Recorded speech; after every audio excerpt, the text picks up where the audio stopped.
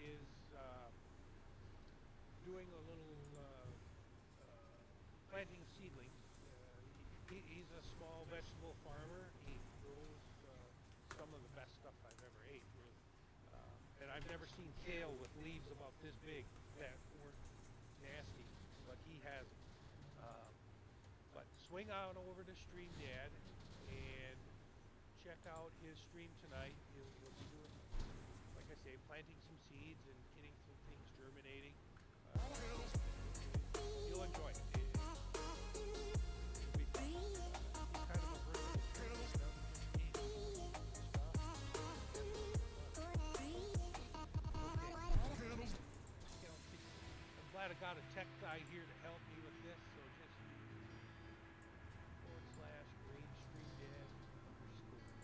So I'm going to send you all over to Stream Dad's page, and you'll enjoy it. I would stay in there for a little bit and check it out. Maybe get a little follow because you'll enjoy what he's got going on there. Thank you so much for being here tonight and chatting with me and watching me work and giving me the encouragement to hang out.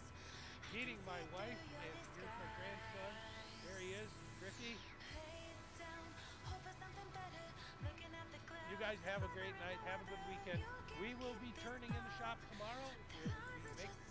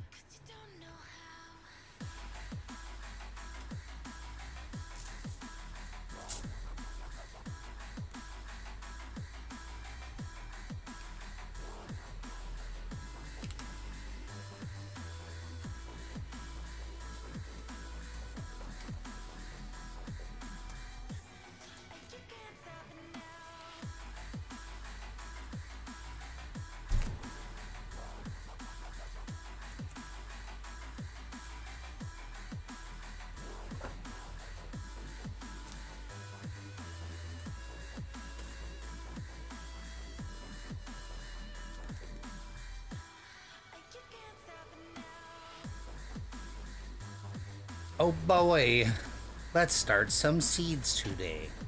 How's everybody doing?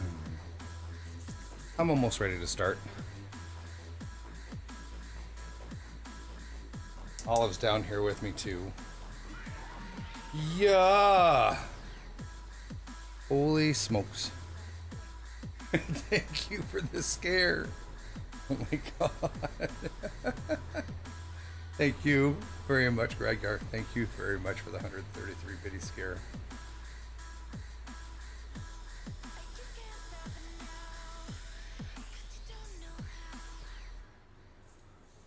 And that cam. Yikes. Wrong thing. Why is that so messed up of a view?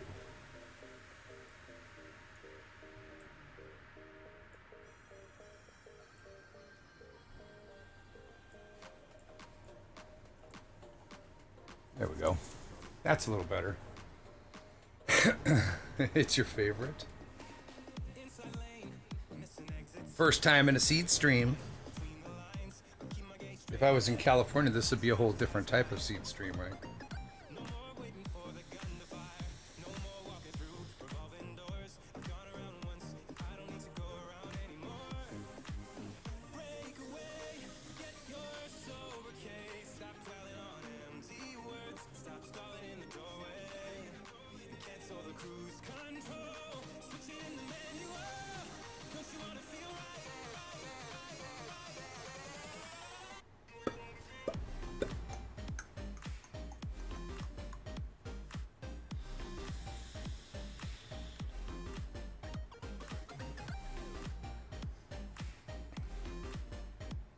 Who all's here? Let's see who all's here. Pumpkin Queen, hello. Darius, hello. Boa, good to see you. Kamena, hello. Rick, how are you doing? Jim, good to see you, of course. And we'll see you Monday night as well. Gonna cook your dinner. I'll be back in a few. All right, Kamena. Skipper, hello. Pascal, good to see you, as always. And Magnet Beard is here. Hey, how you doing? I'm just here breaking up clumps of soil. We have a lot of seeds to get started. We'll see how many we can get done tonight. And go from there. I've got cameras all over the place.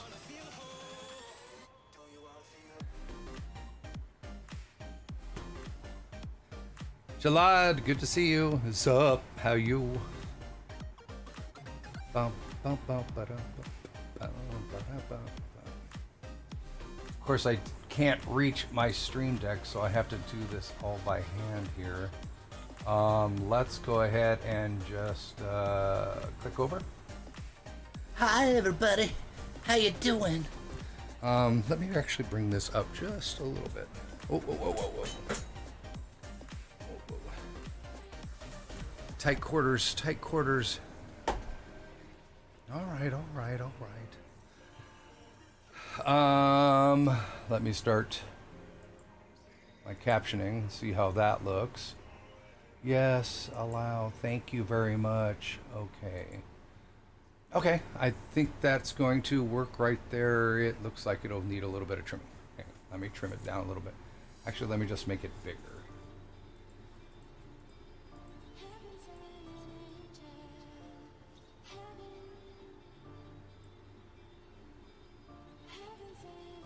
No, not that way. Wrong button. What did I just move? What the heck was that?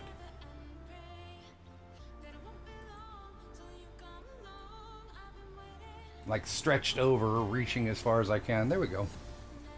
All right, soil. This is a weird video game you're streaming. It's Farming Simulator. Not available at any gaming store. This is the IRL game. So, come on. Oh, that's the wrong one. That's wrong. So there. Let's get a new flat here and get started. I've seen these before. 50 cell. Seed starting. Plant starting. And Audrey, hello.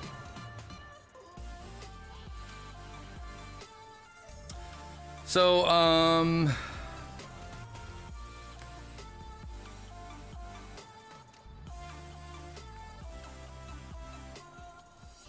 Fish and Fries, thank you for the follow. Welcome to the family. Today this is not a sponsored stream. Maybe someday Johnny Seed will say, hey, you know what? If you keep doing those seed starting things, we'll sponsor you. These are all Johnny Seed brand seeds. I've ordered from them before. I like their variety, and I like their I like the way they do business, plain and simple. Their seeds, Black Magic Kale, yes. So we're gonna try and we'll see how many seeds are in each one of these. And then we still had some leftover seeds.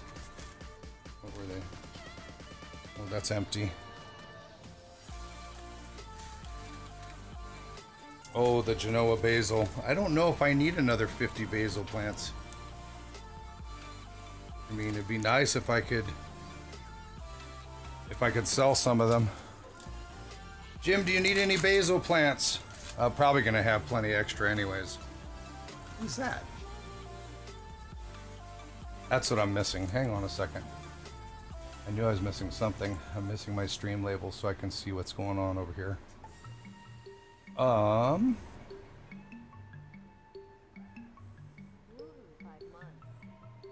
Grokful, thank you so much for the 5 months. Thank you for the continued love and support. I appreciate it. Twisted Mercy with the 16. Holy smokes. Thank you very much. Athena, thank you for 7 months. You guys are amazing. You guys are simply amazing. Thank you so very much for the continued love and support. What did I do with my tweezers? Oh, there they are. Okay. I wish everybody lived locally. All my extra stuff when it starts growing, I'd give to you. The trade that I did of the basil last time, they've all popped. I think everything except for maybe 1 or 2 cells out of the 50. That's pretty good germination rate. That's above 80%. So I'm pretty happy with that. So I think I'm gonna hold off on the basil. I think that was the smallest amount I could get in a package, was the amount that came in. Those were the pelletized ones, the little white ones. I have green magic hybrid broccoli. Broccoli seeds are always really small too.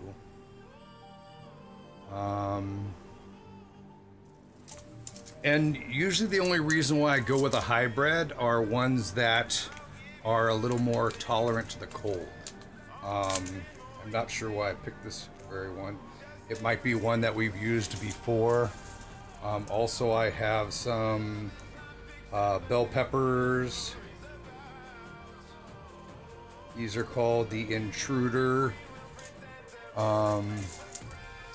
Snow Crown cauliflower. These will be the white ones. And again, usually the only time I go with the hybrid stuff is because of what they prevent having issues with as they're growing. I have a scarlet kale. Focus, thank you. And I have a black magic kale. And usually the reason why I do the different kales, I've had like dinosaur kale, I've had stuff like that, and I think those are the ones that Jim was referring to about the big leaves that didn't taste bad. Usually the kales that I go with are for the growing texture and the size, because we not only use them for cooking, I use them in my juicing as well. And then I have this hybrid specialty cauliflower, which there don't seem to be a lot of seeds in there. This one here. And I don't have the image. I wish they put the images on them, but Johnny Seed, I mean, they're not going to spend the extra 10 cents a package. Their prices are not the cheapest, I'm going to tell you that right now. But they are affordable and the quality is top notch. I get seed catalogs galore. And sometimes I switch it up. Sometimes Johnny Seed doesn't have a variety that I want to grow. Or one of the varieties that I grow that it will go have somewhere else that has it and they don't. Especially when you're talking about like heirloom type stuff. So let's start with the Snow Crown cauliflower.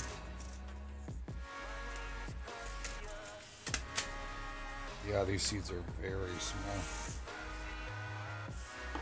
But there should be enough to fill a flat. I don't know if you can see how tiny those seeds are. I'll set those up there for right now because we first need to get our flat ready. All right, so for those that are new here, normally I make my own soil, but my greenhouses have both now collapsed due to snow load, and all of my soil mixing supplies are in there. Again, the nice thing about having the greenhouse is even when it's really cold out on a sunny day, it'll be 70, 80 degrees in the greenhouse. And if you're keeping your supplies in there, then you can go in there in the middle of the winter and mix your stuff. So what I'm using right now is a Pro Mix pre-made.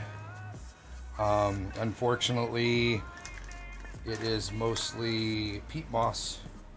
And eventually in the future, I'll be using a different product because there are concerns about the peat moss supply. Almost all the peat moss comes from Canada. It's, you know, it gets used in so many greenhouses all over the world that eventually is going to be a problem. And there is a guy that makes a alternative, which is made from recycled newspaper. And I think he's in Ohio and he's fairly new. They had him on Shark Tank. And, the problem is right now, until it becomes a more popular resource, and because the bigger greenhouses are using it, it's for sale in like 1-ton bags, which basically sit on a pallet. And for me to go through 1 ton of that would be crazy. I mean, I don't know what the shelf life is on that, especially on a 1-ton bag. But there's no way I could do that. I mean, what is this? 56 liter. Okay, we'll just cut off. My cam just killed. Hang on. That doesn't surprise me.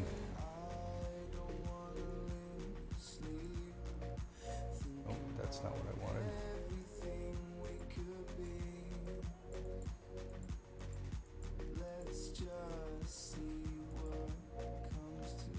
This is why I ordered different cables today that actually have their own power supplies on them. Hopefully this doesn't happen too often tonight. Here we go.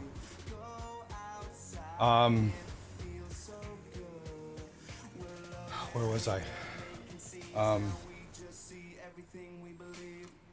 So yeah, I can't order a ton of that stuff. There's no way. If I was a commercial greenhouse, that'd be fine.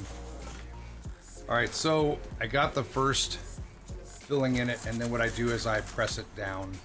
I compact it because these are going to be sitting in here for a long time, and I want the roots to have a nice solid soil area. Excellent. Hello. Cool goatee. Thank you. Been growing it a little while. So what I do is I take another one of the cells, and a cell pack, I have a couple of them, and then I pack it down. I have 60-inch cables with a repeater. That's I picked up locally, and they were great. I picked up, is that the repeater chip block, or do they actually have power supplies that hook up to them? The ones that I picked up have Actually, you have to pick up a separate power supply. I ordered those two chip blocks. I picked up the ones with the power supplies, and I picked up 30-foot ones. Just why not? But with the powered chip blocks, they should be great. And especially if I start, if I can ever get my stream room set up, if I want to keep my seedlings here when I start them first off, then I can have a cam all the way down the hallway here from my stream room, and I'll have to worry about it cutting out. But I'm pretty sure that's why this cam keeps cutting out, because it's a 15-foot extension without a chip block. All right, so we got them compressed a bit. And then we're gonna fill it again.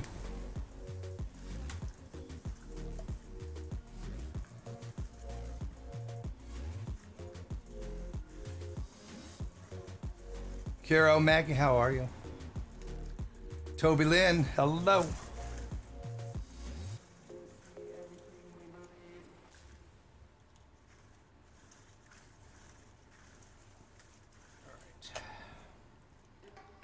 Extra down the sides there, we seem to have a little less. All right. So again, the reason why I packed this down is because roots will grow through the most solid soil as long as it's not like clay, and even clay it will. But these seedlings are going to be in these, I mean, all the way up until June, end of May, 1st of June.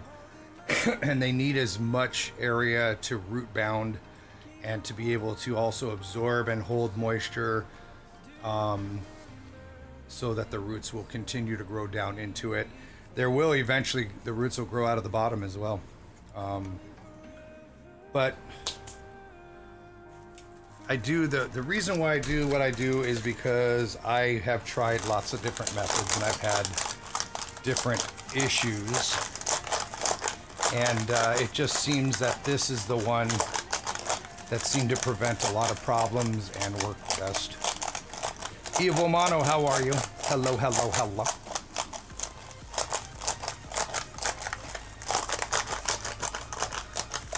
So we get this all pressed down, and then we'll clean it up a little bit. Then we'll throw our seeds down in there. And like I said, I mean, I'm getting my seeds are germinating in like an average of 4 days, unless they're a much longer germinating seed, like the impatiens, where even almost all the impatiens are popped now too. So this works. And I've had problems in the past, so, but not with this method. All right, so right now I'm just gonna go through and clean up these holes and make sure all the soil that's up around the edges. I don't know if you can see how it's way up on the edges, because obviously those cups are tapered down. So I just clean them up and get another. There goes the cam again.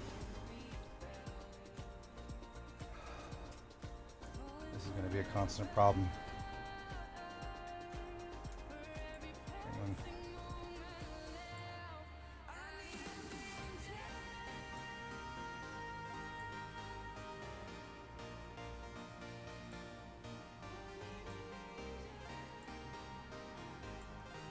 See, I wasn't having this problem before, but you know what? There's been a Windows update since. So basically, I just want to get it all pressed down from around the edges down into the cup, because I don't want any soil showing when I'm done. The reason for that is because the soil holds lots of moisture, because it is mostly peat moss. That when you have light on it, what happens is it starts growing a moss, and it creates a condition called dampening off, and it will create like a green carpet over the top of the soil, and it will eventually suffocate your roots. It won't let any air get down to your roots. And I use vermiculite over the top of the seeds and over the top to the flush, which I would bring one of those over, but I just watered those the other day, so all the trays are full. And I turned the cam over there, but I'm already having issues with cams. And the vermiculite is not as susceptible to growing algae and stuff on it. Kobe Gags, hello. Botany Knowledge 3. But again, I mean, if I was doing this in a larger commercial facility... Who's that? Hey. Halupa. This is IRL Seed Propagation stream. This is actually is this my third one now? I try to get one of these in during my off streaming schedule, because I know during the schedule everybody wants to see me play Dead by Daylight, which I love doing. And sometimes I actually play it off stream. I got a game in with Kayla today. Actually, it was Kayla and Edgar Allan Bro. So, but I think we're gonna start doing some stream teams, co-op streams here pretty soon, a little more often. You're cool with this? Awesome. It's very relaxing. It just gives me a chance to chat with you guys, and if you're deciding you want to start maybe growing a couple of vegetable plants or something so that you have healthier, fresher, better tasting plants, then you'll be one step ahead without just kind of like, oh, I'm going to go put dirt in a cup and I'm going to put a seed in it. And don't get me wrong, that'll probably work. But this is something I can do at a larger scale and have a little bit more control over it. Lady Berg, hello. Zael, hello, my friend. How are you? What I need to do is bring one of my other bar stools over here and just sit right here. So, again, I mean, it's a little bit time consuming, and you're not going to find commercial places doing this, but commercial greenhouses use a chemical. What does this mean? Ovarian? Ovarian cancer is the ovaries are part of the female productive system.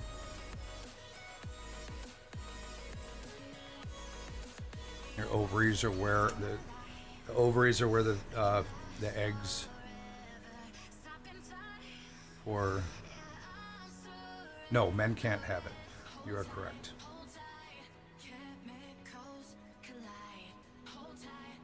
Aqua Snow Wolf, hello. Good to see you.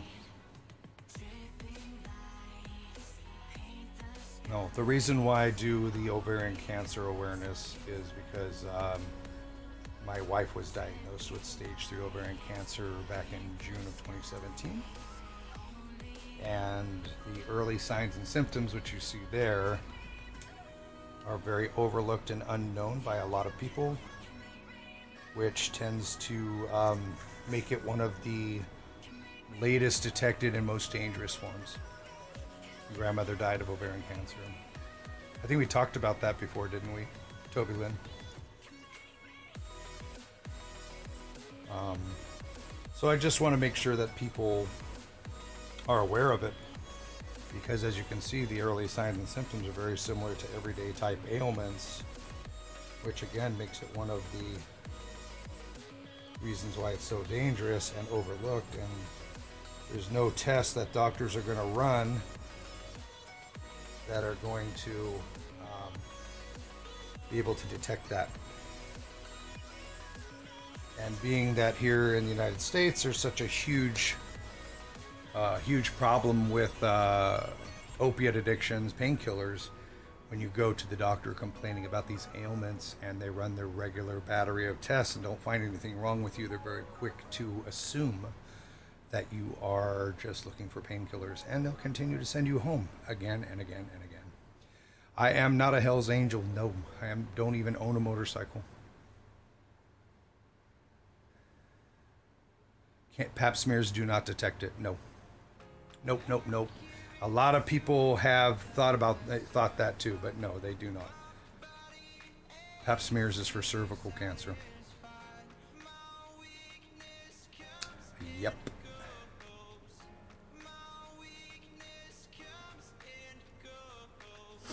Yep. There is nothing other than actually doing a scan and looking for the tumors and other very generic-y type of tumor indicators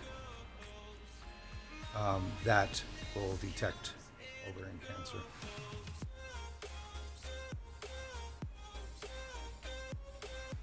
Yep.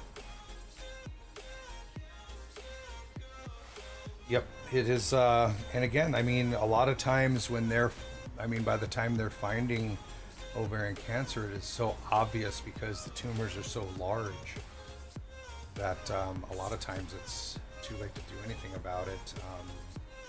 So I wish we had known the early signs and symptoms ourselves many months prior, because then it may have been a lower stage. And the lower stage that you catch it, the more successful the battle. All right, so we're going to go ahead and start dropping some of these seeds down in here. And yeah, I'm really wondering if I shouldn't bring another. I'll do it like this. My back will hurt tonight, but that's okay. It's good for you. All right, here we go. I'm just going to put one seed in for now. I mean, if there's enough to do 2 flats, I'll do 2 flats with this. Because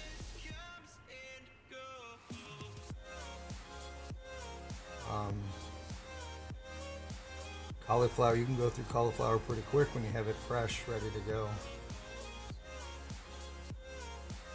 3,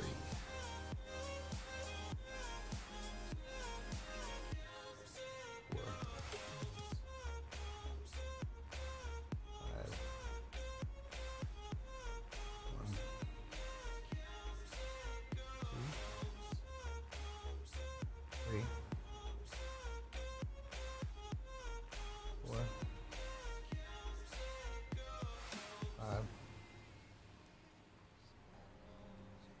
The reason why I keep count is because it's very easy for me to lose track of which one I left, and these seeds are very hard to see to know if you actually put it in there, because they're so small and they're brown.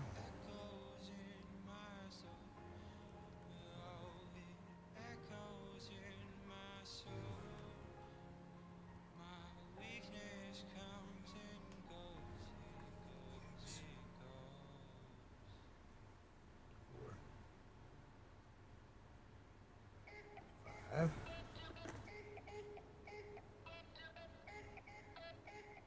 2,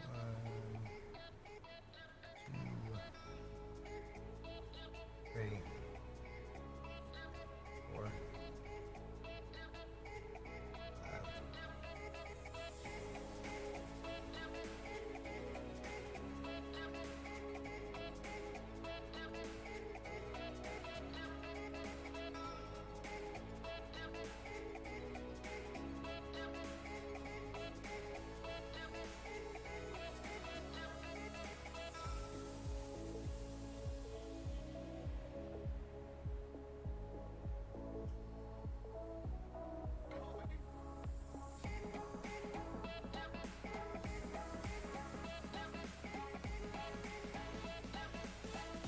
More on this flat. Looks like I probably have enough to do another flat.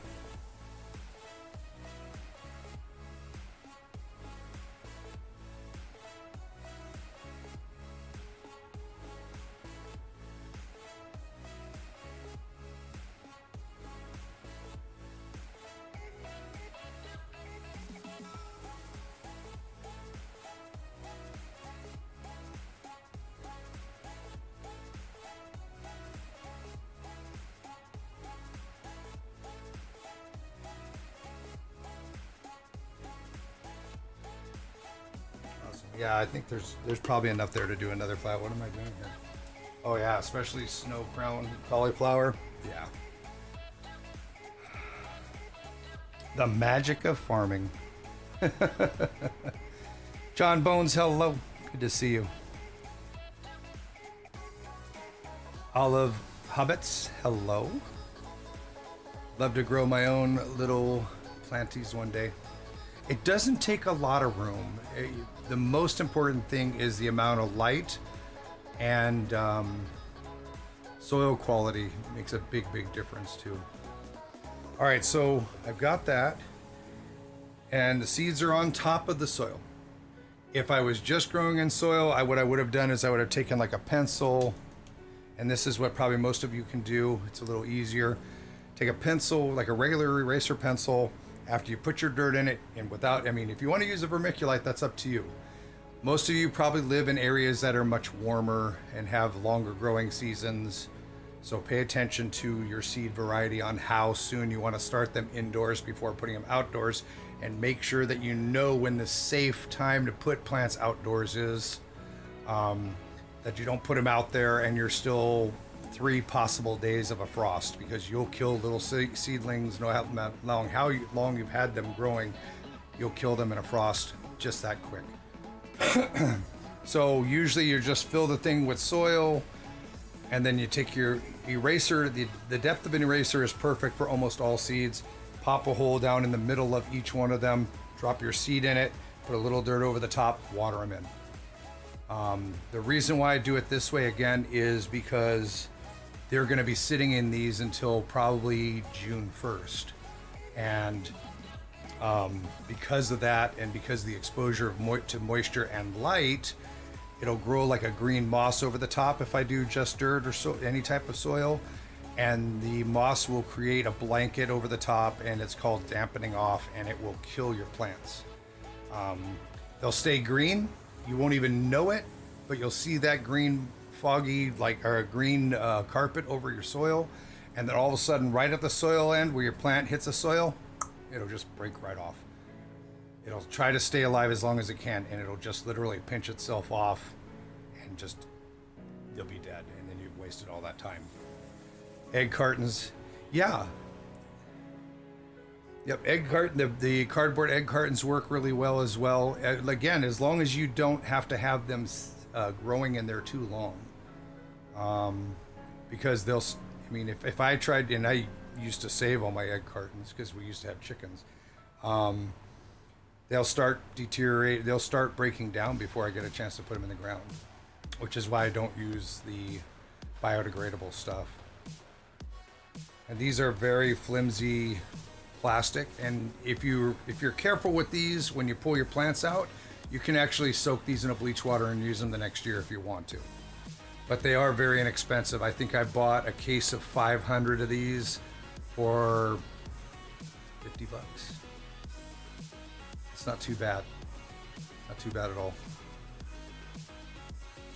2 years ago, we lost all of our tomatoes to weird fungus that was spreading through our state. Was that, what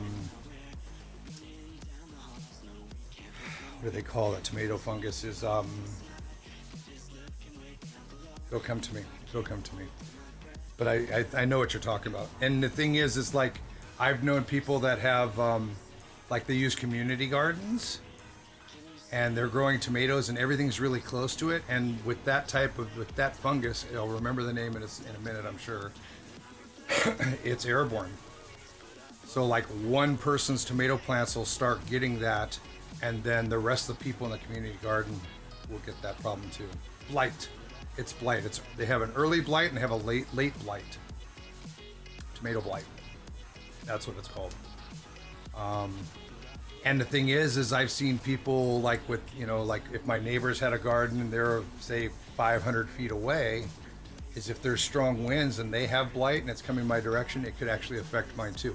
Which again, some of the hybrid tomatoes, the reason why they're hybrid is because they are more blight deterrent. Is there a way to stop it? There really isn't. I think there's organic ways to. There's organic ways to try to prevent it, but if you don't know for sure, you're gonna. Lion Gamer, thank you for the raid.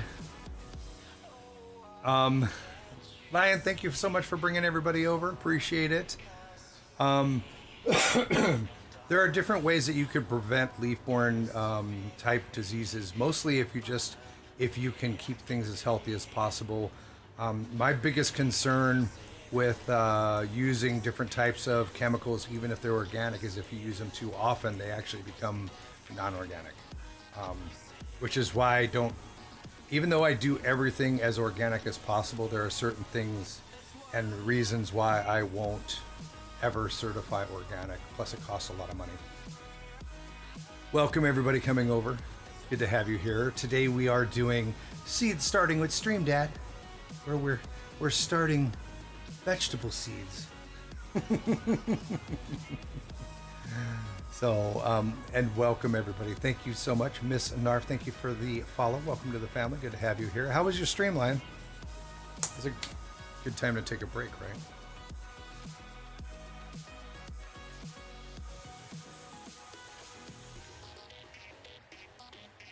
Today we are starting, well, I'm starting a bunch of stuff, but this round, which will probably be 2 flats of these, this is a flat, 50 seed flat.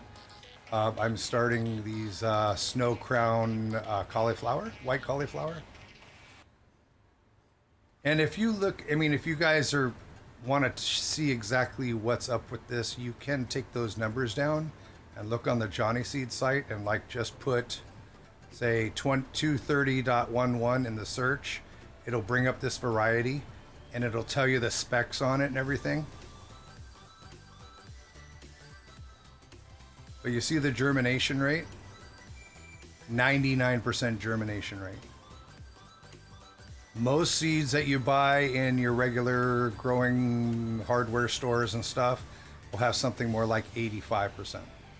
And chances are those seeds were refurbished from the year before. Because when you see seeds in the stores and it has a date and it'll say like these, it'll say, and see these were tested September of last year. You'll see like on the back it'll say for growing season 2018, and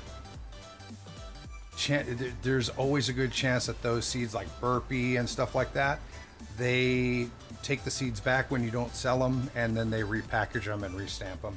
They'll do that for like 1 to 2 years depending on that, but it does lower the germination rate.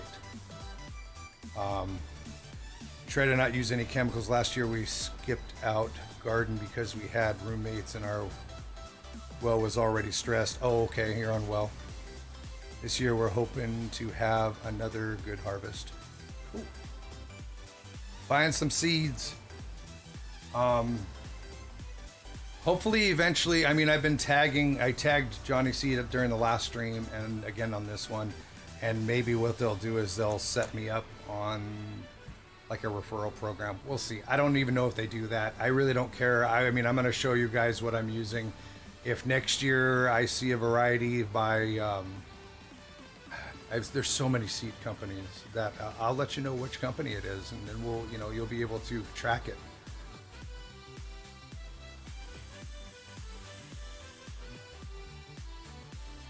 Pascal, have a good evening. Thanks for coming to hang out. Get some rest. See you tomorrow night, maybe. Tomorrow night, I'll be on Debede at 6 p.m. my time. Schedule is down below. I do the IRL streams on nights that I don't normally stream. Because, I mean, like last night I thought about doing one, and there was just, I was exposed to so much drama on like Twitter and Discord and stuff. Not my personal drama, but just seeing it all really kind of irked me a little bit, and I was just not in a good place to be sitting here streaming. I should have, because it always helps me when I come here and hang out with you guys.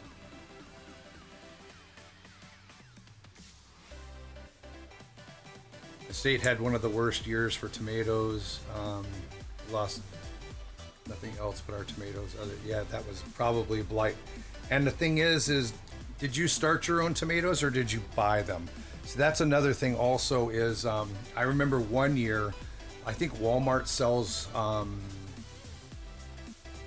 pre-done, the plants ready to go. You buy them and you just put them in the ground. I think it's Bonnie. And I remember one year, because they had a problem in the greenhouse, that like all their tomato plants wound up with early blight. and huge problem.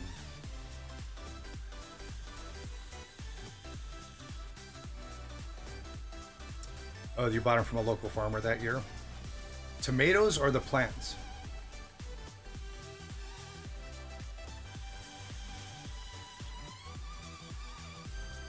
Toby Lynn, every time I play DBD, it's open lobby. You're more than welcome to jump into games.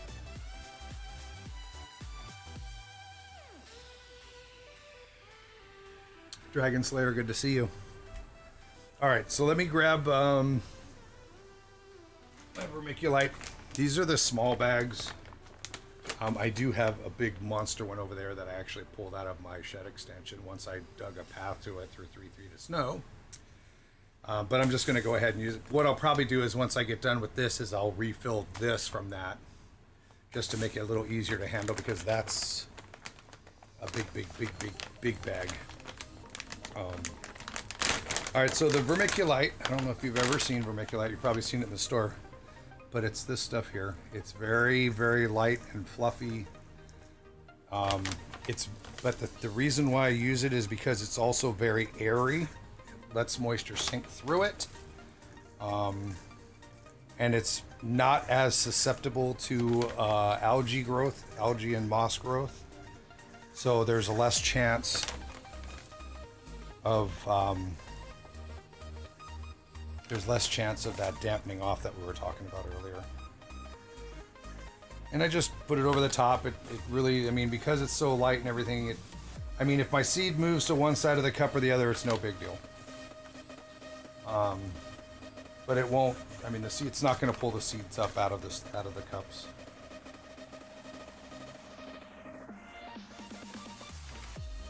But it's very light. This bag was like $7, I think. This is the second one I've gone through. But like I said, I've got a big commercial bag over here too that I wasn't sure when I was getting ready to buy supplies for this that I was going to be able to find it because I thought maybe it was in one of the greenhouses that collapsed, and I wanted to make sure I get my planting on.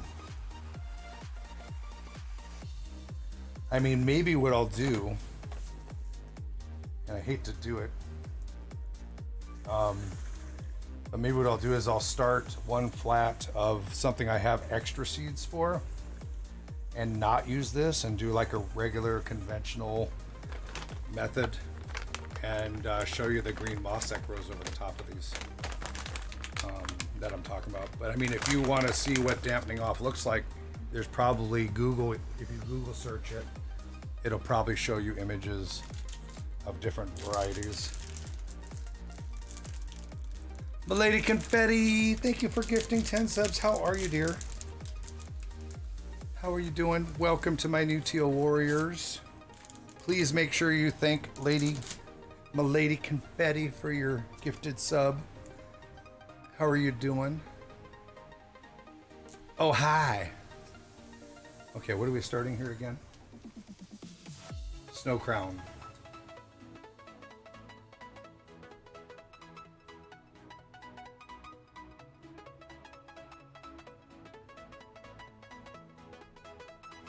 Snow Crown. Cauliflower.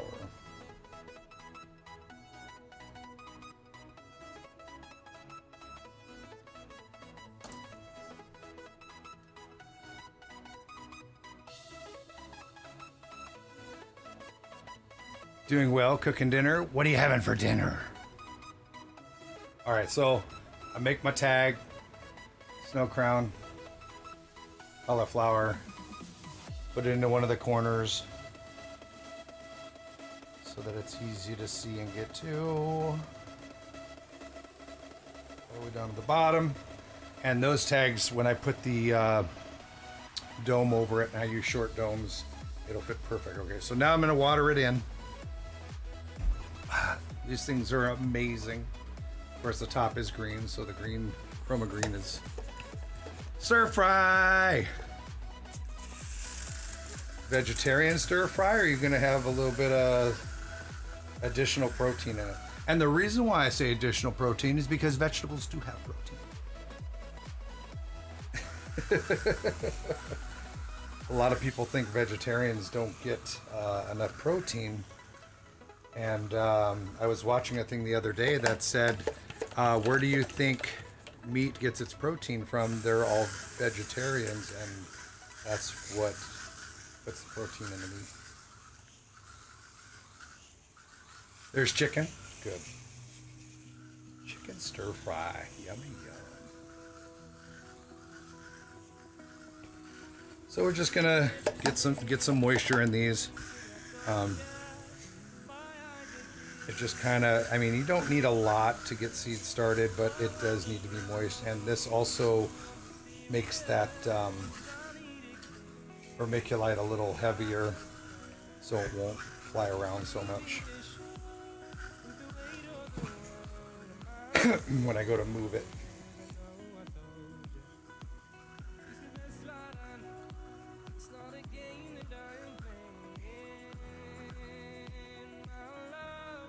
Yeah, it's vermiculite, and the reason why I use vermiculite on top is because it's less susceptible to growing moss and stuff and creating what's called dampening off, which will kill your plants. And it took me a lot of research to figure that out, because I continuously, all the time, had issues with dampening off, killing my plants, especially in the greenhouse where I had an automatic misting watering system. Which is now all defunct. All right, so I use these very shallow trays. I do have the deep ones too. And I'll probably move these over to the deep one, but for right now, this kind of lets me get them in here. And then, where's my watering can? Oh, it's way over there. The nice thing about it, and I'll show you, let me get this thing in here. I'm gonna do this. All right, let me move this over.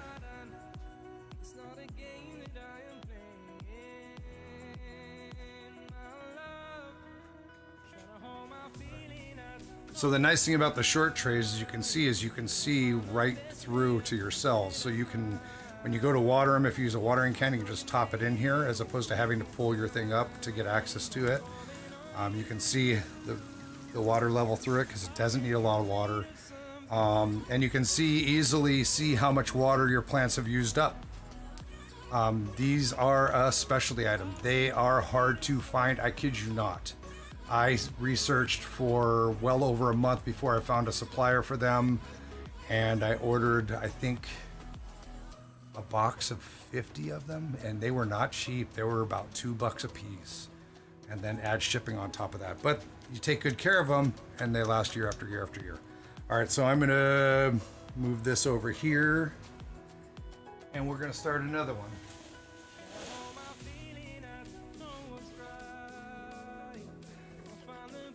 Nothing like stuff all over here. So, I mean, and it's not gonna hurt to mix the vermiculite into your soil. All it does is lighten it up and make it a little more breathable. It already has, this is a pro mix. And for those that just got here, I used to just make my own soil. I used to buy big bags of peat moss, and I used to use some of the, I use a big cement mixer to mix my soil. Commercial places have big, huge mixers, and then at the bottom there's a hole with a port. Oh, my glove ripped. There's a hole with a port, and they sit there, and some of them have automatic tray fillers. I mean, depending on how automated you want to get. But I used a cement mixer, and I would let me put 2 scoops of perlite, put 6 scoops of peat moss. And I used to have, I would normally use a very slow release organic handmade fertilizer that has 7 different ingredients. If I ever find that, it's not gonna be here, I don't know why I'm looking for it. If I ever find that recipe again, I'll share that with you. But it's kind of hard to find some of the stuff that's in the organic fertilizer. Okay. Because it has stuff like organic green sand, and it has, I mean, a lot of things that you're not going to buy in small portions. I think I was buying 50-pound bags of it. So I made like 2 5-gallon buckets of this stuff. And then I would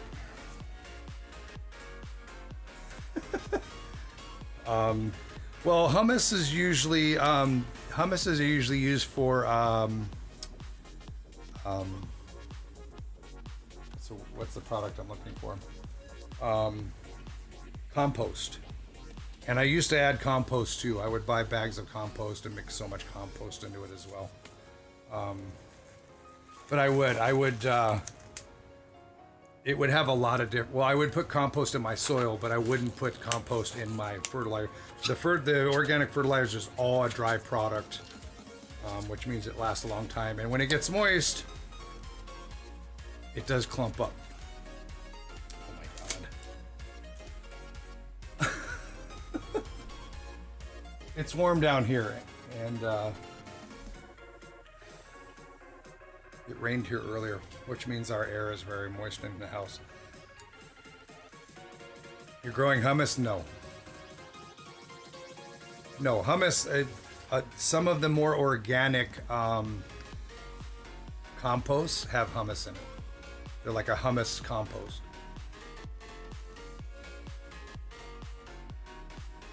I have some hummus up in my refrigerator. We bought some the other day. My wife uses them sometimes on her taco chips. Wow, these gloves just don't want to cooperate.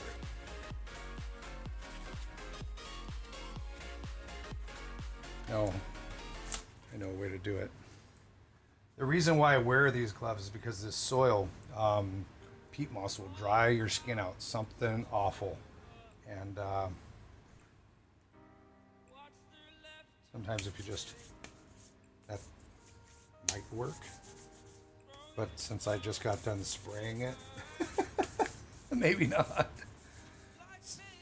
Sweaty palms. Let's see if that helped. If not, I'll work without it. There we go. There we go. Bada bing. Okay, so let's get another flat. I might have to start using my wireless Logitech again. I was trying not to because I wasn't real happy with the way they broke down on me, considering how much I paid for them. All right, so these, like again, 50 count cell pack. You can normally, if you're buying these in your regular hardware type store, they may have perforated ones that have like 2 or 4. You can break them apart. Those are great, especially if you're only growing a couple of each type of plant. So that way you can, just chew the whole thing in soil, do your plants, break it off, set it aside, put your tag in it. It doesn't get mixed in with the other ones. Prunes, hello. Really hard to get gloves. Your hands are wet. Yeah, and like I said, the soil, and the reason why I wear them is because the soil, I mean, literally, if you're working with this stuff for a long period of time, you'll get done and your cuticles will be all cracked and everything will just be really, really dry. All right, so let's get this filled up.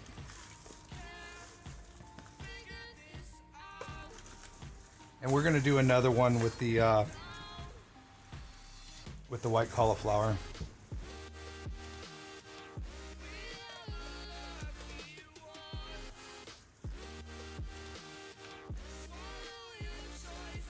I walked, jogged, and ran in a relay for life. Oh yeah, you told me you were going to do that. How was that? How'd that go for you? How was the weather?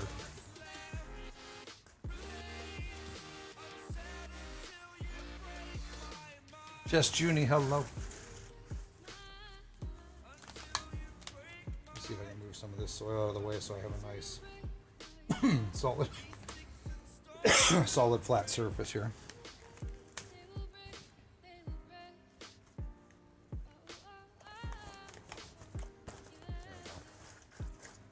That'll help when we go to press it down.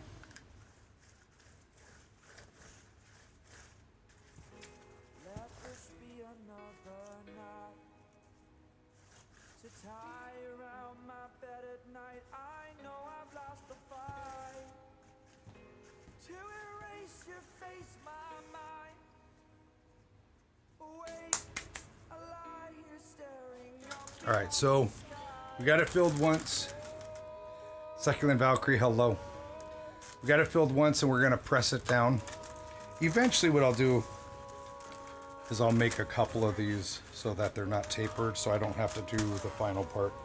So we're gonna go ahead and push it down because we wanna make sure that when these soak up water and stuff, they stay nice and solid and they'll hold moisture longer. They'll still breathe, but it'll give your plants a good base for a root. And when you go to replant these and you pull them out, they'll pull out nicely the whole thing and they'll just be nice and root bound.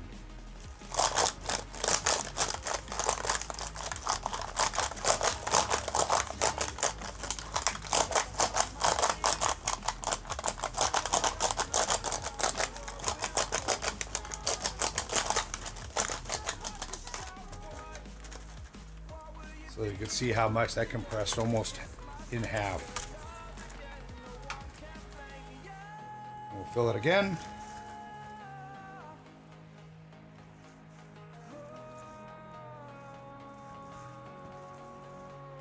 Tomorrow we're supposed to get another, yeah, we're supposed to get that tonight. It started raining today here about 2 o'clock. That's when I ran out to the store and picked up like eggs and basics.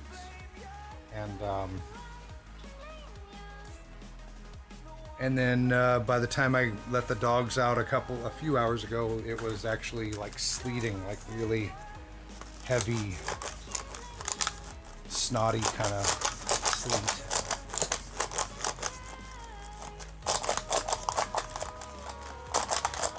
So, milady, did you go to that thing in Culver City or wherever it was that you were going? You were looking for a place to eat? Did you go to my favorite pastrami place? Or did you go to Tito's Tacos right behind it?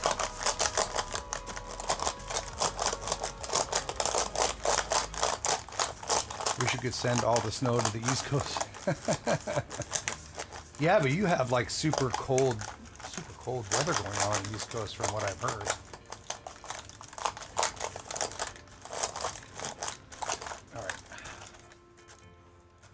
So again, it pressed it down quite a bit. You just want more snow? And you can have it. I'm done with it. I kid you not. I lost one of my greenhouses this year. And 2 years ago, I lost my other greenhouse and still haven't had time to do anything with it. All right, so what I'm doing now is I'm getting the soil away from the edges and pushing it down, because the bottom of these cups are tapered down, which is why I did this. So I want to make sure the soil is nice and compacted and away from the top edge where it might get exposed to light. Poly Games! Way too hot over there in Australia, yeah, I've heard.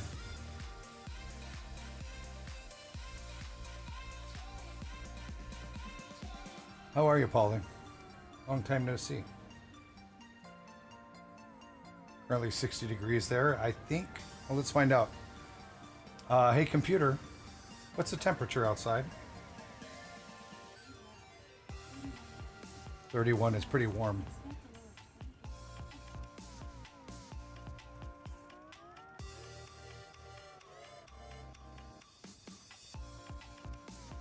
Oh, it was a sorority meeting.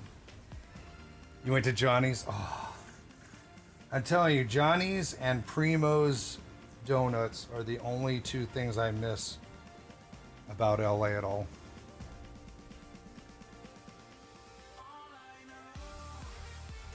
I'm doing good. I mean, you know, as well as can be expected. Probably live near LA. So have you ever been to Johnny's Pastrami if you live near LA? It's actually in Culver City.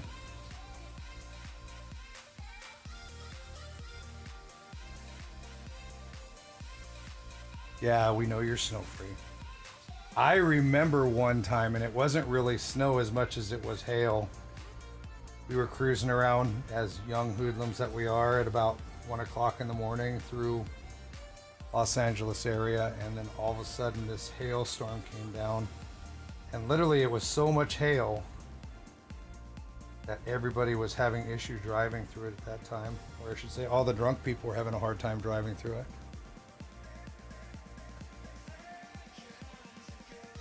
And then I can remember as a kid going to Las Vegas with my parents, snowing downtown Las Vegas. Pretty much every year I used to do that. Doesn't do that very often anymore.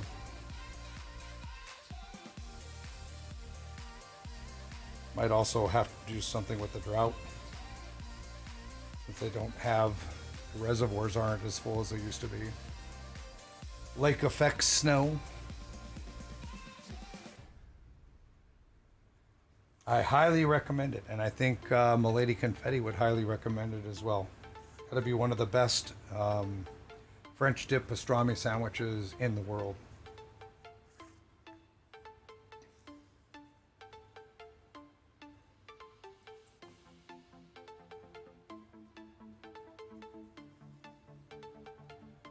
Well, yeah, they rarely see snow in Texas, too.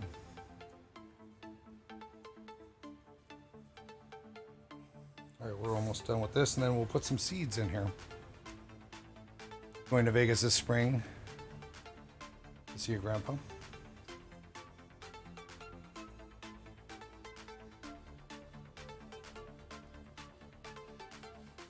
So again, they didn't pick Vegas for TwitchCon. Not that I'd be able to go this year anyways, but just not a fan of Southern California.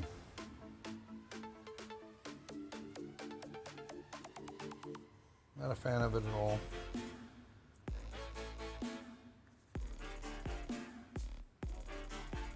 Really wish they'd have it in Vegas. It sure would save everybody a lot of money. A lot more hotel opportunities, and also flights to Vegas are the cheapest flights ever, always. I think they're just, somebody brought it up and they said that they think the reason why they won't hold it in Vegas because they're worried that there's too much additional entertainment there that would keep people from sticking around.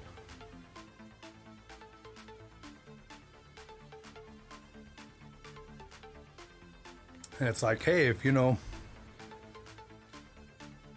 going to overbook the parties, and you're going to overbook the partners party where partners standing outside for 3 hours still don't get in, why wouldn't I want to go to an Elvis impersonator show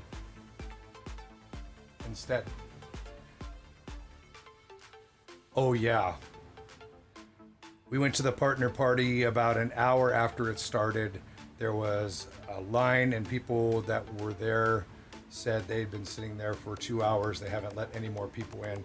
And the people that were inside said it was impossible, almost impossible to even make it to a bar to get a drink, etc. Because what happened is a partner would go in with a person, and then they would leave, and they would come back, and they would come in with another person, and then they would leave, and they would come back with another person.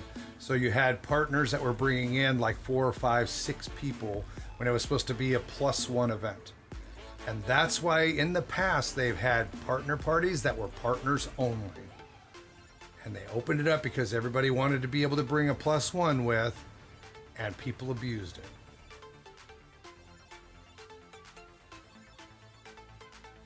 It's never organized, bro.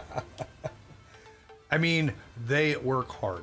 The executives there work hard. They do their best and everything else, but they keep holding it in California, and they keep growing, and they keep holding it in places that are too small. My opinion. Just my opinion. Okay, the last one in San Jose was very nice. I couldn't get into the partner party. It was my first TwitchCon, first year of being partner. And then I didn't go to the regular party because everybody told me how crazy packed those things get because everybody goes. And then, so I went back to my hotel room and I went to sleep. And then I found out that that was the place I should have went. So, but not a fan of California. All right, we're going to go ahead and put these in. One seed in each. This takes a little bit of time. Bear with me. These seeds are tiny.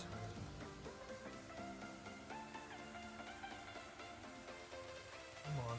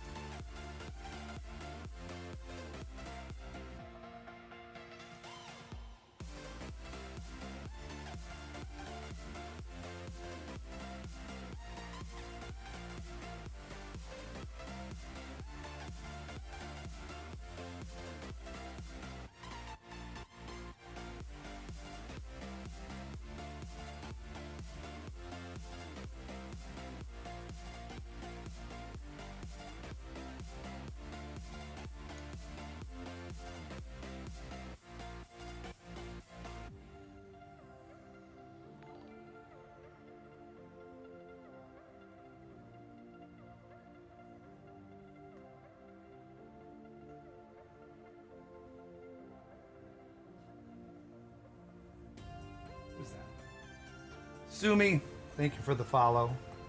Welcome to the family.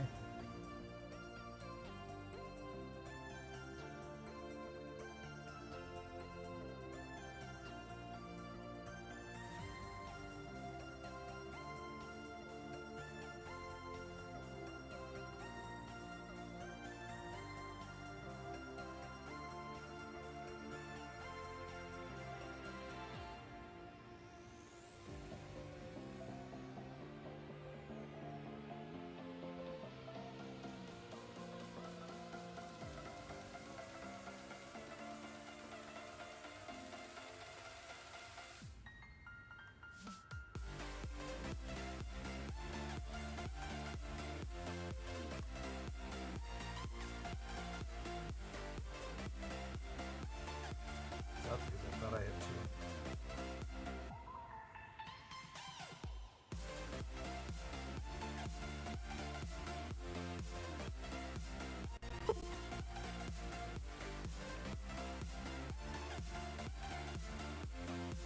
I think my cam just froze. Bear with me. When I get done with these, I'll restart it. That's been what's been going on today. Yeah, it froze. Give me a second. I'm almost done. I'm down to the last 9.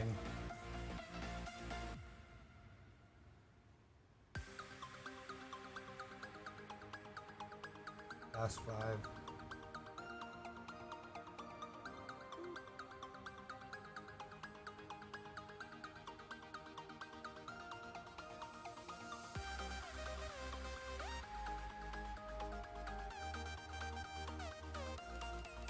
Yeah, I know. I just said so.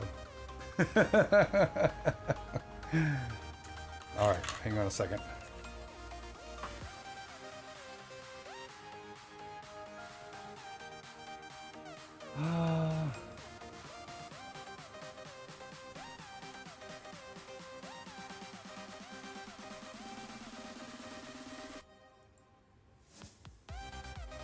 Okay, there we go.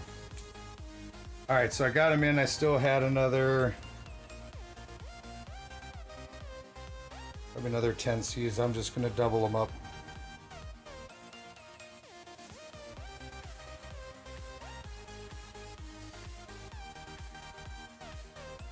Be stubborn.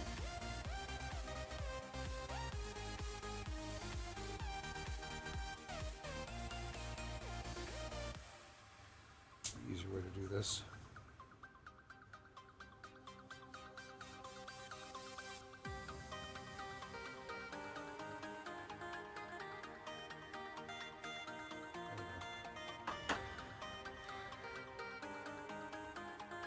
PAX East at the end of the month. Yeah, I won't be there either. I sent off my tickets to Pineapple so that she could go and enjoy that.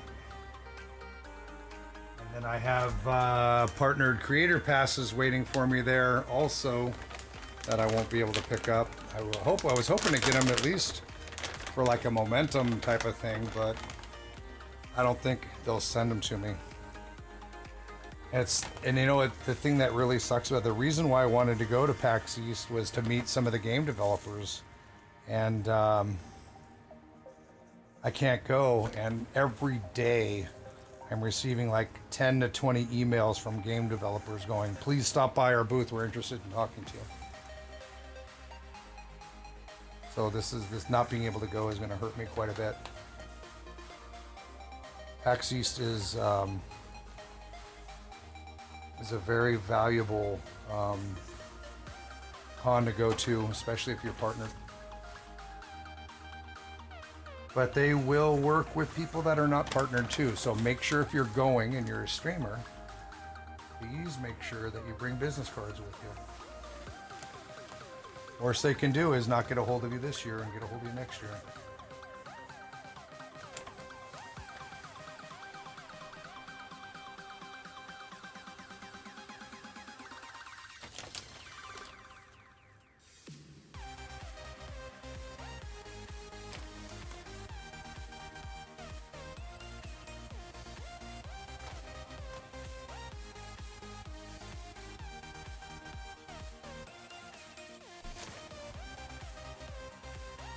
It would have been mine too.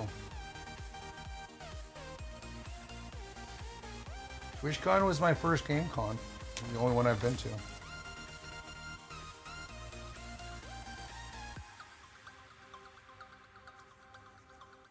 Alright. We're good here.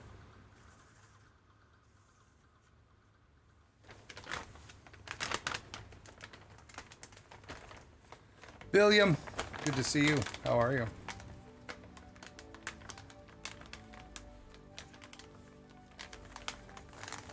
From upstate New York. Miss all the snow today. Lucky.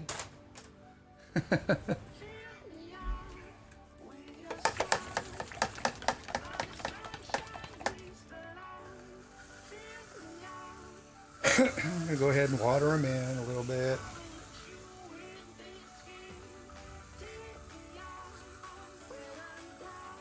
What I'll do later is I'll actually put some water in the tray so that they wick up into the cups as well.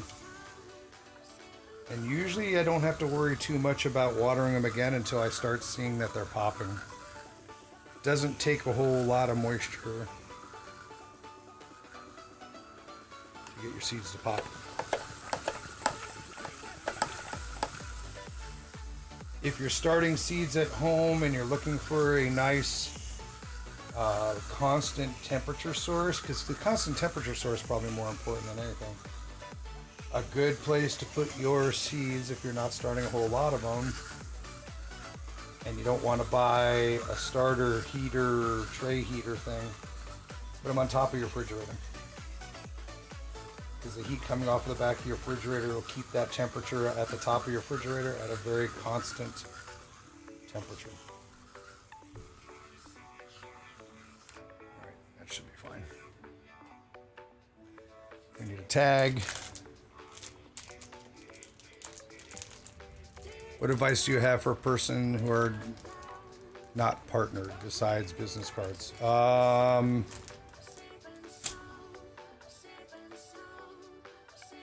Don't be afraid to talk to people. Don't be afraid to introduce yourself. Just like, you know, I'm interested in trying some new games and exposing my community to newer games.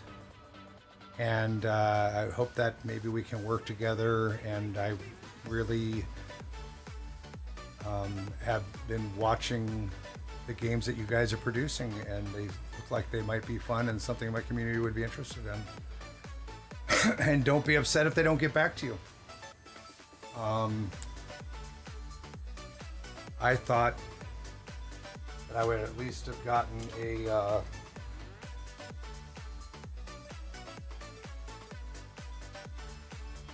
yes or no answer from Corsair Elgato, and I did not hear back from them.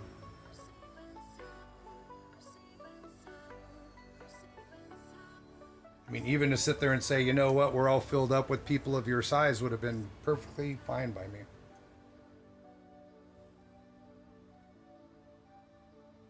And I did not expect. I did not expect to get. I did not expect to get in with them, but I did expect them to get back to me the way that they said that, you know, we like to be personal about it, we like to discuss things, we like to stay in touch with our people, etc., etc. But then again, how many people approach them at TwitchCon? So it doesn't surprise me, but I was a little upset that I didn't hear back, especially since after I got home, I took the business card of the person I talked to, and I sent them an email to thank them for their time. Highly important to do, even if it doesn't get results. Same thing if you go on a job interview.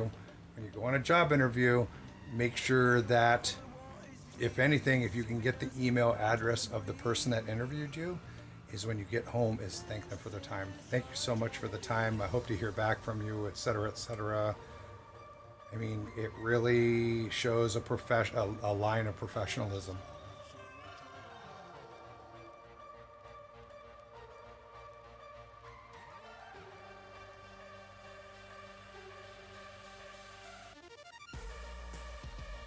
Been a while, life got busy.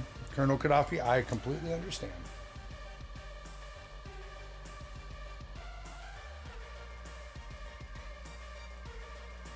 All right, so we're tagged, we're watered in, we're seeded. Get another one of these trays. Again, these are the shallow trays. They're very hard to come by. I don't even remember where I got them because I thought about ordering another case of these this year. I destroyed a couple of them this year because I found them.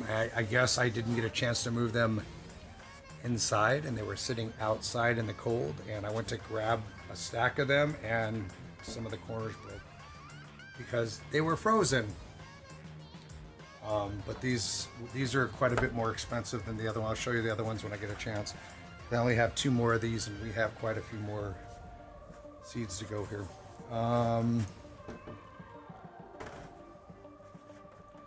Heard what you did. That's pretty cool. What? Hang on, let me move this tray over so we can get started on some more.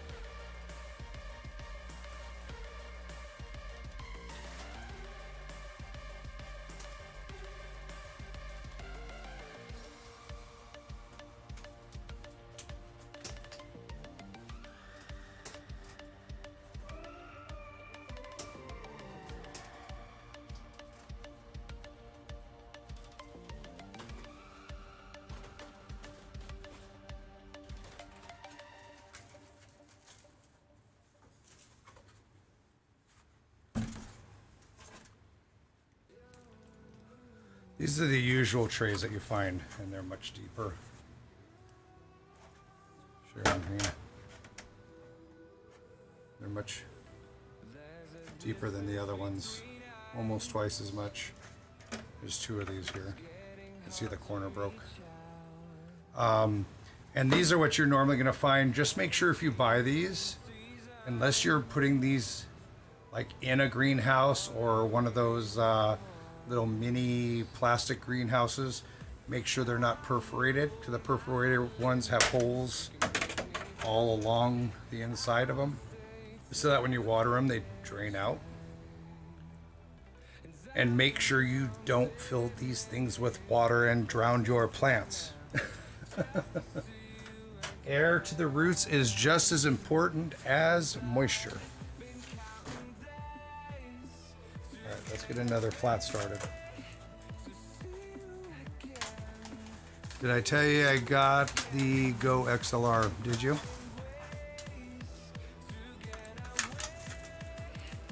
You know, after I looked at the Go XLR and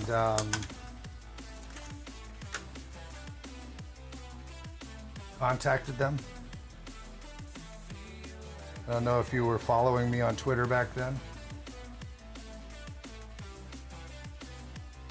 And then after I had people telling me, you don't need that, you can do the same thing for 50 bucks is what that does. And then they showed me something for 50 bucks that did nothing that that one did. And then I missed out on the pre-order for it. I switched over to Voice Meter Potato, a software mixer. And other than the voice changer, it has 8 times as much control over your sound as that thing does. And I'm not big on the sound changing thing anyways. I tried the sound changing thing and it upset people. I was sitting there, every time I used it, I watched people sit there and go, what's that? And then my numbers were dropping. So yeah, wasn't really at that point worried that I didn't buy one for $400 or $500 bucks. Instead, I use a software mixer that, between that and the virtual cables, the donations to be able to use them, I think I spent a total of $30.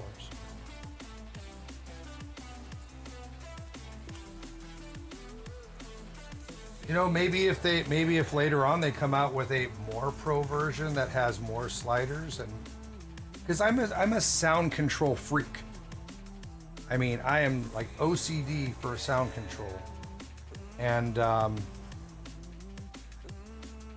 again, I mean, most everything that thing does is software controlled. And so why not use a purely software one and set the settings?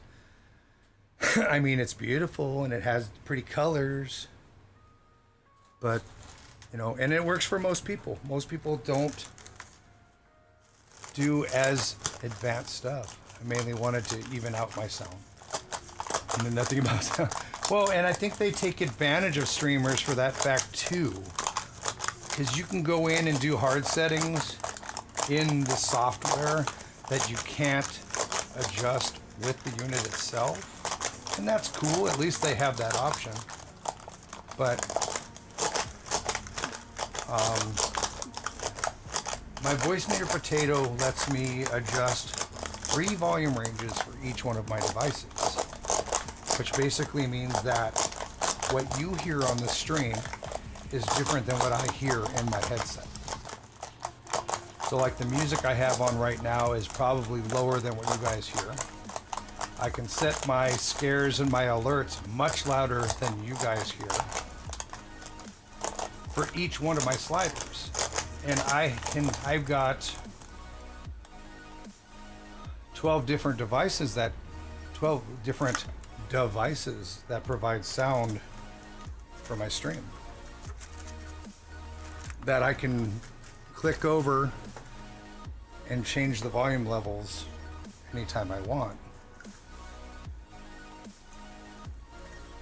because I don't need to change all that stuff on a regular basis.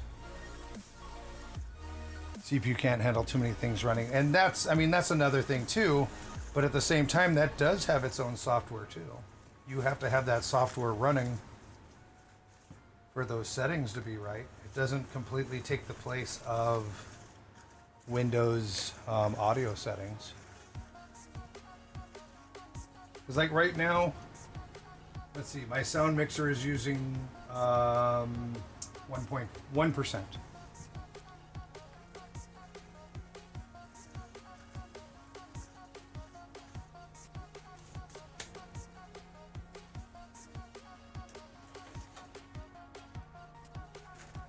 You need to hang something on a hook so it feels sort of like your normal stream. Like a coat or a shirt is fine. Then just scream at what? Hang some. Oh.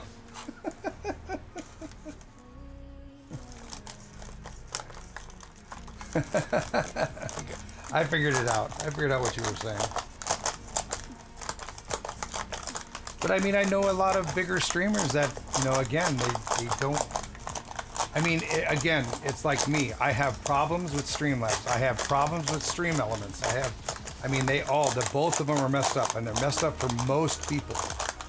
And they, for some reason, they forget that they're having problems, like the delays on the announcements, or them not working all the time, or for hours at a time. But the thing is, I mean, I have a lot going on Streamlabs and Stream Elements, so it's more likely to happen to me than it is to somebody who all they have is a very simple alert with nothing going on. Or they just don't notice the delays because they just don't notice, and that's fine too. But I've seen, it just amazes me, because I've seen people complain and moan about Streamlabs isn't working, Streamlabs is broken, Streamlabs is this, and then I tell them, I'm like, yeah, I'm thinking about switching over to Stream Elements. I'm like, why? And I tell them Streamlabs is always messing up, and they're like, I don't have a problem with it.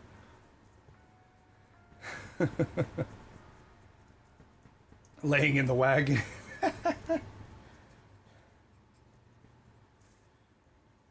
So we got it double packed in, and now we're just kind of getting the soil off the sides and packing in the sides that don't get that attention, because I don't want the soil to be exposed to the light and the air directly, so that it doesn't grow a mossy carpet, which is called dampening off.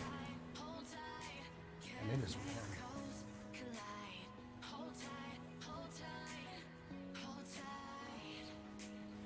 That's what type of soil you use. What I'm using is a Pro Mix.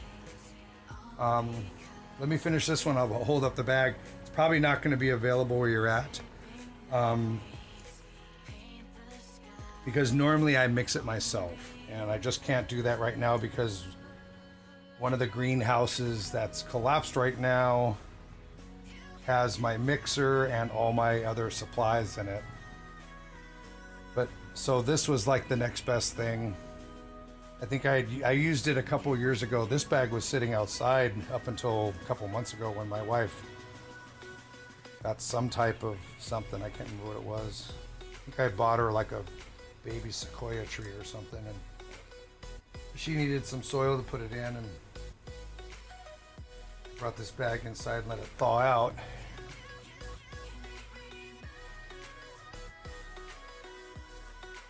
You don't want to have, I mean, when you're starting seeds, you don't want to have something too heavy. That's why this stuff works really well. I mean, once your plant's a couple inches tall, I mean, you can transplant it into a big pot if you want to. I mean, especially if you're starting flowers.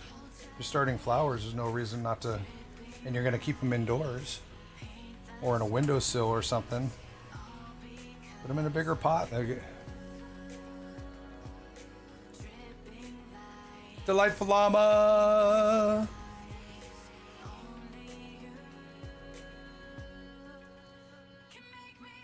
I used to start my seeds in a very, I should have brought one in a very, very small setup.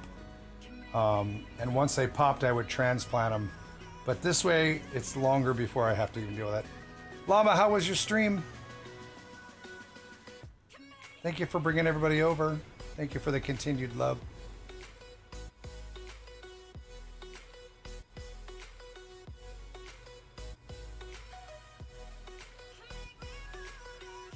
I figure out what I'm gonna grow next. It was good. Just oh, you finished BioShock? Nice. Like that game? Yeah, I don't know anybody who doesn't like BioShock. I don't think I personally, I don't think I've played it, but I think I've watched a lot of people play it. If I played it, it was so long ago, like a really early version. Which BioShock is that? That's actually, I do remember playing BioShock when it first came out, the very first version of it, and got so frustrated with it.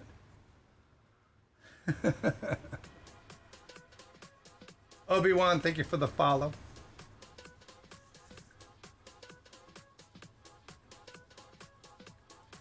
Let me get the soil down here. Like trying to do this and watch. I just got done with 100 white-headed cauliflower plants And I think we're going to... I think maybe we're going to try and start some kale this time.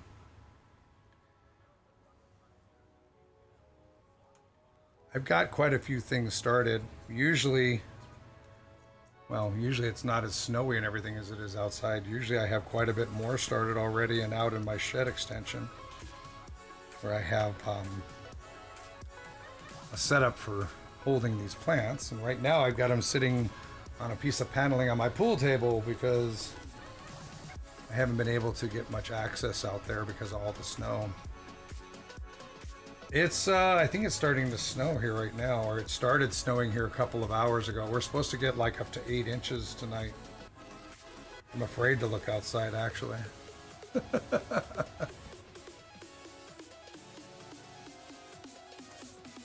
Let me show you what I have started already. Hang on.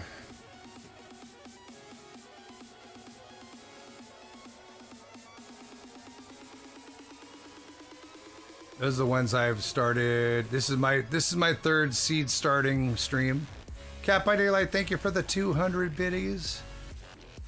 The two lightest color ones there are the ones that I've already done. The ones that I did tonight.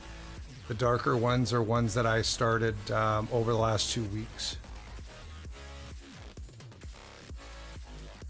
Cat by Daylight, thank you so very much.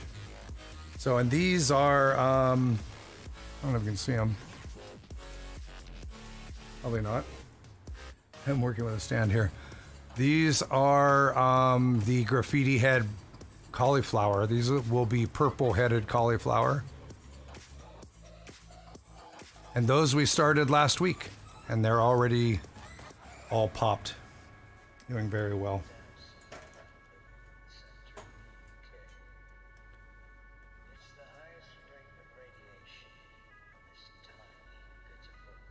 Yeah, they do really well with this method, which is why I like it. Plus, it stays really warm in my house. You want to try and keep, when you're trying to pop seeds, you want to try and keep them at like 72 to like 78 degrees when you're popping most seeds. Some seeds require higher temperatures. Again, I mean, read your seed specifications. There should be information on it.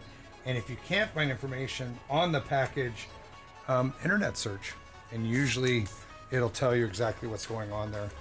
And, you know, like how soon to start them and keep your house at 60. Now, see, 65 to 68 is perfect for once they pop. Because what it'll do, especially if you're using artificial light and it's going to be a while before you put them outside, it'll keep them from, like, some of those are already too tall. And that's because, one, the light source isn't bright enough and they're stretching for the light. And two, because it's so warm here, they're growing faster. And you want to kind of slow down that growth so that the initial stem and everything will have a chance to thicken and thicken and get stronger, especially when you're doing tomatoes. Otherwise, you're going to have like these long, leggy tomato plants that aren't going to stand up. But 65 degrees, that's, I mean, when I move these, when I finally get a chance to move these outside and put them on the rack system that I have, I'll keep it out there at about 65 degrees. So, and then I don't have nearly as much fans on this. Usually I like to have a lot of airflow on it, and that helps to strengthen them as well. That's why some of them fell over because I just wasn't ready for this and not being able to get stuff outside under the amount of light I have outside. And I have a 1,000-watt metal halide bulb, which I could put above this, but one is, it just be so bright down here with the 1,000-watt bulb. And two, I'm gonna have to pop holes in my roof to be able to mount it up there. Yeah, I have a fan up, but it's so far away, all it's doing is just kind of keeping some airflow there. All right, so what are we gonna start this time? Those are bell peppers. That's broccoli. Maybe we should start broccoli. I don't think I have any broccoli started.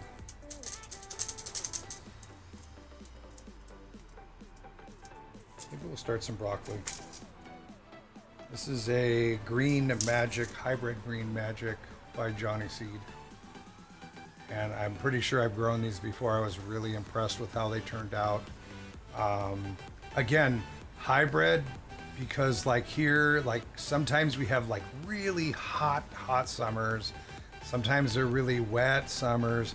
So what you want to look for when you're buying hybrid seeds are ones that are like drought resistant, heat resistant, or even just, you know, ones that'll handle very, very wet conditions and not kill your plants off. When I do plant my plants, they're usually on mound.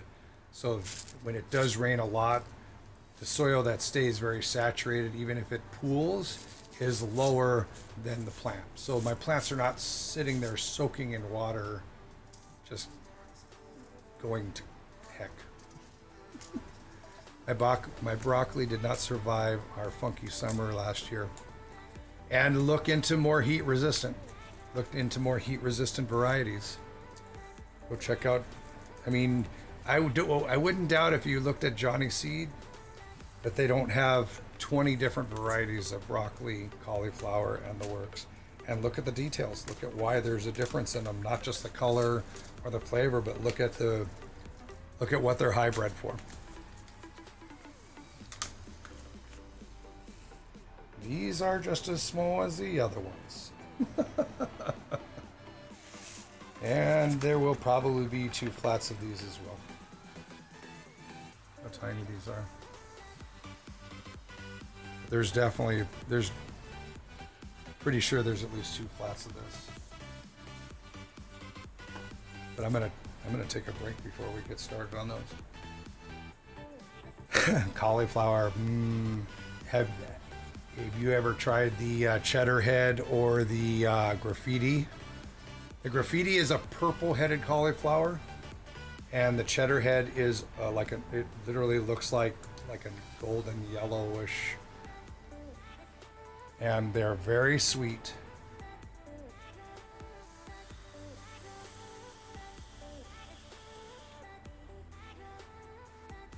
Yes, I'm growing lots of cauliflower because I don't get to see her often enough. It's like cheddar cheese colored, yeah. I wish I had pictures of it, but like the Johnny Seed doesn't have picture descriptions on the package like Burpee or whatever. But if you look through their catalog, you'll see the pictures. What if I get stronger? What if I get higher? What if Well, yeah, I mean, the first time I had a friend of mine that was at a farmer's market, and she's like, oh yeah, bring some of your vegetables over here, I'll sell them for you, I've already got a spot.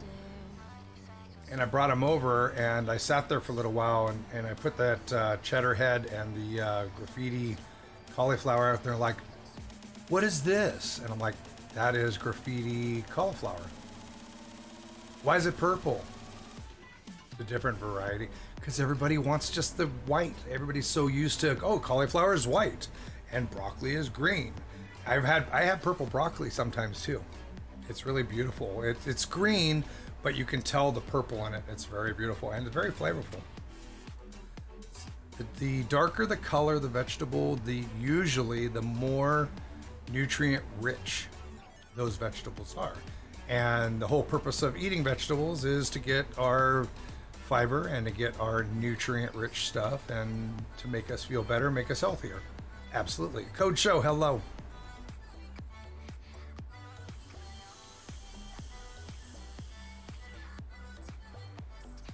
Plus, if you're trying to get your kids to eat cauliflower, give them fancy colors.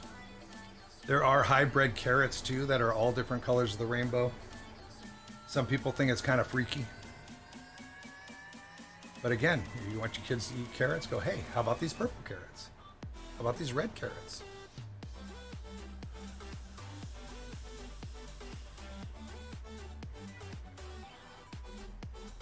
Pizza with cauliflower crust. Interesting. The gamer subs have me shocked. I absolutely hate blueberry. Really? Don't like the flavor.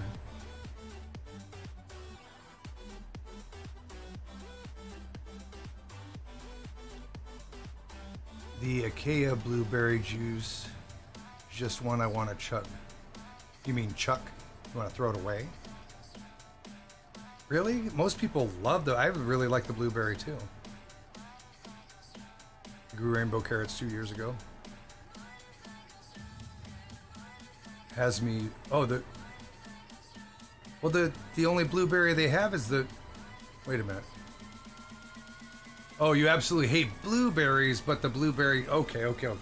I read it wrong. It's really good, right? Yeah, because it doesn't taste like. It tastes like what you would expect, like a blueberry fruit juice, or a blueberry, like a really good blueberry, like a Kool-Aid or something. But it doesn't taste like squished up blueberries. So, but I like regular blueberries too.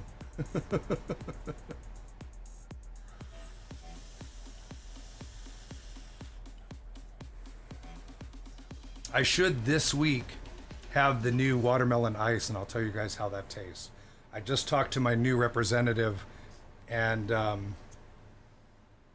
when I first started working with Gamer Sups, they were supposed to send me out like a tub of it and a shaker, and it never got here. And I've been representing them now for about 3 months, I think.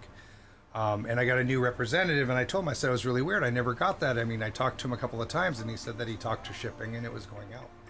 And he said, he says, well, I'll make sure you get it. What's your favorite flavor? And I said, honestly, I've got a pretty good supply of my favorite flavor, of all the flavors actually. And I said, but I'm really interested in trying the watermelon ice because people want to know what it tastes like. And I'm not a huge fan of watermelon, but I'm very interested in what the watermelon ice tastes like.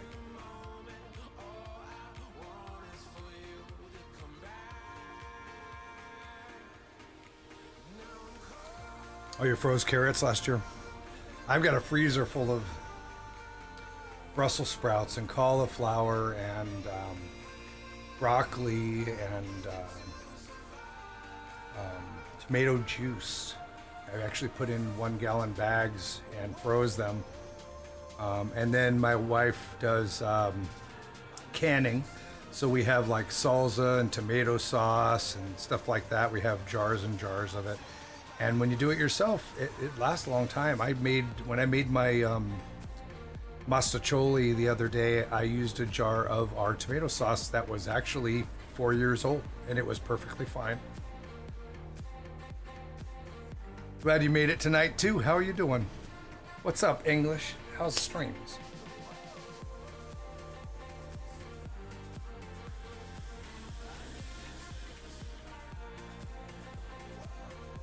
Sounds sus, as in suspicious.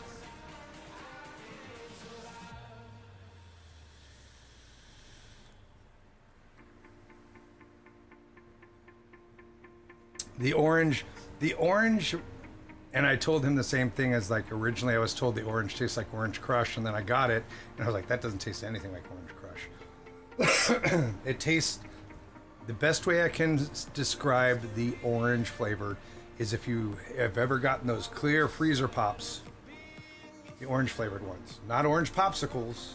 Those orange popsicles taste like orange popsicles, but the freezer pops, because they have that weird, I say weird because I don't know how else to describe it. It has that one specific flavor that those freezer pops always had for every flavor.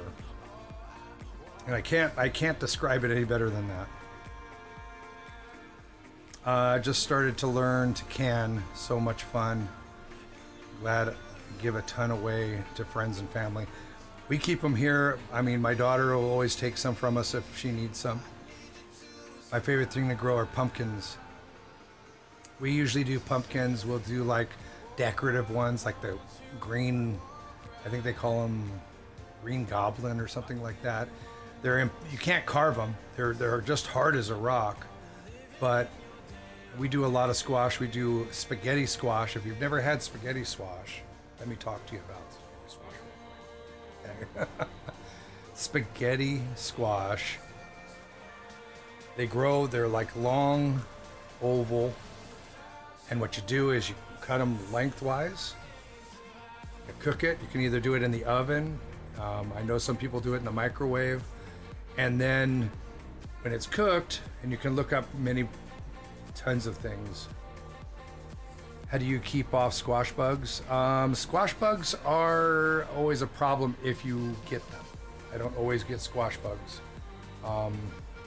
There's a few different ways to deal with it. Most of the time, if you spread ash in your soil, like fireplace ash and stuff like that, one is good for the soil, and two, they hate it.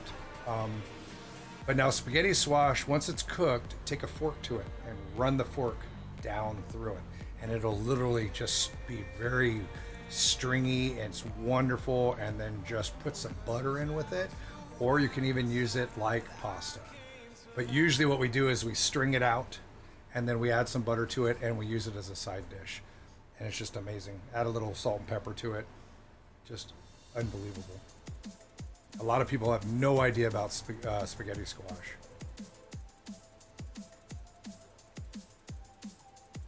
Yeah, it's amazing. And we do like, I've got a few squash. The thing with like squash and melons and stuff like that is the seeds, you don't want to start until literally 2 or 3 weeks before you're ready to put them in the ground, because they start growing, they germinate, and they start growing that quick. And then you can put them in the ground, make sure that they don't, make sure you harden them off if you can. Making me, yeah, me too. But they grow so quick, especially like zucchini. If you've never grown zucchini before, don't grow too many of them. Zucchini plants grow lots of zucchini. And you'll wind up, if you don't go out and harvest them like every week once they start growing, you'll wind up with like these big monster zucchinis that nobody wants. The nice thing about the big monster zucchinis is if you make zucchini bread, shred that stuff up and make zucchini bread out of it, you have plenty. Miss Sleazy Gaming, how are you? Sleazy Sea Gaming. Roasted butternut squash. We do butternut squash. Yep. The thing I have the biggest problem with, and it's not necessarily with growing it, is potatoes. One, we get potato bugs because everybody around this area gets potato bugs. And once you have potato bugs, you can almost never get rid of them. There are organic safe pesticides for potato bugs. And you can also use, like, if you have leftover hot peppers from the year before, you can make your own pepper juice. That tends to help with pests on your plants as well. But there are organic potato bug pesticides. Zucchini relish, we have some up in the refrigerator right now. Yep.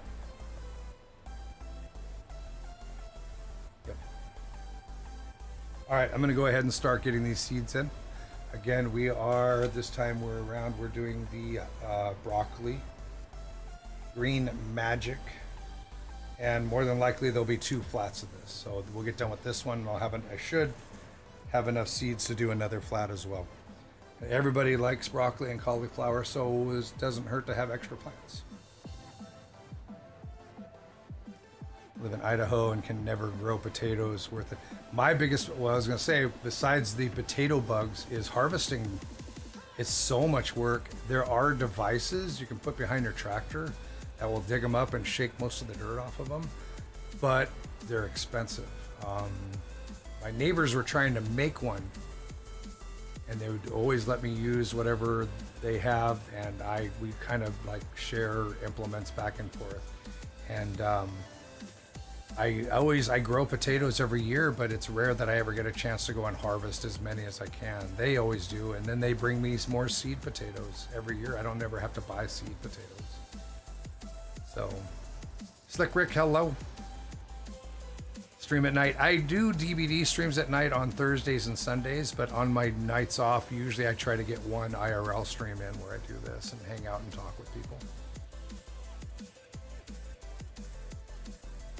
But I've looked into it, and it's funny because you can look at those Chinese sites and they have seed harvesting implements that you can put on the back of your tractor, and they're only like $500. But by the time you pay for shipping and import tax and everything, they wind up being almost the same price as buying one locally. And they're about $2,500. I'm not spending $2,500 to grow potatoes. I'm sorry. They're too cheap at the store. And I ain't gonna make any money selling them. Tribs, hello, how are you?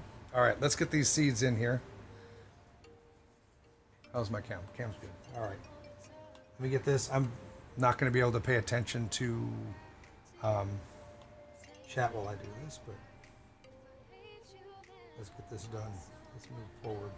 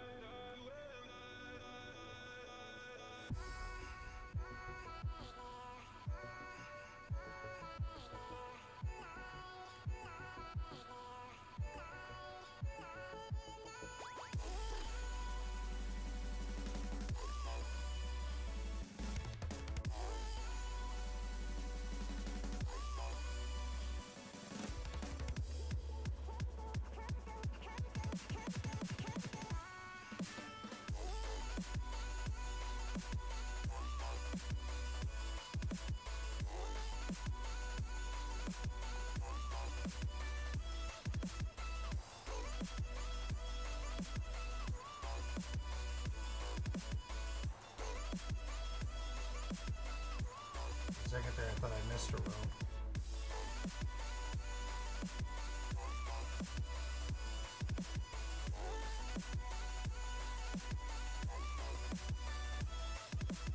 Yeah, there's enough to do another flat there. All right. Whew. I'm gonna go grab a snack. Do it. Scramus, how are you? Welcome. How are you doing? All right, so now we're going to go ahead and cover these up with vermiculite. Vermiculite, fine grade. And you don't need to have the fine grade ones. Sometimes the only time you can find, the ones you'll find will be medium. And that's fine as well. Any games for tonight, or is this just gardening tonight? I just got a bunch of seeds I need to get.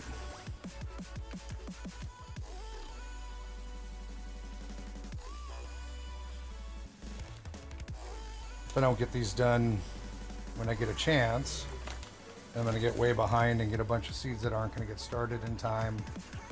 And being that our growing season is so short, I don't get a second chance. What would Mama do? How are you? I hear a big dog wanting to go outside, so as soon as I get this one done, I'm going to have to let her out.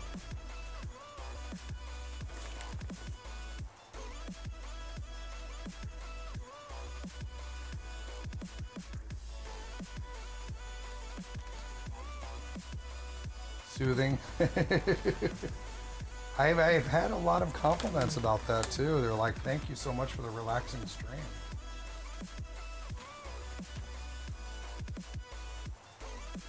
I even had some of the people from Dead by Daylight from Behavior that commented on it about, that was so nice to be able just to kick back and relax, and very relaxing, and I was like, that's awesome. All right.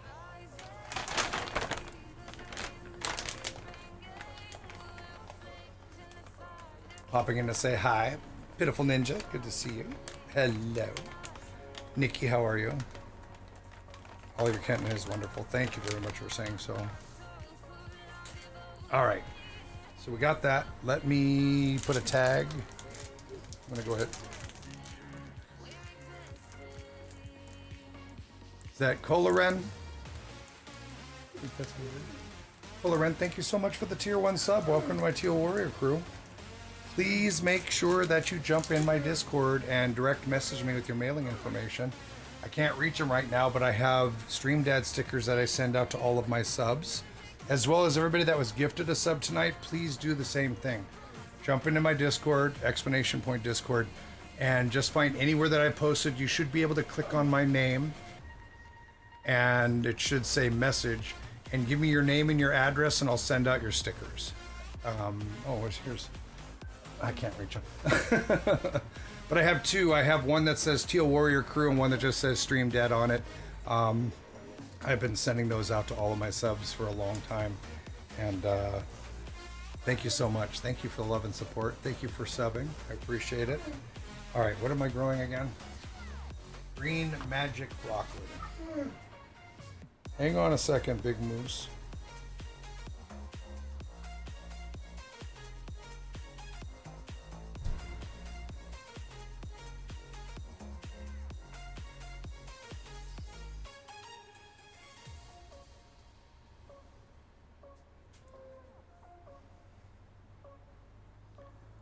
Right in there. Grab my other one because I'm going to be doing another one. Give me a second, Moosey.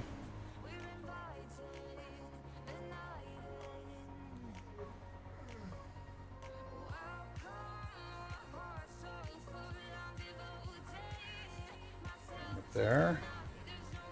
Let me let this moose out real quick. Call her a moose because she's a 205-pound English Mastiff. All right, come on, outside. Come on, get up.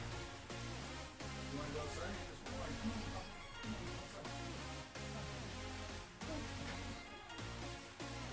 That's snowing out there, your favorite.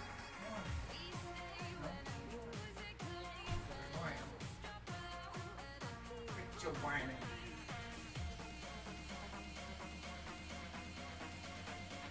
Quit your dang whining. Let me water these, or at least get them damp. What's that? I want to say vermiculite. Vermiculite. What about vermiculite? That's what I put over the top of this. It's a fine grade vermiculite, but like I said, you can use medium grade. And the reason why I use the vermiculite is because it's less likely to grow moss and algae, which happens especially when you're growing stuff so early in advance. Yeah, I have a Mastiff too. You can hear her in the background. She's being a pain in my neck right now. Are you gonna go outside if I come over there? You're not standing up, you're just starved for attention. You can go upstairs and get a cookie from Mommy if you want. But dampening off is a really big problem, especially when you're starting plants so early. Because what it does is it grows like almost like a carpet layer of algae and moss over the top, and it suffocates your roots and it kills your plants. So the vermiculite is very much it's not susceptible to the growth as much as regular soil is, because it breathes better and it doesn't sit so wet.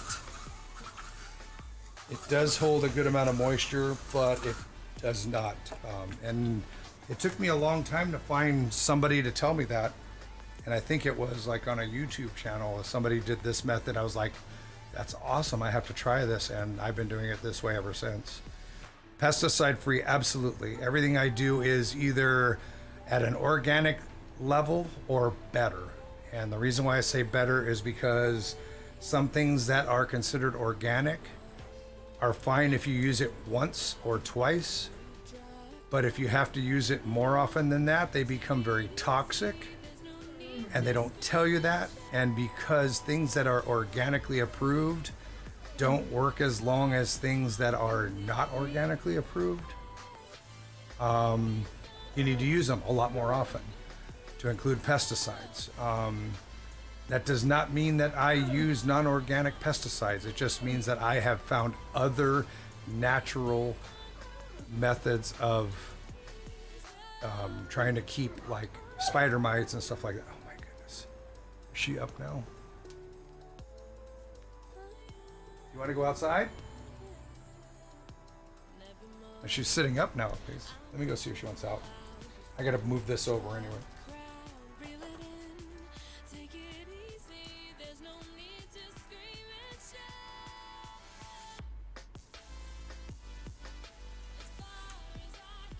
Come on, outside. Let's go. Come on. Get up. Come on. Let's go. There you go.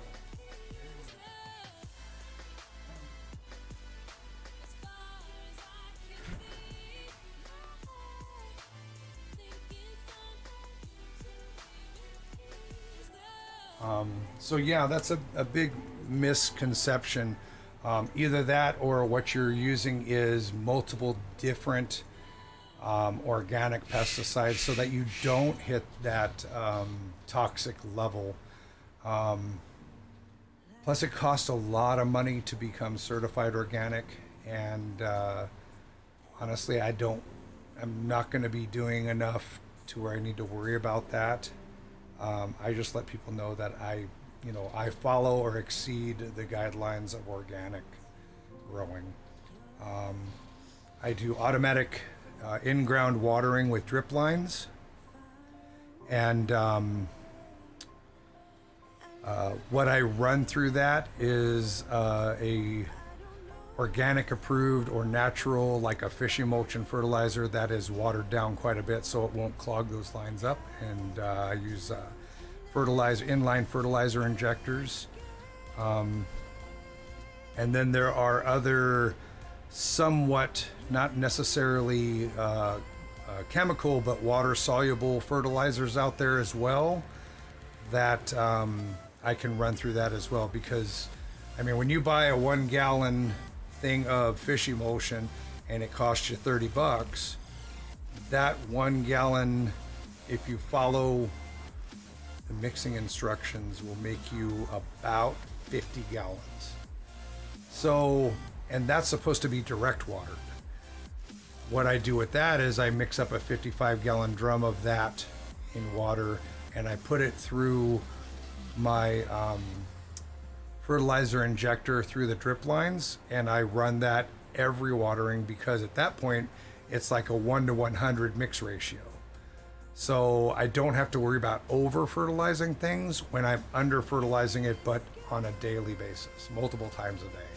But it gets very expensive. I mean, you're talking about $29, and it'll go through a 55 gallon drum of that in about 3 days. So how many times are you gonna do that? And again, most of what I grow is for myself. Myself and my family and my friends.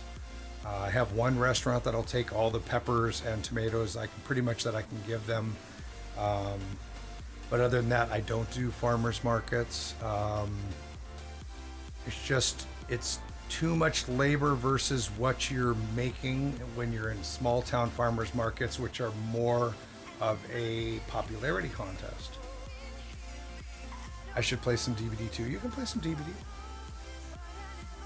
All right, so what I did this time is I put it in one of the regular trays I told you guys about.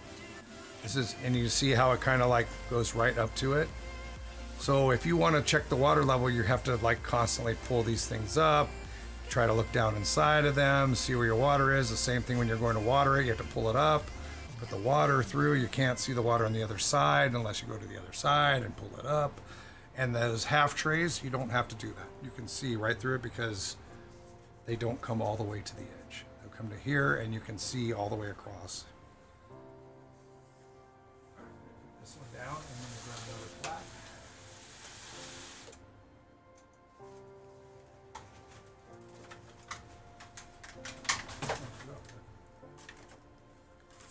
All right. So I'm going to start another one, and this will be the same.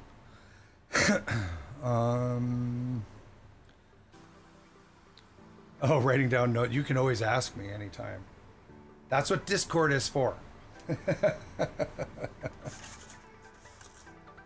But yeah, I mean, the same thing like for those of you that grow like melons or zucchini or any type of squash, and you get to the point of the end of the year or like after a lot of rain and you start getting like leaf mildew or leaf, you know what I'm talking about, right? You can, if you buy jars of molasses, which is basically just a sugar base, and you can look this up for more specific instructions, you can mix up like a spray, even like a spray can like I use, or even a one that hooks up to your hose that'll feed this stuff into it, and you can adjust the levels. If you spray your leaves with a molasses water mix like once a week, a lot of times that will prevent you from getting the mildew. What it does is it puts a coating on it that prevents that from happening. If you look up, if you do a good Google search for organic, homemade organic pesticides or homemade organic leafy mildew product, or just do your searches. You're gonna find, you can find podcasts, you can find videos, you can find just information. Homemade organic fertilizer. The thing with organic fertilizers, most of them, if you're mixing them in a powder like the stuff that I actually make and I put in my soil normally, is it's a very slow release product, because obviously it takes a while for the beneficial properties of green sand and stuff like that to break down in the soil.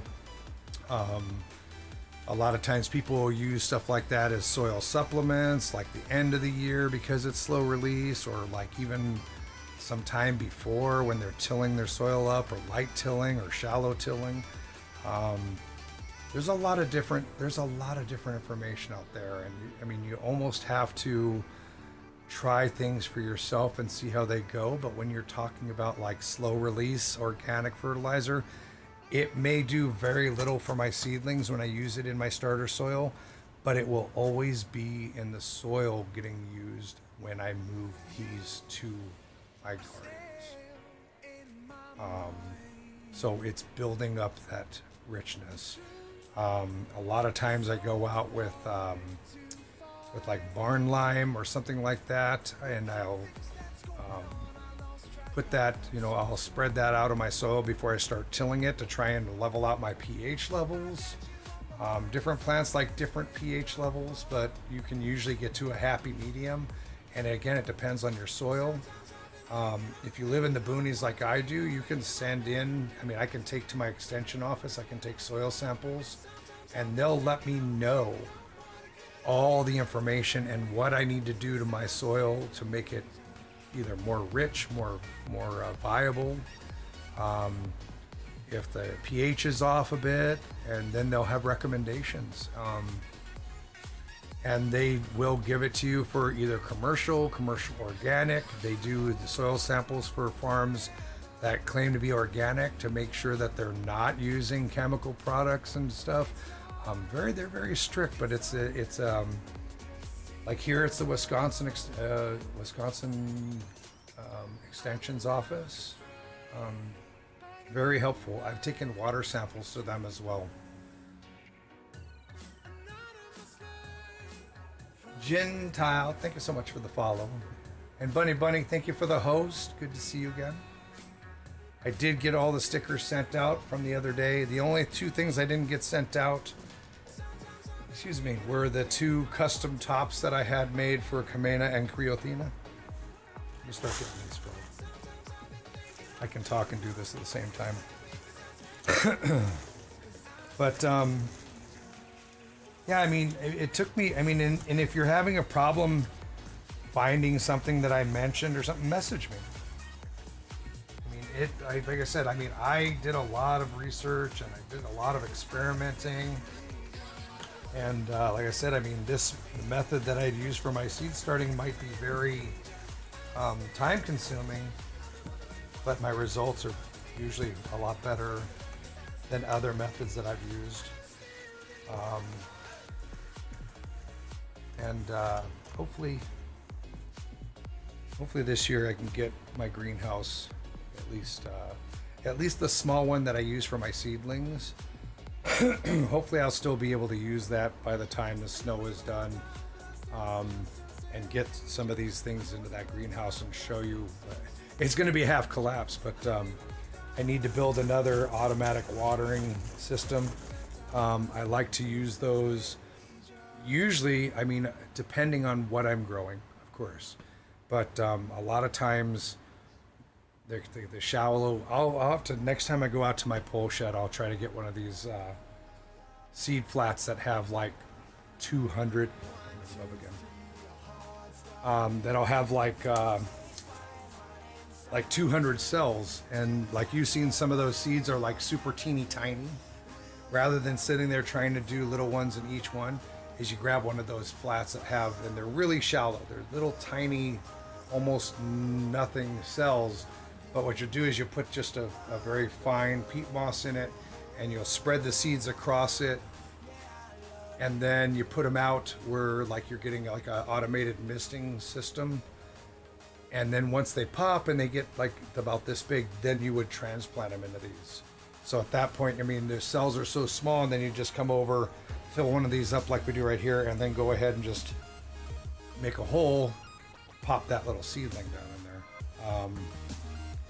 That's real common for things that, and most of your seeds that are like really teeny tiny are like flowers.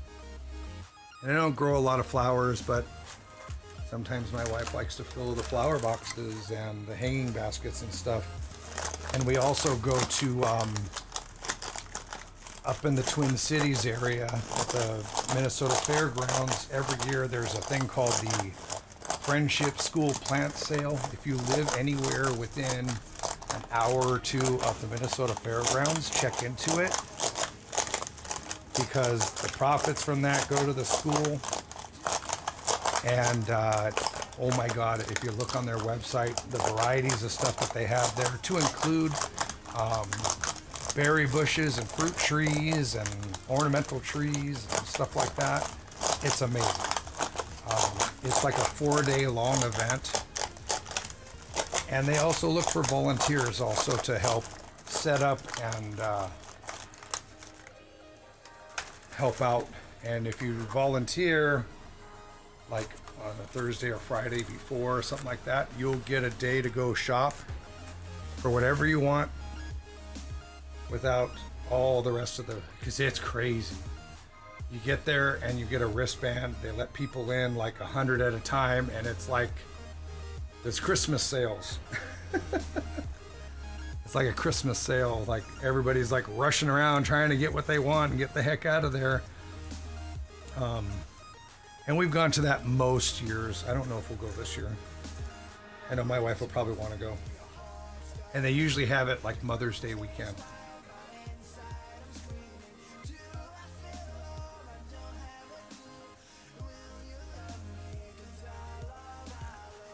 But you can check it out. I think it's called Friendship School Plant Sale. And I'm sure they have an online catalog already of the stuff that they carry. It's just crazy. Like most anything. I mean, I've had times where I have not had the time to start seeds, or for certain things that I don't want to start, 500 or 50 jalapeno plants. Then I can go up there and buy 12 of them. You know what I mean? And being that that's in May, then you only need to keep them indoors for like a week or two. But those are started by commercial greenhouses up near the Twin Cities area, which also means that they probably have that antifungal preventative for dampening off. And probably not organic. But a lot of people go there for their flowers as opposed to anything else. And flowers you don't have to worry about necessarily being organic because you're not eating them.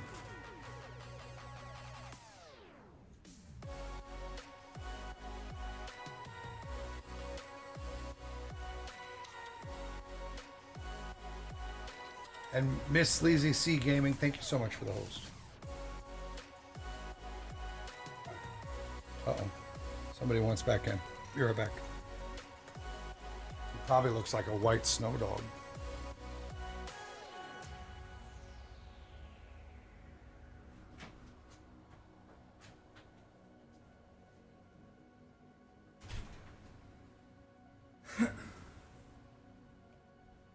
Nope. It's too warm to really stick. Usually when it's like really cold and it's snowing heavy, she'll go out there and that snow will just be, she'll literally have a white coat when she comes back in and melts right off as soon as she walks in the door. See how much easier the glove went on because I've been messing with the dirt. All right, so we got our second layer of soil in here and pressed in. Now we're gonna do like we did last time and just get the soil around the edges compacted, because when you're using those cell packs it doesn't do it as well around the outside because they're tapered. Gardening stream! Spartan, how are you doing? Yeah, I do, like, I've been, like, the last 3 weeks as I do, like, an IRL gardening type thing on my days off that I don't normally stream, because I'll be down here doing it anyway, so why not hang out with y'all?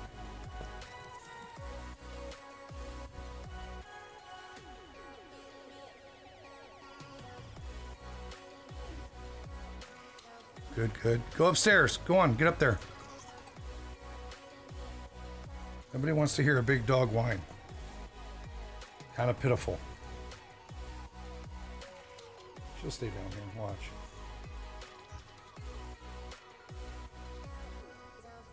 Go on, get up there. Go. One attempt. Go on. Go, go, go, go, go, go, go. Go on. There she goes.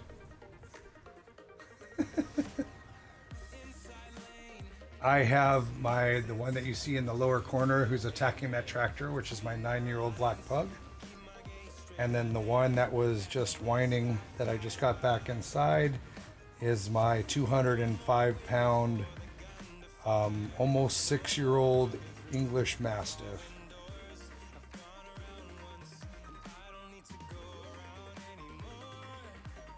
Actually, if you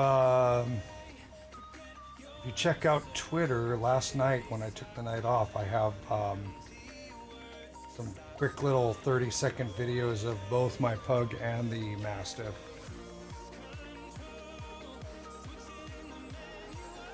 I think I posted them on Instagram too.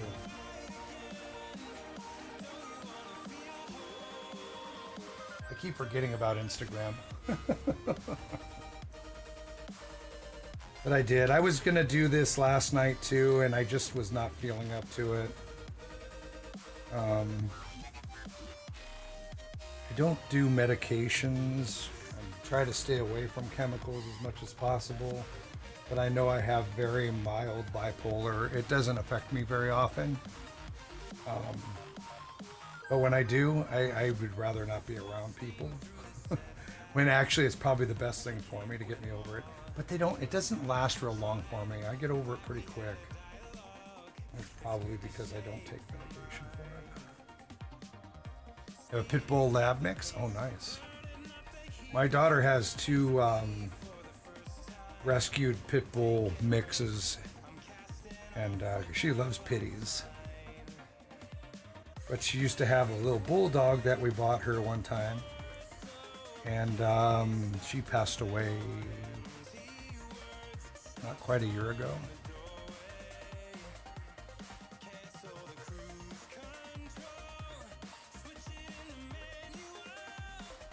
This is my second Mastiff and my third pug. Who is that? Salt Lord, thank you for the Prime sub. Thank you for using your Twitch Prime sub here. Kamena, can you type exclamation point Prime sub in the chat? Thank you so very much. Please make sure that you jump into my Discord and message me with your mailing information, because I send Stream Dad stickers out to all of my subs.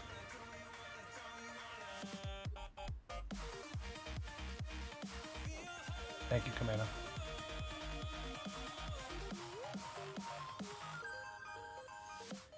Almost done with this, then we'll throw the seed down into it.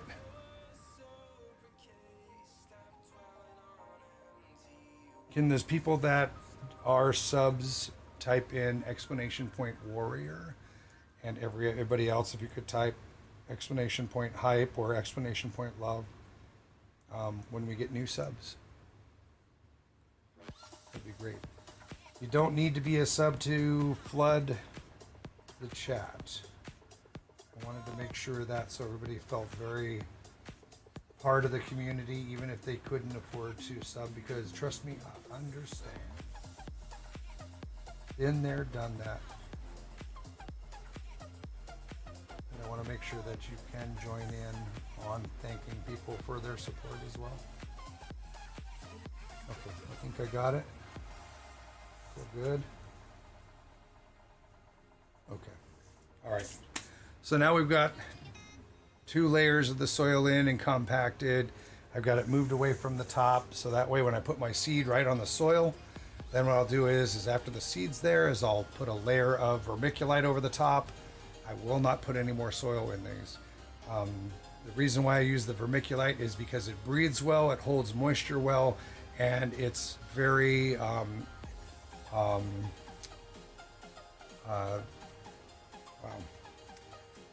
dampening. There's a condition called dampening off for the new people that are here. I try to explain it every time I do it. Dampening off is a thing that if you have your plants indoors for long periods of time, or even outdoors in a greenhouse, the top layer, you could get like a mossy, moldy buildup over the top layer of your soil, and it will suffocate your root pack and kill your plants. And a lot of times you won't know it until it's too late. So the vermiculite is very resistant to it, and again, it lets it breathe, so it lets the air get through to your roots as well. The air is just as important as the nutrients and the moisture is to your roots, which is why hydroponic stuff grows so fast. Hydroponics will literally expose your roots to the nutrient solution. At the same time, it gets the maximum amount of oxygen to the roots, which is what causes them to grow so well without any soil. And being that with hydroponics, you're using a nutrient solution. In soil growing, your nutrients are based in the soil, so your roots slowly feed off of the soil. With the hydroponics, the nutrient solution is directed to it, so you don't need the soil there, and it gets the oxygen all the time.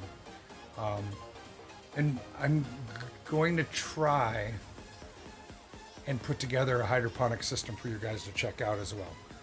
I don't buy pre-made hydroponic stuff because it's just too overpriced, and it's just as easy to make yourself.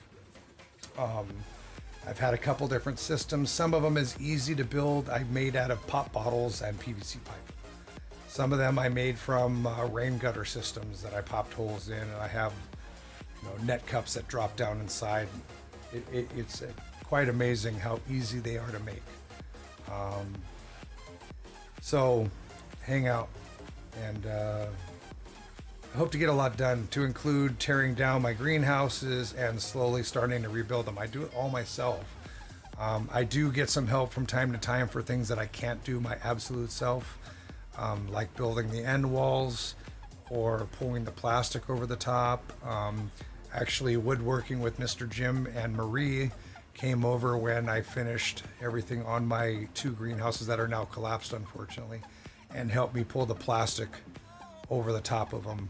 And my brother Rick came out a few years ago when I had finished the skeleton of my greenhouse, my hoop houses, and he helped me build the sidewalls.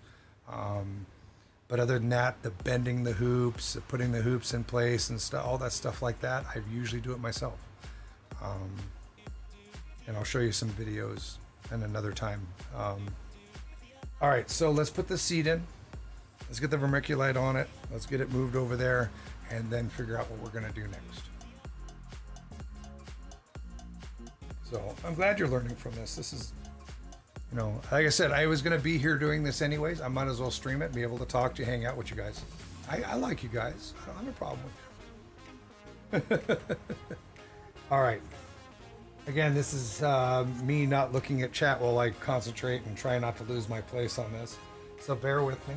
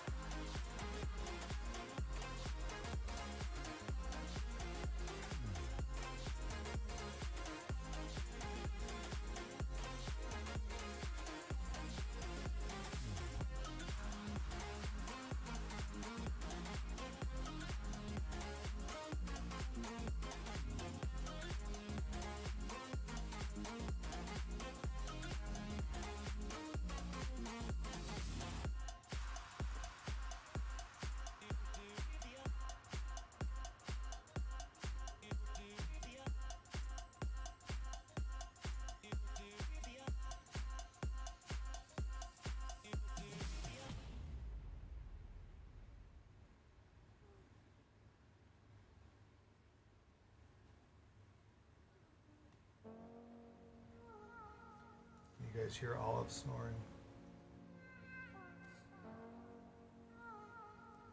She snores pretty loud sometimes. Last night I went to bed and between her and my wife and the big dog, it was pretty loud. I think Olive was the loudest one. All right, so I've got extra seeds. So what I'm going to do with these is just kind of put them in. There's only like maybe 10, 11 extra seeds in there. I'll just kind of put them around.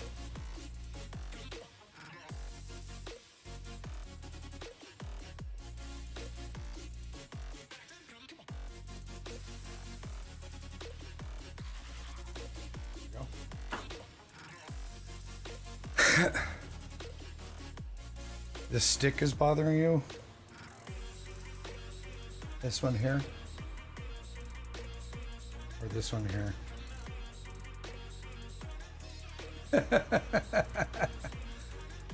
Did I get it? Was those the ones you were worried about?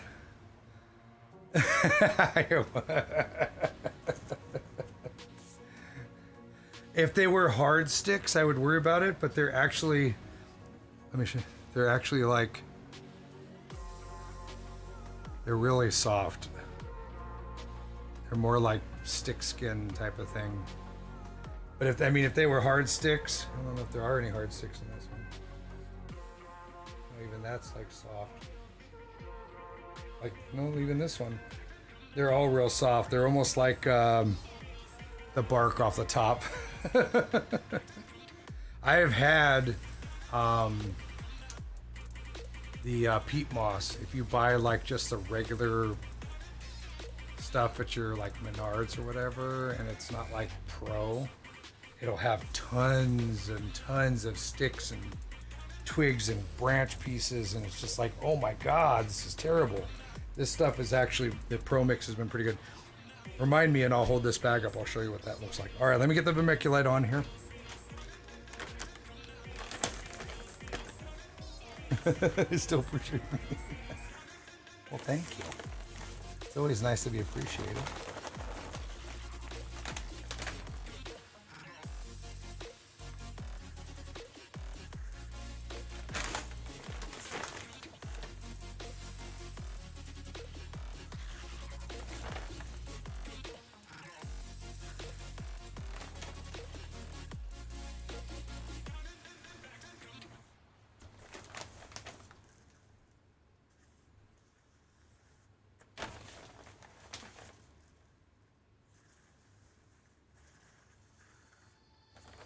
So we put the happy little vermiculite at the top of the happy little seed.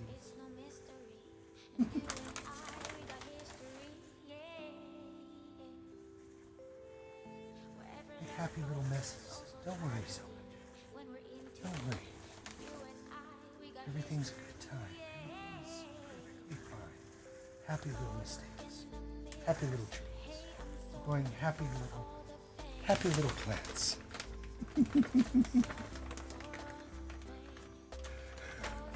Every seed is going to have a happy little home, producing happy little vegetables to make your family so very happy.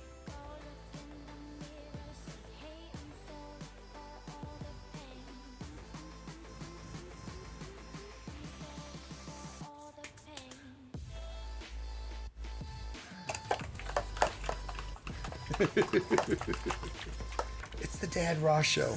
All right, so we're just going to give it some moisture.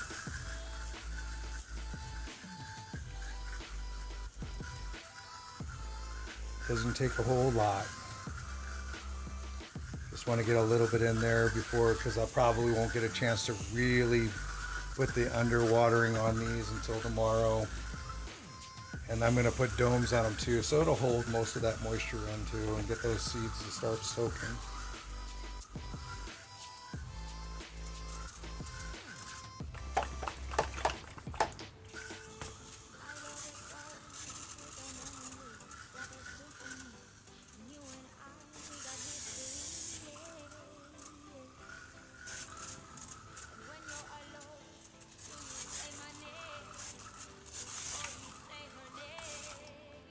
Good timing too. It's just about empty. All right, I'm gonna put our little broccoli tag in here. Broccoli. Green magic.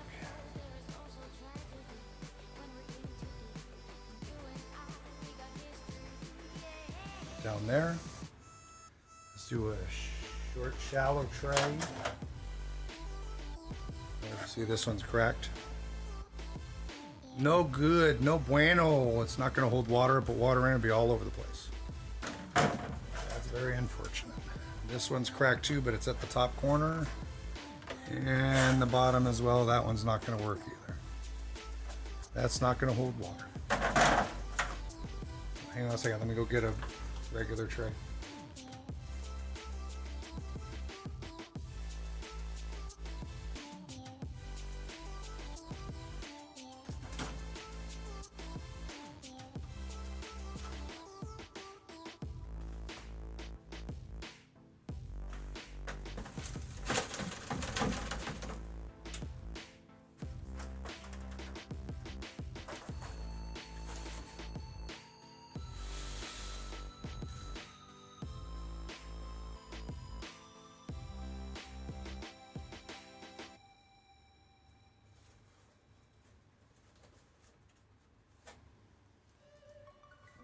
So that's the regular tray, full length.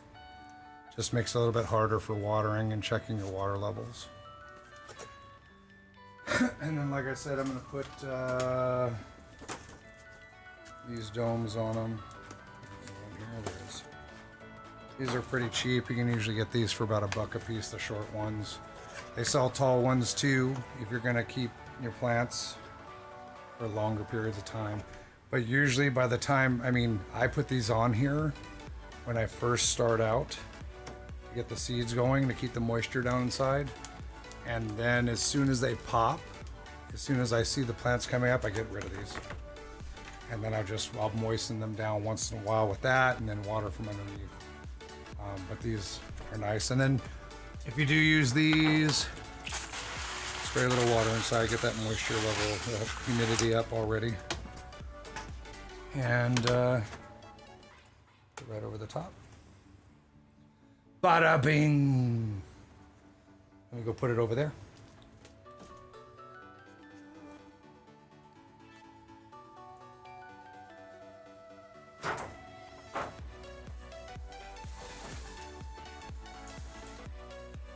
Running out of room.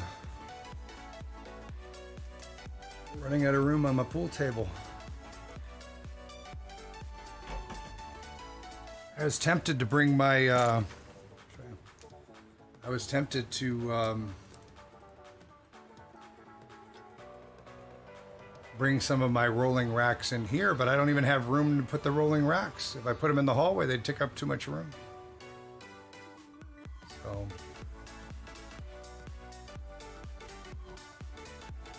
fun stuff, right?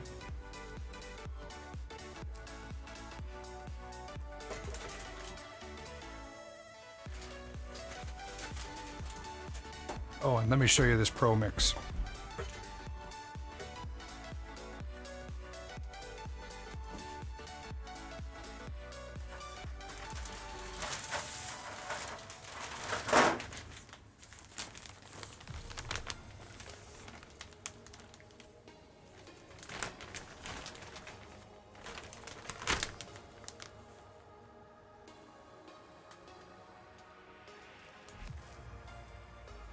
That's what I picked up. It comes in a big square bundle. I'm down to about a quarter of it left now. And I found this at my local Menards.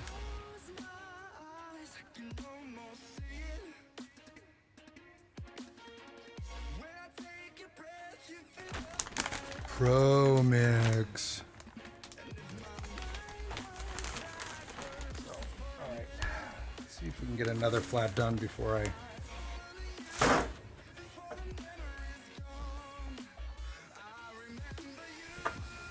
have to put more soil in here.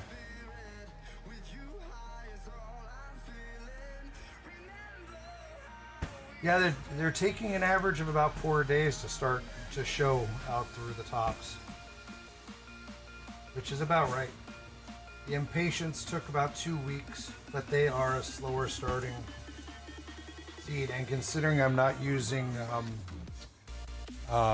tray heaters, they do have like these electric mats that you plug in, put them right underneath. They're the same size as the flats. Sometimes you can get them and you can put like two flats on. They're a little bit longer. They're a little spendy. The best time to buy heat mats, honestly, right before they start taking all at the end of the growing season.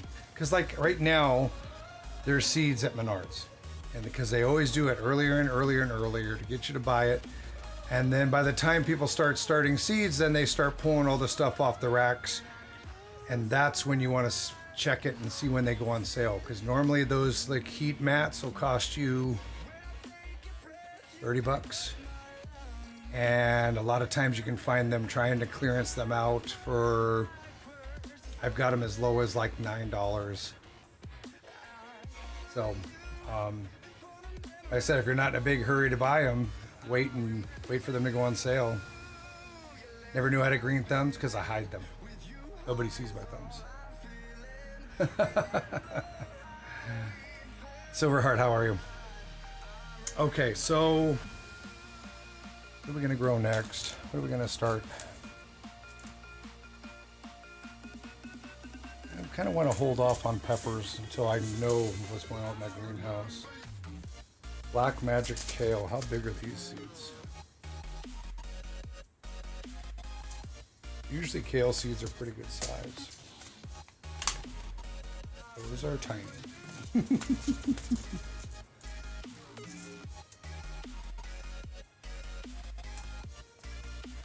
I got another package of cauliflower. I know these seeds will be small, but yeah, it looks like about one flat of worth of cauliflower. Hybrid specialty cauliflower. I can't remember what they look like. Somebody wants to look those up. If you go to the Johnny Seed site, look for the number that's not focusing at the top.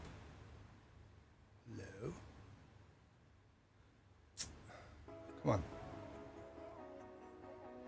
The 4374.11. Tell me what they look like. But look at the germination rate. It's 96%. And they tested these back in September of last year. So 50 seeds minimum. That means I can get one flat out of this. We'll go ahead and get these done. So I'm not sure which cauliflower these are. I know there had to have been a reason I bought them.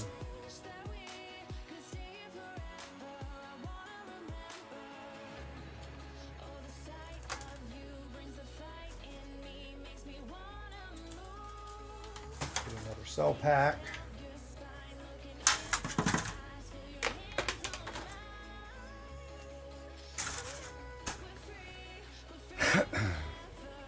Let me just get the first layer in here and then I'm going to take a break. Host of Souls has exciting. What's exciting news? Host of Souls, where are you?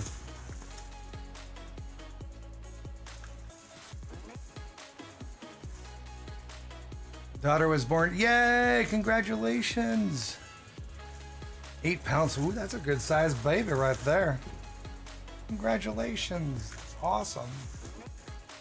But that's not your first, right? That's your. Didn't you say?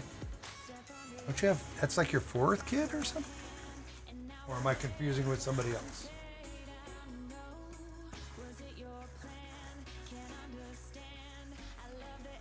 Le Muffin, hello.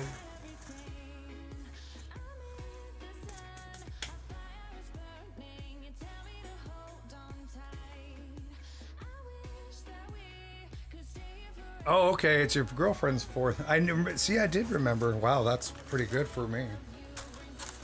Well, congratulations, man. That's awesome. Makes you reevaluate your priorities in life, doesn't it? It's like night and day difference. You get this like, whoosh, this is amazing, and now my life has changed. 3 pushes and done. Well, I mean, being her 4th kid, that doesn't surprise me.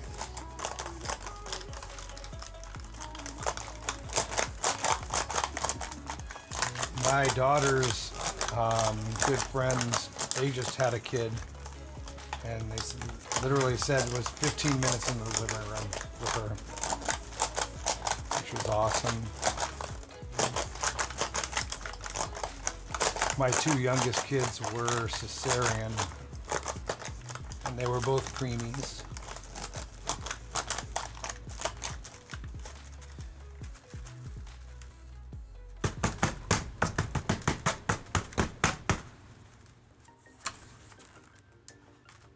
That's awesome, man. Congratulations.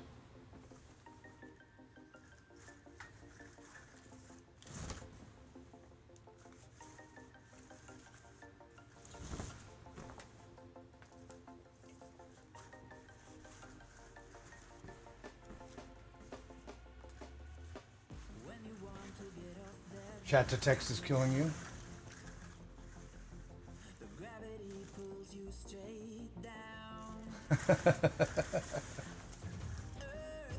I checked into the new extension for the closed captioning, and I was gonna switch to it, and then I don't know. Maybe I'll have to find somebody who already broke the secret code of how to do it.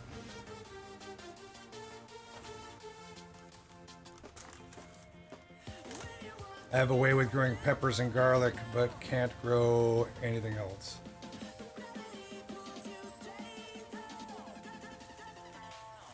I want to do garlic, but I want to make sure that I have a different area for growing it. I want to do some raised beds. That's what I was going to do in one of my greenhouses, is put some actual raised soil beds in there too, for stuff like garlic and carrots and stuff like that. For stuff that I wouldn't have to like bend down in the ground and pick weeds from.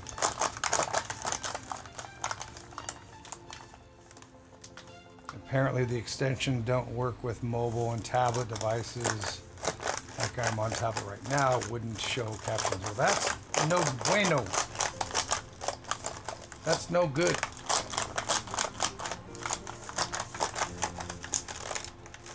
That just gives me another reason not to do it.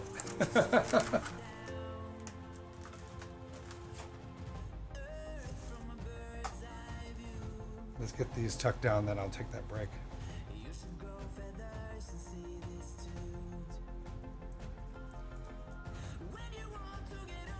Wish's dad is building Mercy waist high bed. That's what I'd like to at least have knee high beds. And something sturdy enough where you could sit on the sides of it and relax while you pick weeds or do what you have to do.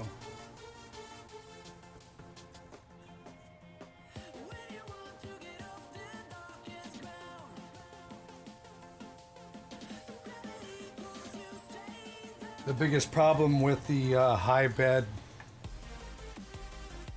is unless you put something underneath it, it's a lot of soil.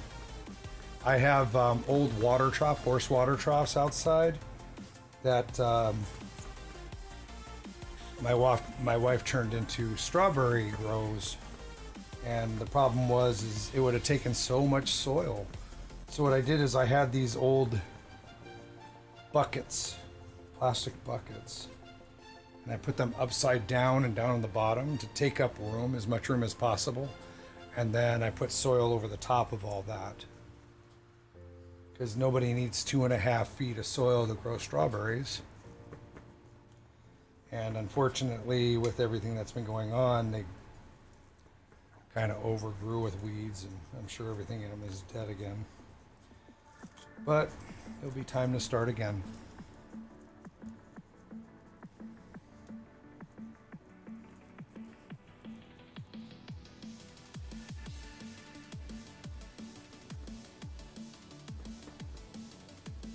Mine are shin high. Still crawling around. Yeah, but not as bad as them being ground level. I mean, when I first started, the first time I extended my vegetable garden, it was 50 feet wide by 100 long, and I had 4 rows in that, 4 long rows. And I would literally spend 2 days crawling back and forth on each side of those plants, pulling weeds on my hands and knees. And I'm just too dang old for that now. So now I have, and I'll show you guys when I go to use it this year, I have a device that puts plastic mulch down and also lays my drip line in the ground at the same time. And that's supposed to prevent the weeds from growing around it until your deer in the area walk across it and punch thousands of holes in your plastic. And everywhere where there's a hole, you grow weed or weeds.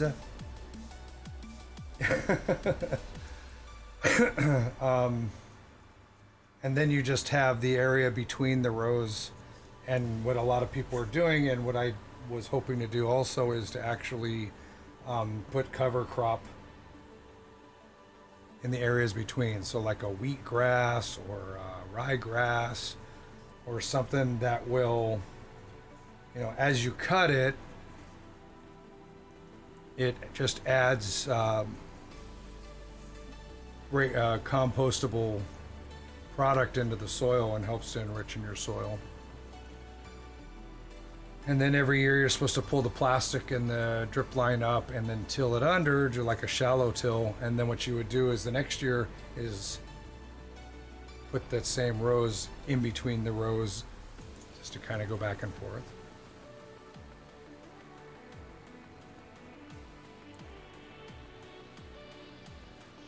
Yeah, my father-in-law came out and hunted my property. I have 11 acres and half of it is still wooded. And he hunted the property last year. He got a doe. He got about 20 pounds of venison summer sausage here.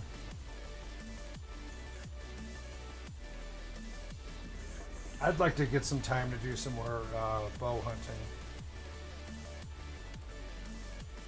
Just because it gives me time out there to, nice and quiet and in a stand or in a blind and just kind of relax and gather my thoughts.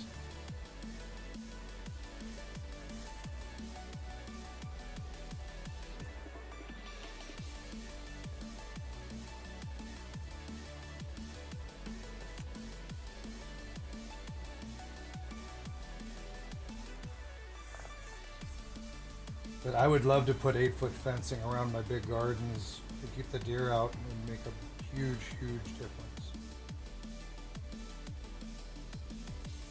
Someday.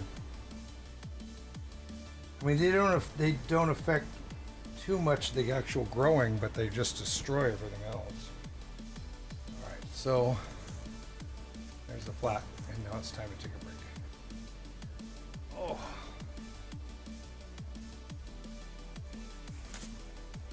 Yeah, I mean, everything here gets processed and edited, eaten.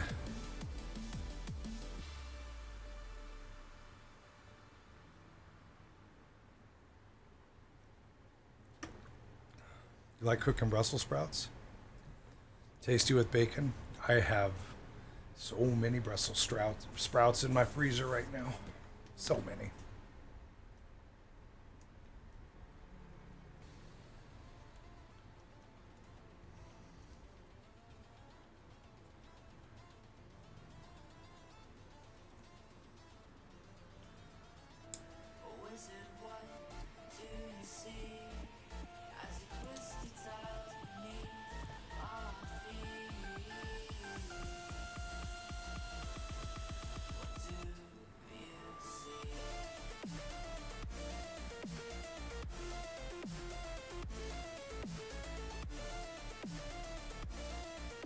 Yep. Oh, what type of bow do you use? What type of compound bow do you use for bow hunting?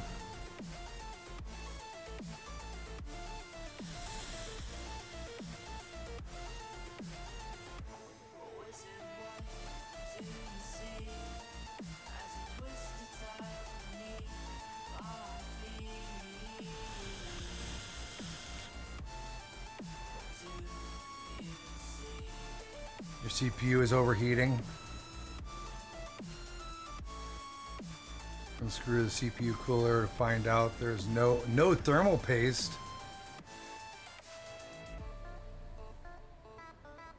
Everything's going good again. The other night, when you were crashing, that's no problem. Only one of my kids eats Brussels sprouts with me.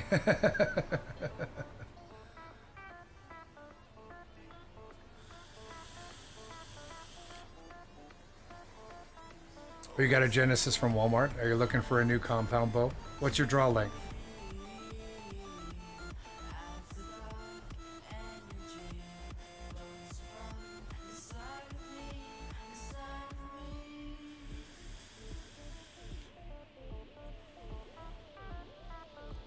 Oh, recurve? You don't like compounds? That's fine. That's personal preference. I mean, even when I bow hunt, I won't shoot at anything that's more than 25, 30 yards from me. With my eyes, that's my most accurate distance.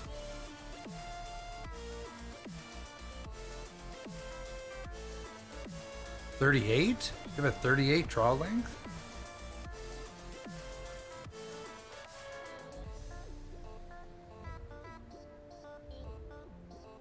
You mean 28?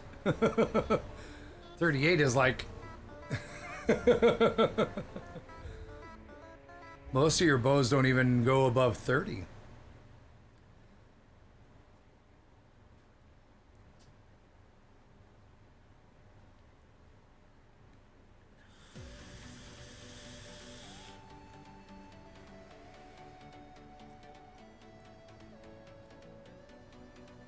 I have a 28 and a half draw length. Kiss my bricks with the 5 months. Thank you so much. I'm having a pretty good weekend. I'm glad to be here with everybody. It really makes doing this stuff even more enjoyable. And I mean, I used to sit here and I just would have my my big screen TV up, and I'd sit there and I'd work on this and watch YouTube videos on growing and stuff. And so this is much more enjoyable. Listen to my music that you guys are hearing. It's very relaxing, and then maybe teach some people something, or sometimes I could learn from other people too. But thank you so much for the 5 months. Thank you very, very much. It's set at 26 and a half right now. How underextended is your arm? Because I know the problem with the Walmart bows, you don't really get to choose too much. Because I mean, when you've got it out and you bring it back to your ear, so that your string is sitting like this, right? Is your arm still bent a little bit? Is it bent a lot? Well, let me ask you this, Boa. How tall are you? The best way to figure out your starting draw length is if you measure from fingertip to fingertip when your arms are extended and divide it by 2.5. Or 1.5. 2.5. It's either 1.5 or 2.5. That'll be what that'll be what it is. You're 6'1". Oh man, that's gotta be you gotta have your arm probably bent quite a bit when you draw back, right? At 26 and a half, if it's actually set at 26 and a half. A 6'1" person is probably closer to like 29 to 30.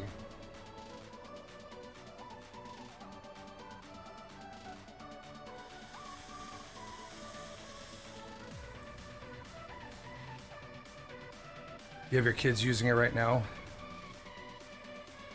If you want a bow for you, I have a bow collection, and some of them are still in the box, brand new from about 4 years ago.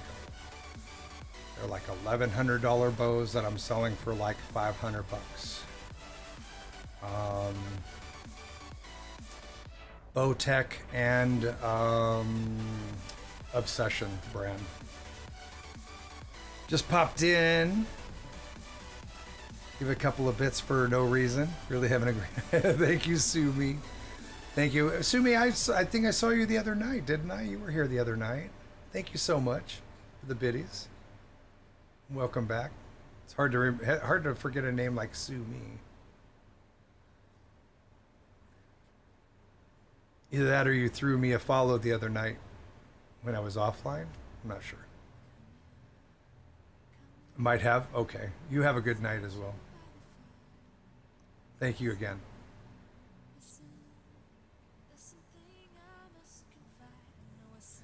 All right. So we were going to do this hybrid specialty cauliflower. Did anybody happen to look this up to see what they look like? I'm just curious. On to the next channel. Okay. Thanks again. I appreciate it.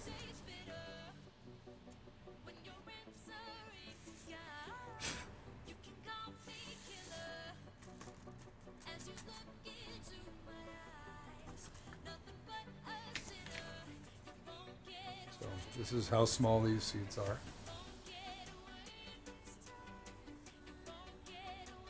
It's amazing what a little seed will produce, right? And that is Johnny Seed Hybrid Specialty Cauliflower, number 4374-11. 96% germination rate. Tested in September. 78 days till you can pick fruit. That's once they go outside in the ground. 60-pound draw on it. Mine are 65-pound, and they should be adjustable down easily 5 to 10 pounds. Like I said, I've got a big bow collection, and I need to move some of them out. I helped out a guy for a couple of years at a outfitters, and I was getting bows at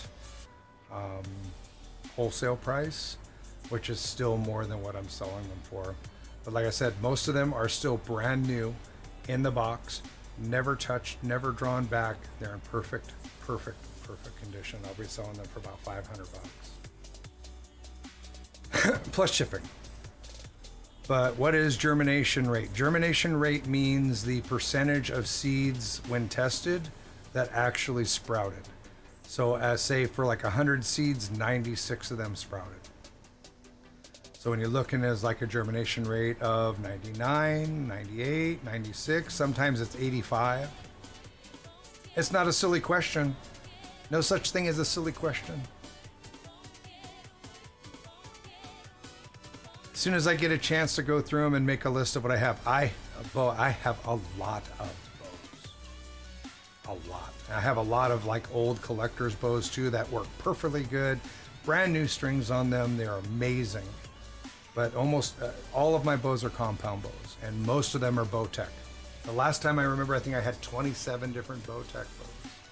Some of them are older, but they're like highly sought after because they're amazing bows. CCZTV, thank you for the 10 biddies. And thank you for the additional 10 biddies. Thank you for the 20 biddies, I guess. Thank you very, very much. I appreciate that. How are you doing this evening?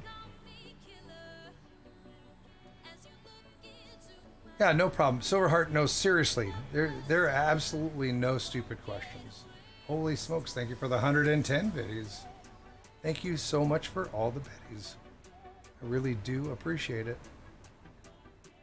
Can we get some loot and love in the chat? Exclamation point loot or exclamation point love. Whether you are or are not a sub, that will work for you. It will help flood the spam and show the appreciation. Have 4 boys to teach, and that would make it easier if they each had their own.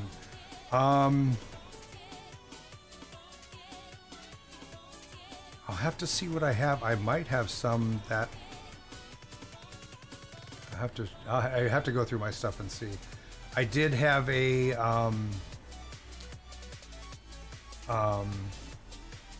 Bowtech that would go all the way down, I think it was like a 17 draw length all the way up to like 29. Not sure if I still have it. And then it would also go draw a weight as far as a pull on it, I think from 13 to 70. Can't even remember what it was called at this point, but I've got a lot of bows. I do. Gina loves Ronnie. Hello. Thank you for participating. 8 to 12 years old. My 15-year-old is taller than me. So yeah, he needs a longer one. I have one. Well, this is not one that I'm getting rid of. I can't even get to it right now. That is a Obsession Sniper GT. It's done in a green camouflage. It's one of my favorite bows. I have a Obsession Phoenix that I won't be getting rid of. Again, it's got a butter smooth drawback, and the hold back on it is literally so. I mean, once you get it back to the valley, you can hold it there all day long. You almost have to push it forward. I mean, it's one of those bows that when I draw it back, if I were to set it like this and hold it by the string, just the weight of it would hold the thing at full draw. And it's very rare to find bows that are tuned that well. All right, let's get these seeds going. Let me get some gloves back on. He can buy his own.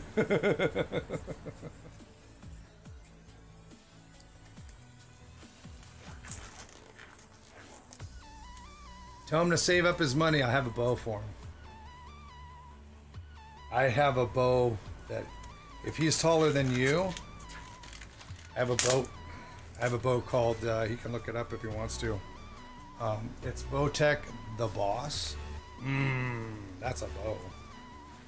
And that should give him up to a 31-inch draw. I think it's adjustable. I think.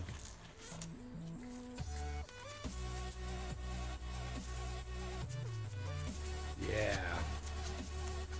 Still brand new in the box. I pulled it out one time just to hold it. I said, it's a couple years old, but it's a $1,100 bow. Let him have it for $500 plus shipping if he wants to save his money.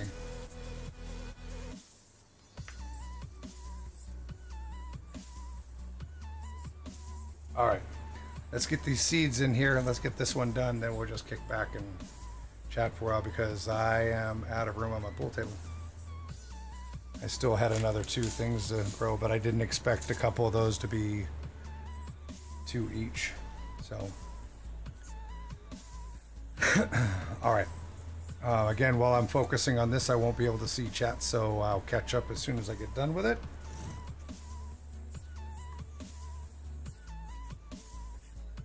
Mercy.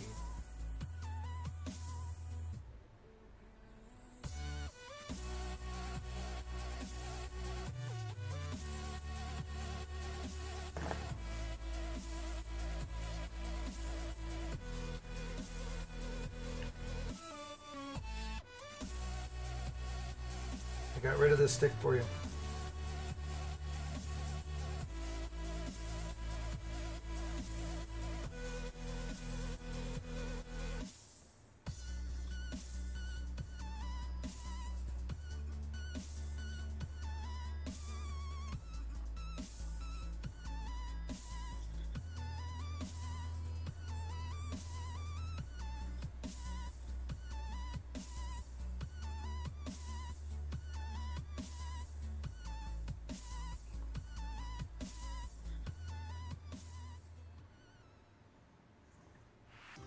We fell out of love like shooting stars, came crashing down, and we're building back up again now. I see your heart, see your mind, see all you hide. I won't let you go, can't let this fight. When you lose yourself, I'll be right beside you. I see your heart, see your mind, see all you hide. I won't let you go, can't let this fight. When you lose yourself, I'll be right beside you.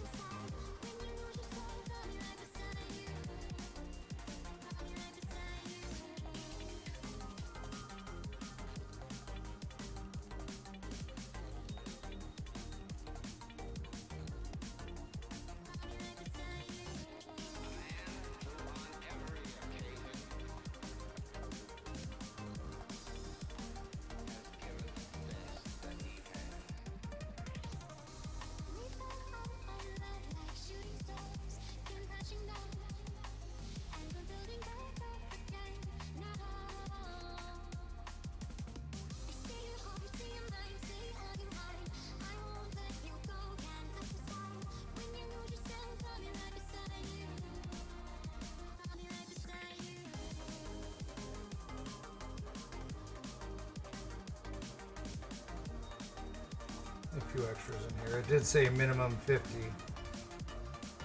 Let's just put a couple extra ones around.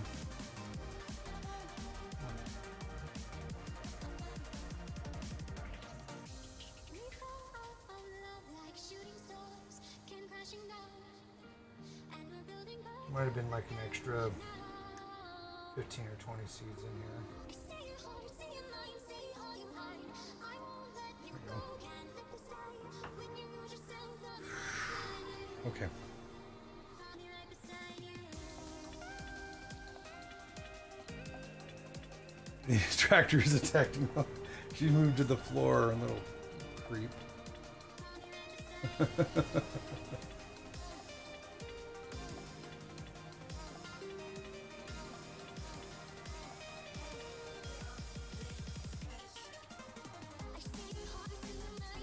I'll you go, can't let this fall. When you lose yourself, I'll be right beside you. There, a little easier to make her out from the toys. It's pretty rare that she plays with toys. She's got to be in a really energetic mood.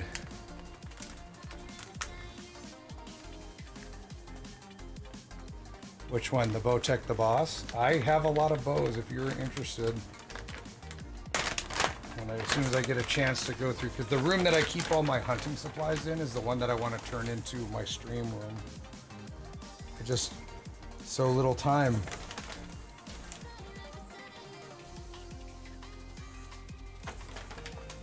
But I do, it's filled with lots and lots of bows. Some of the, I mean, I was collecting bows for a while because one, I was getting such a great deal on them. And two, I turned them into art pieces. Like I'd get custom grips for some of them, custom strings, custom sights. I have one.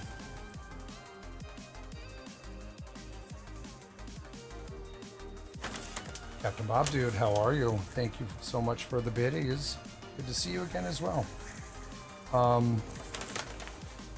have you been? Everything is okay, or life in general keeping you back? Thank you for flooding the loot and the love.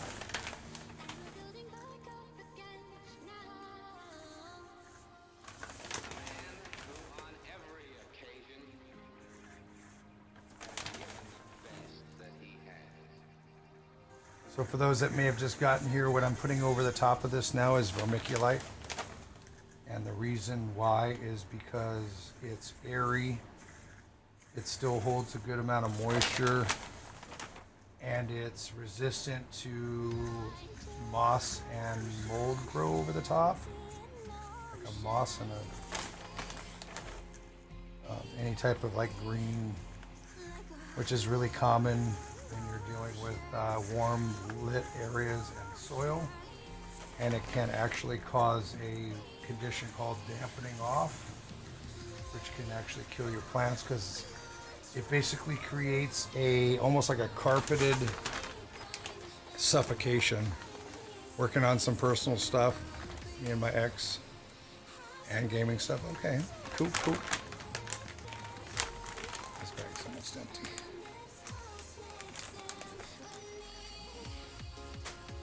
Well, good to have you back, and thank you again for the vids. I don't know if I have enough water in here to do anything.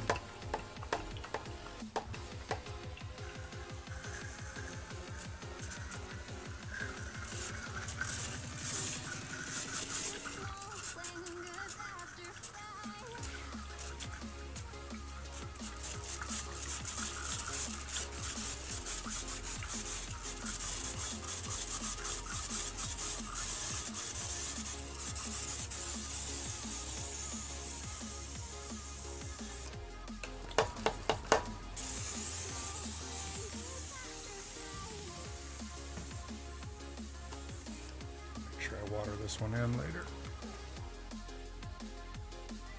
It's got a little bit of water in it. That is nice. That'll wait. Let me grab a tray for this. I'll be right back.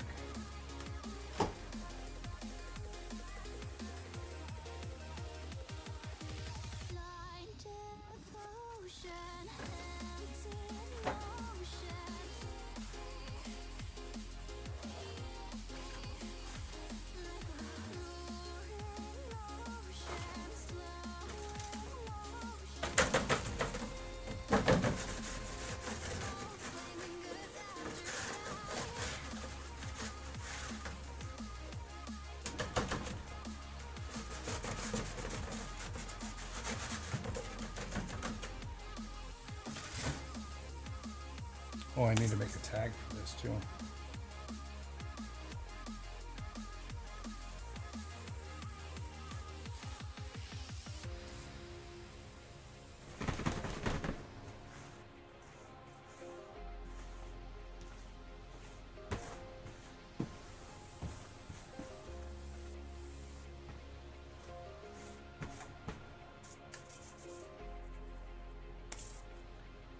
Let me hold one cam.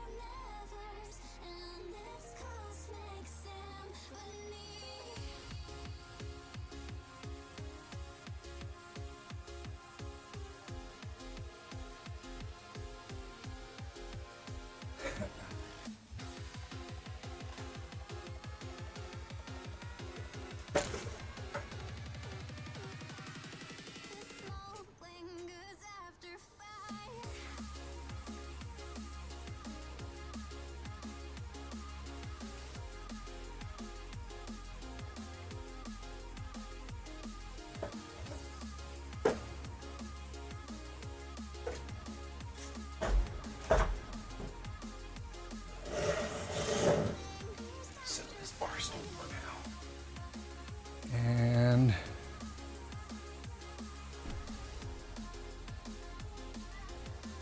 there we go. All right. Oh, I still need to make a tag for that.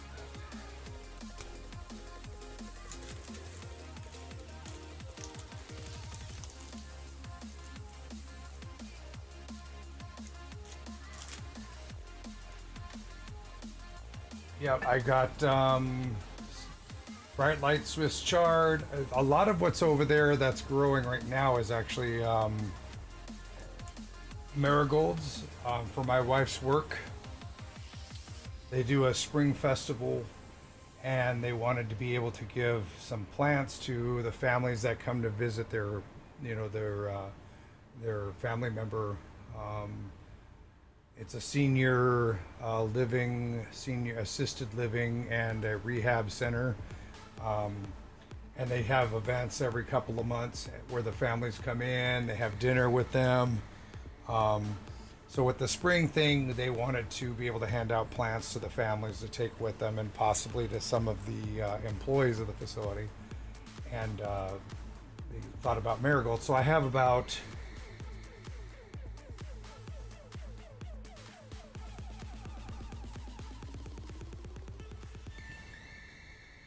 one, two, three, four, five. I think I have 5 flats, which is like 250 marigolds, and then I have 1 flat of impatiens started just for that. Who is that? Trib, thank you for the 2 months in a row. Thank you so much for the resub, the love and the support. I appreciate it. Cyclical tranquility, hello. Planting hopes and dreams and a better future. Or maybe cabbages. I will be doing cabbages this year too, don't worry. I'm doing a different type of cabbage that I can make. I'm doing 3 different types of cabbage actually. Green cabbage, red cabbage, and then I'm doing a cabbage that's used for making kimchi. And it'll be my first year growing that particular brand of cabbage, or that particular type of cabbage. So yeah, I mean, over there right now I have, we just did, 3 more varieties of cauliflower. So I have like 5 varieties of cauliflower. I've got some broccoli that we just did tonight. I've got bright light Swiss chard. I do have some artichokes, which you could probably see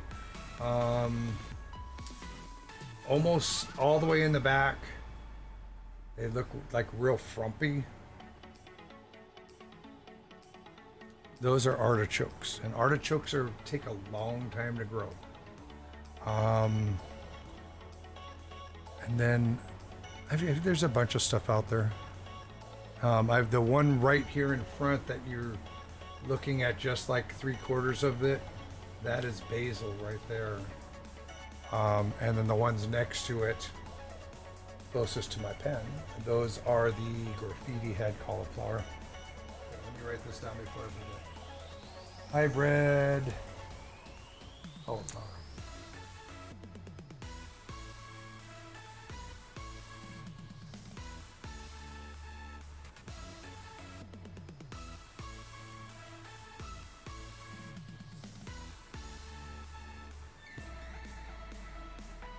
I'm just gonna throw it on top for now. There we go. Okay. So we got a lot of stuff planned. What did we do? 5 flats tonight? 1, 2, 3, 4. Yep, 5 flats. Not too bad. 250 plants planted. Probably more because of the extra seeds. Captain Bob Dole. Bob Dude. Bob Dole. Why did I say Bob Dole? Bob Dude. Thank you so much for the 2 months. Thank you so very, very much. Brother Love, hello. I actually liked kimchi. It's the winter variety, the spicier one that I like. Actually, I have a jar in my mini fridge right behind me of mild winter style kimchi. Anytime I get Chinese food, I make sure that I order something that comes with rice.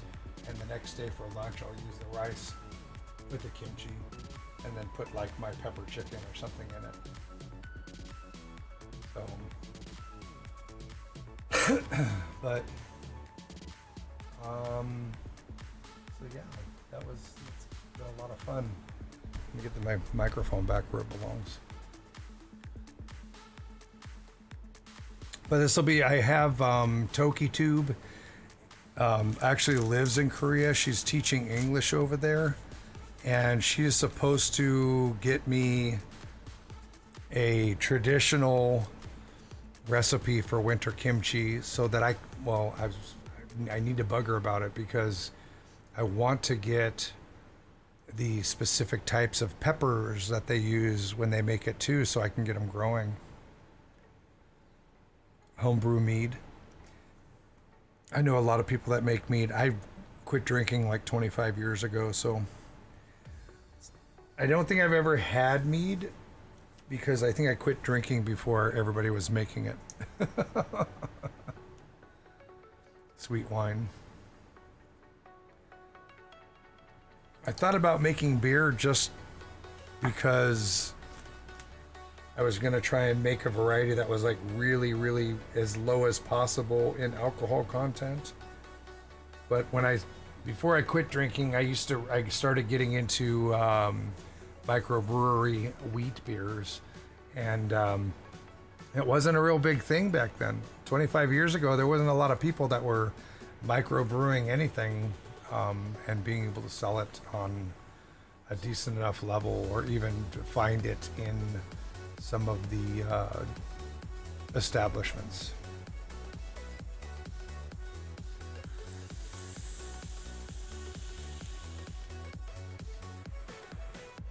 I did have people that wanted me to try growing some hops, but that is a very specific crop. And a lot of people don't know that the processing, it has to be done like at an exact time. They have to be harvested, get to a place to roast the hops and everything else, like right in specific times, very short periods of time allowable between different things. Otherwise, they just go bad. A lot of hops and barley fields here too. One of the guys that works for one of the volunteer ambulance services not too far from here, I was out visiting him one time. And that's what they do out there on his place. He's growing hops. I learned a lot about it then. Sprinting Fish, hello, how are you?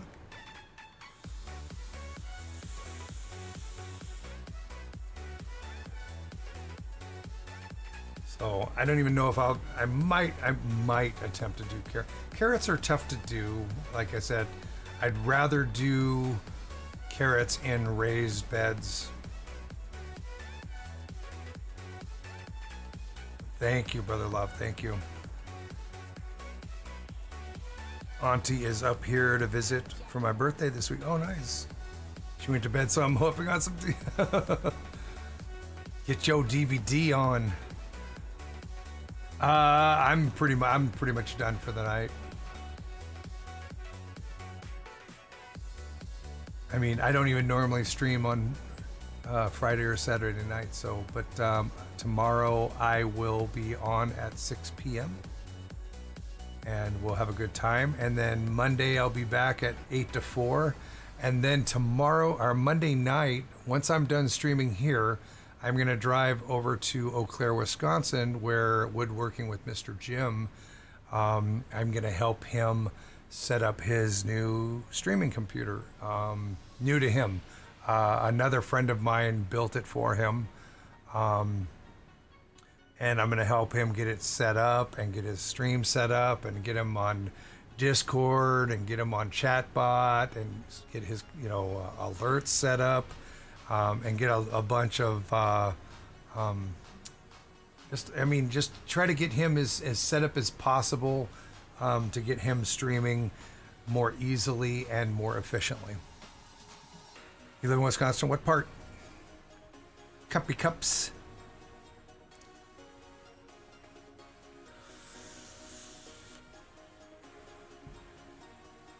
We're going to see about streaming while we do it.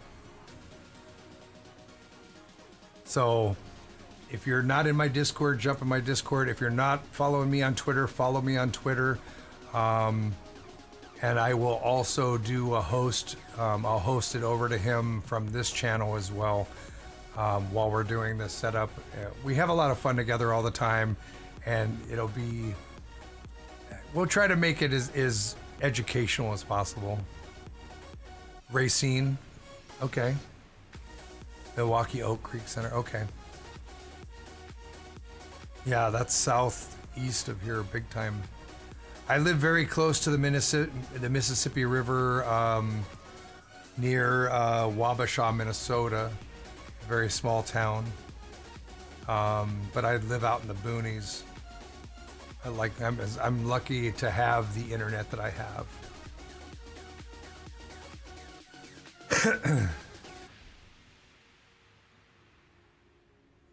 Yeah, I do. I mean, I am surrounded by hills, farms, and wooded areas. I'm in the Buffalo County area, which is huge and also world notorious for its amazing white-tailed deer.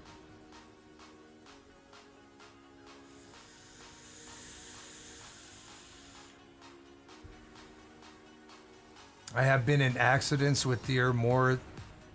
I have been in accidents with more deer than I've actually got hunting when I was hunting. I don't hunt very much anymore. Just don't have time for it.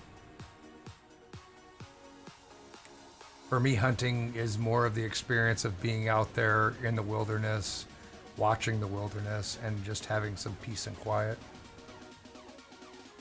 If I can put something in my freezer at the same time, I'm good to go with that.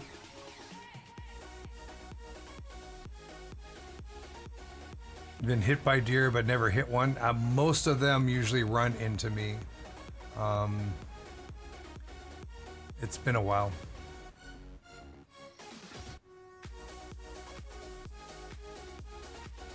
Knock on wood.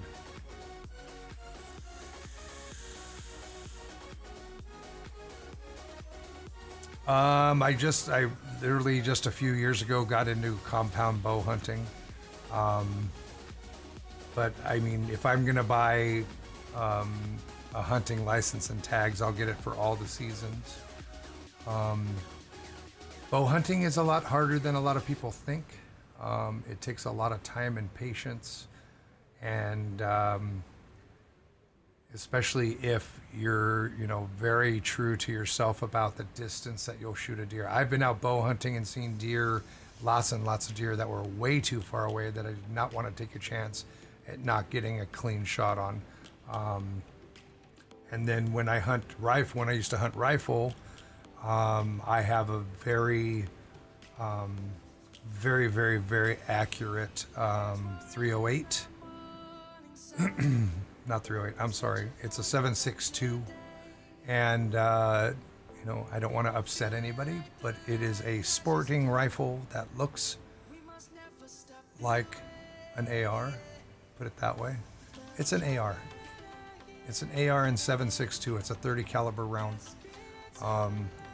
Very accurate.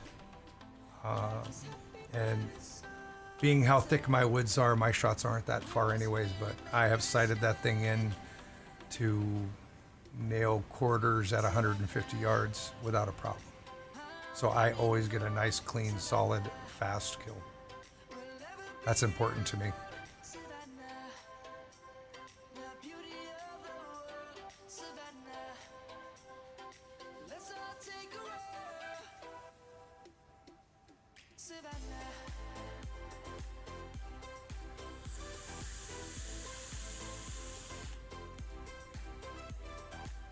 Used to bow hunt.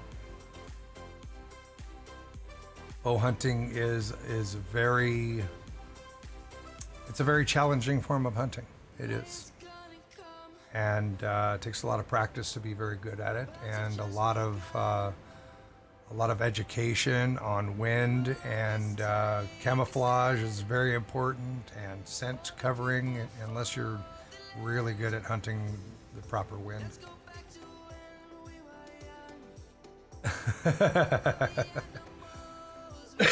Woodworking with Mr. Jim, and it would be exclamation point SO space.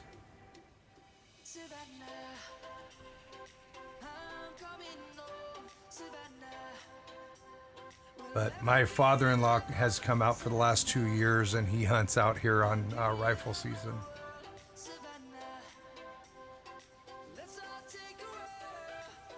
Our ancestors must have just been natural. There were a lot more lives. They were good.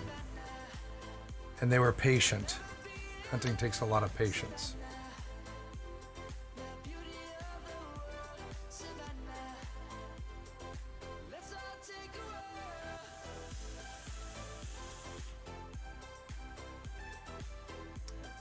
Good to see you, Consumed. How are you doing?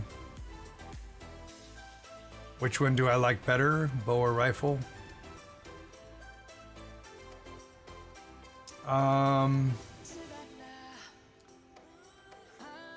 They're both very relaxing for me. I mean, I love them both.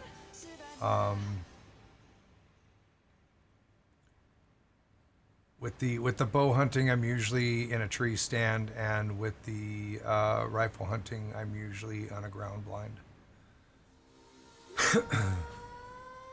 Because the thing with bow hunting is you can do it earlier in the season where the weather's not so bad and you can sit up in a tree.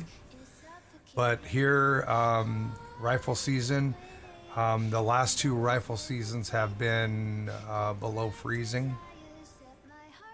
And to be in a blind with a heater is very, very beneficial.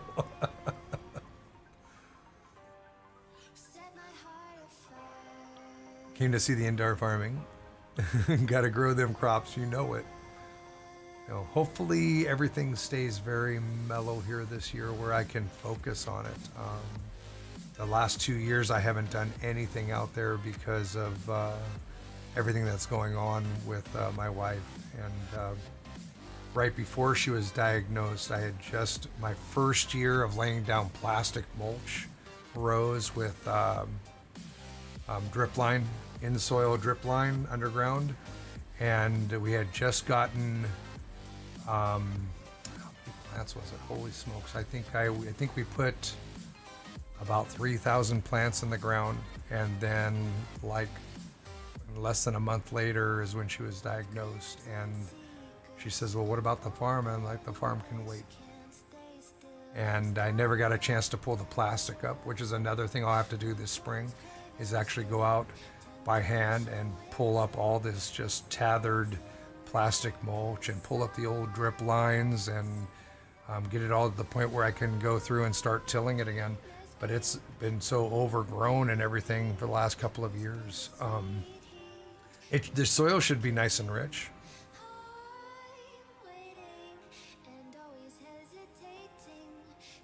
I did about a month ago.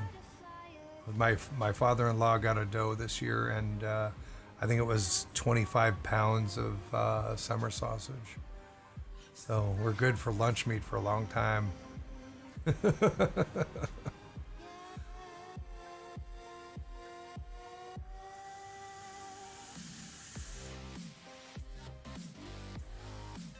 It wasn't cheap either.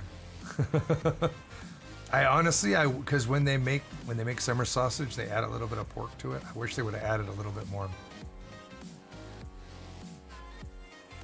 Evo.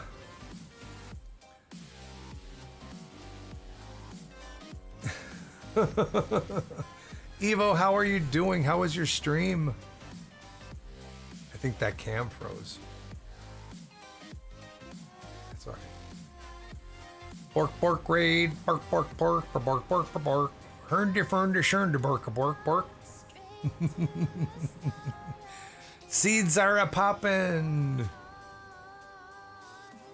We're actually just kind of just kicking back and talking now. I got 250 plants seeded.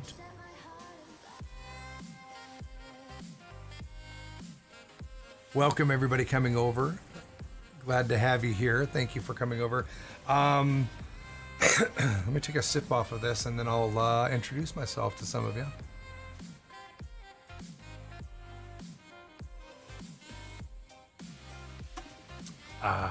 Okay. Again, welcome everybody coming over. For those of you that don't know me, settle on in. I got a little story for you. First of all, my name is Stream Dad. I know it's so because it says so right there. I am a Dead by Daylight main. I was a Dead by Daylight exclusive, except everybody complained that I never play any other games. So Halloween last year, I started playing some spoopy, scary kind of games and enjoyed them quite a bit. And then I did some mornings. Every week I did some mornings where I played variety and then switched over to Dead by Daylight midday. Now I'm back to pretty much full-time Dead by Daylight. I'm also a Ghost Whisperer. Very flattered that I was picked for it, and it's a game that I love, so it's very easy for me to want to be that.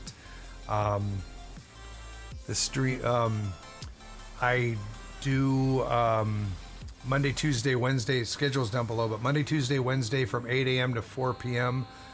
Thursdays and Sunday nights from 6 p.m. to at least midnight, usually a little bit later.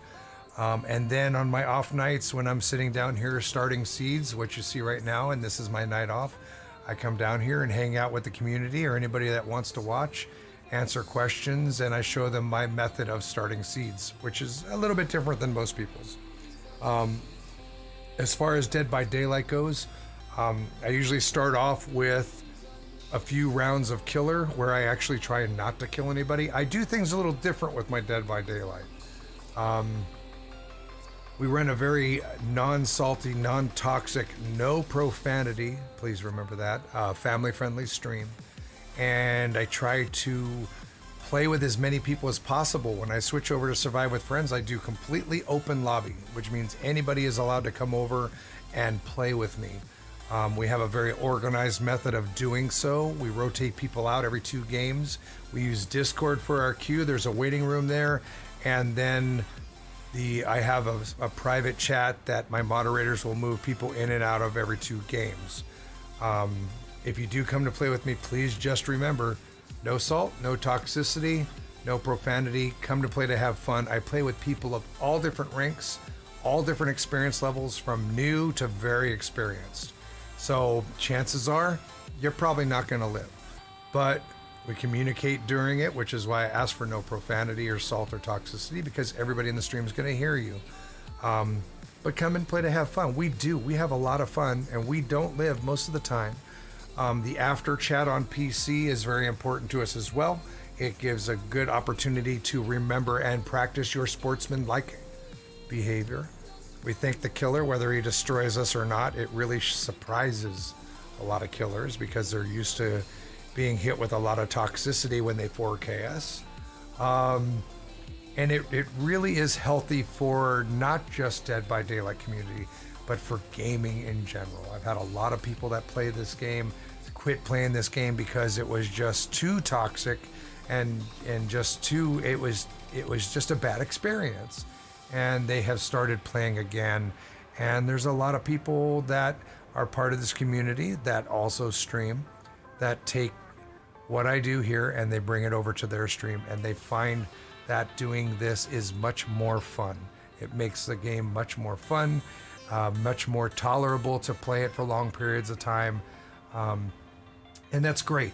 That's wonderful. I love seeing it. I love visiting other people's streams where they're just having a good time with the game and remembering that games are supposed to be fun. There's way too many people out there that have a bad day, or they're, you know, in a bad relationship, or their boss is a jerk, or road rage, and they bring it into the game when they should be forgetting about it during the game and coming to have fun. So that's kind of something that we try to remind people. I mean, I get destroyed. I have Twitch in my name, and I have a lot of killers who don't know me, and they see Twitch in my name, and they bring the Mori, and they destroy me, and they expect me to be upset. You know, and I get on there and I go, hey, GG, thanks for the game. And they're like, well, what? Or I get the people that do know me, and they know that I play with a lot of different ranked people, and that we are here to have fun and not be toxic. And sometimes they lighten up, and sometimes they enjoy the game more knowing that they're going to play with some fun people. That's what it should be. That's what it should be all the time. So that's what I do. On Thursday nights at 6 p.m. when I start on PS4. I do actually play this on all platforms. Xbox, I used to have an Xbox night, but the matchmaking was too slow. Hopefully, when dedicated servers come in this summer, hopefully we'll be able to add Xbox back to our lineup. And then Switch, I've got a Switch set up too. I'm looking forward to see how it plays out on Switch as well. I do love this game, and I want to make sure that there's a good long history of this game running, that I can have fun with as many people as possible.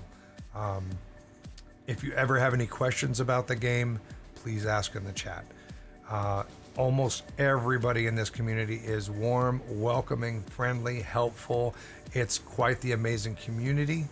It's really what made it as big as it is, and has really shined a light on Dead by Daylight community as well. So thank you for coming out. As far as the ovarian cancer stuff that you see all over my stream, this is my farming scene. Usually I have a Dead by Daylight scene. The ovarian cancer awareness is something that's very important to me. I've been doing it since I started streaming. The reason why I started streaming to begin with was because I was home taking care of my wife, who we were dealing with recovery from major surgery and going through chemotherapy. And so it's the early signs and symptoms you see down there below. I mean, it's pretty amazing. They're very similar to everyday type ailments, which was what makes ovarian cancer such a dangerous form of cancer, and one of the latest detected ones because of that. And it's not just like, oh my God, I have constipation. Oh my God, I have an upset stomach. Oh my goodness, I'm tired all the time. Oh my goodness, I'm bloating. I have ovarian cancer. No, it's when these problems are happening on a regular basis. They're lasting for long periods of time, and you go to see a doctor. And please go see a doctor. Don't put it off because you think, oh, it's just constipation. If it's happening on a regular basis, please go see a doctor, please. They'll run their regular battery of tests and laboratory tests and stuff, and they don't find anything wrong with you, and they send you home, because in this country, there is a serious opiate addiction problem, a painkiller addiction. And a lot of people go in and they claim that they've got pain that they don't. And when the laboratory tests show nothing, they're quick to assume that you're just there trying to get painkillers. And it's very unfortunate, and it's very dangerous, and it turns out to be very deadly sometimes. Cancer is nothing to shake a stick at. We know this. So it's one of those things like, if you know your body better than the doctor does, you know you're not there looking for painkillers. I mean, if you have a painkiller addiction, get some help. Because they lost 12 people last week in Minnesota alone to overdosing on painkillers because they were addicted to painkillers. Okay, nationwide, we're losing over 2,000 people a year to painkiller addiction overdoses. So if you have an addiction to painkillers, please find some help. There are methods of taking care of that, okay? But if you're having these physical problems and your doctor can't find anything wrong with you, you may want to bring this up to him and say, look, I'm not here for your painkillers. I honestly don't feel good. I also know that this is a possible symptom of ovarian cancer, okay? Or any other type of cancer, look it up. We're the ones that need to beat this, okay? Early detection is the key. The earlier you find it, hopefully the more easier it is to take care of and move on with your life. Trust me on this. Okay, I do this because I don't want others to have to go through the trials and tribulations and the worry and the concern and everything else that goes along with it when you find it in later stages. That's why I'm here and I do what I do for the awareness. But let the doctor know. I mean, there's no specific test for ovarian cancer. Pap smears do not find ovarian cancer. Pap smears are for cervical cancer. All right, so the only way that they're going to find it is, one, to recognize the early signs and symptoms, and two, they're going to have to do some type of scan to check the area to see if there's tumor type growth there, whether it be an ultrasound or a CT scan. So let your doctors know, get it taken care of, find it as early as possible, and please do me a favor and help me spread the word. If you know somebody with ovaries, and we all do, whether it's a coworker, a loved one, a family member, family member's loved one, whatever, please just insist that they look up ovarian cancer awareness, because any website that deals with ovarian cancer awareness is going to have a list like this, if not longer. And we need to find it as early as possible. It is one of the latest detected forms of cancer because of what I've mentioned. So thank you for doing that for me. Thank you for listening to me talk about it. I know it's a long discussion. I've shortened it down as much as I can. So come and play with me sometime. My schedule is down below. Follow me on Twitter, join the Discord. I'm on Facebook too. I do announce when I'm going to go live. Usually I try to get at least one stream like this in on my nights of stream that I'm not streaming. I'm here streaming because why not? I'm here doing it anyways. Might as well hang out with you guys, answer questions. Maybe you can learn something. Maybe you can teach me something. I'm open. I'm always open. So thank you again, Evo, for bringing everybody over. I do greatly appreciate that. I hope you're doing well. I keep an eye on you. I do. I pop in there once in a while, except you're not family friendly. I do. You know, the more I do family friendly streams, the harder it is for me to tolerate hanging out for too long in streams that aren't. But I do love what you do, and I love the content that you provide, and you are a lot of fun.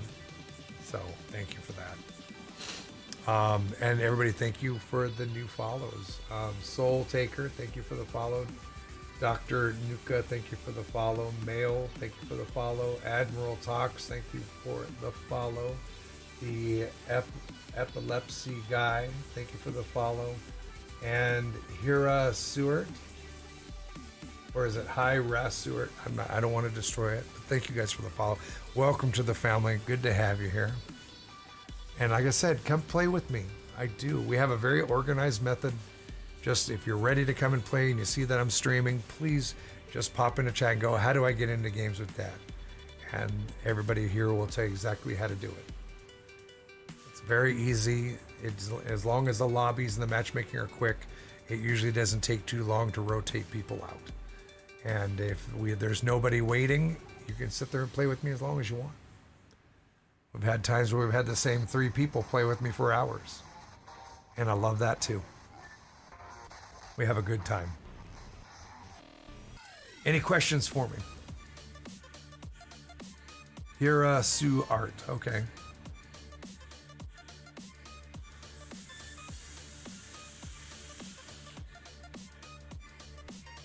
Gamer, hello again.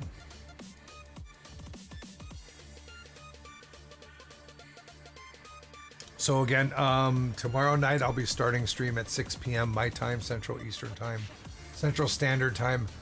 The schedule's down below. The schedule will show your time zone. That's what's nice about it. And then Monday I'll be back here at 8 a.m., 8 to 4. I run full time Monday, Tuesday, Wednesday, 8 to 4. Monday night I will be, after stream, I'll be getting in my vehicle, driving out to my buddy Woodworking with Mr. Jim, who is new to streaming, and he's getting a new to him computer to stream on. And I'm going to be sitting there streaming on his channel. I don't know, maybe his, maybe mine, probably his. Setting up his new system. If you're interested, if you're streaming and you want to see how that's done, stop on over. Follow me on Twitter. I'll post on Twitter about it. I'll post in Discord and my announcements, and I will also host him from our channel as well. But it should be a good fun night. We have a lot of fun together. I can't be there too late because I stream at 8 o'clock the next morning, and he's an hour away from me. So that means after I get done with him, then I drive an hour home, and I need to get some sleep before I stream in the morning. But it should be a lot of fun. And if you're, like I said, if you're thinking about streaming and you want to see what all goes into setting up a stream, stop on over.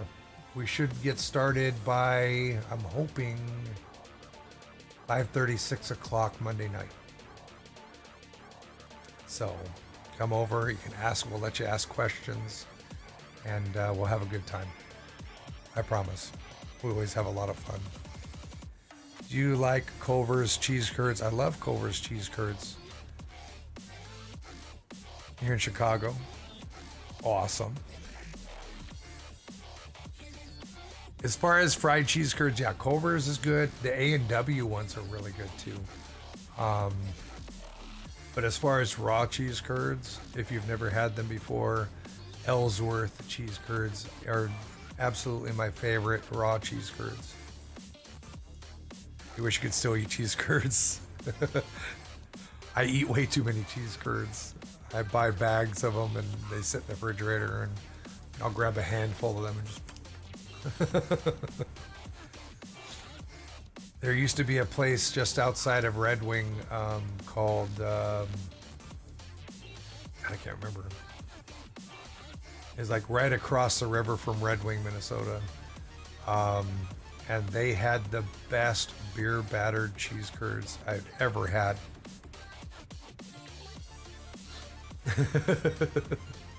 I have my brother in California once a year asks me to send him cheese curds, and I go and I'll make a special trip to Ellsworth, which is again about 30 minutes, and I get them right from their factory. And I'll get like 3 or 4 different flavors. He wants like the spicy ones, the regular ones, the garlic ones. Oh, and I package them up and I wrap them in aluminum foil and I freeze them. And then I send them to him priority mail, and he gets them in about 2 to 3 days. And he lets me know when he gets them, and comes out to visit me every few years. And the first thing we do when he gets off the plane is we stop for cheese curds. Gamer snacks. You just have to be careful you don't eat too many of them and not something else, because you'll spend a lot of time not gaming, sitting around waiting for them to... I'm not going there. It's cheese, by the way. My friend from Wisconsin brought cheese curds to TC. Really? What if there's Mortal Kombat versus Street Fighter? What if there's Mortal Kombat versus Street Fighter? What do you mean?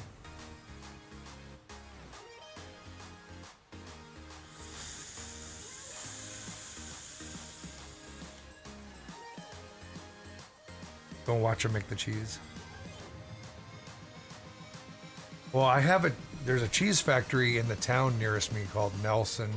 Well, they don't make cheese there anymore. It used to be. It used to be Nelson Cheese Factory. Now it's called Nelson Creamery. And they used to have a setup there where you could watch them making the cheese curds. But it changed owners, and now it's more like they still bring cheese in from local cheese makers, but mostly they have they're like a wine, cheese, and cracker type of thing, and they have some pretty good sandwiches there too. The game itself,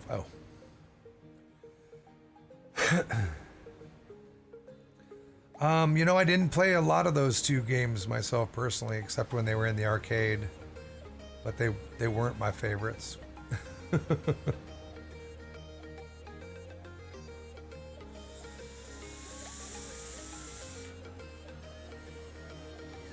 Mr. J in the house, how are you? How's the weather up there? I'm hungry too. And I don't have any cheese curds. Howdy face. Can't see it so much of them. Let me see if I can make it.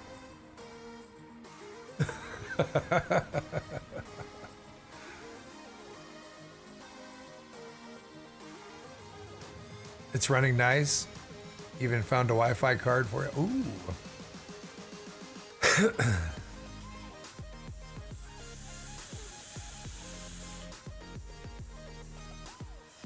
So he's coming out there Sunday to pick that up.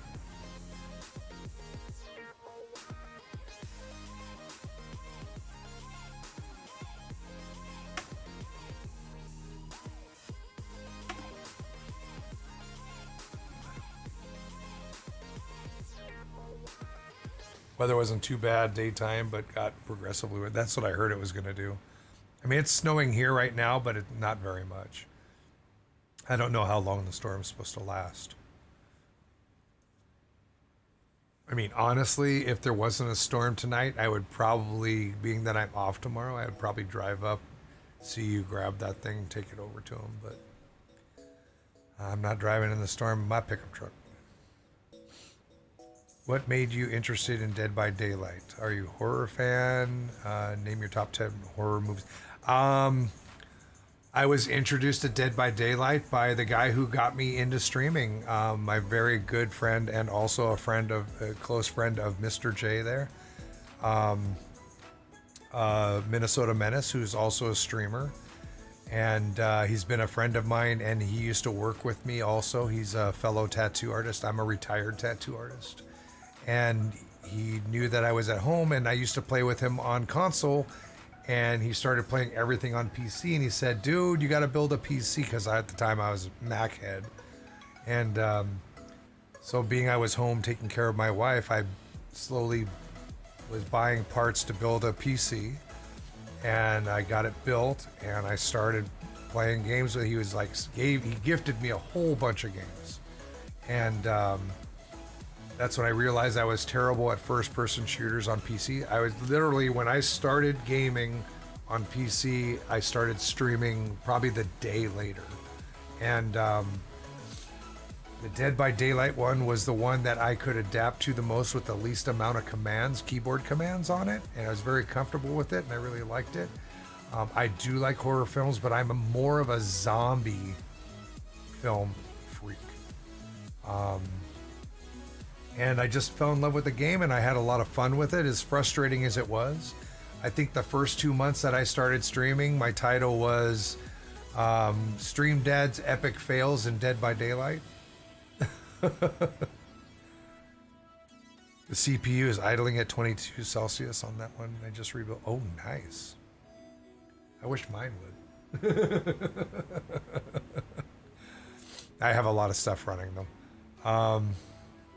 Evil Dead.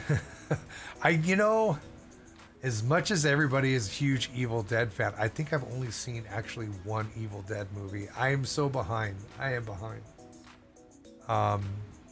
My days of zombie movies started with Night of the Living Dead, oh,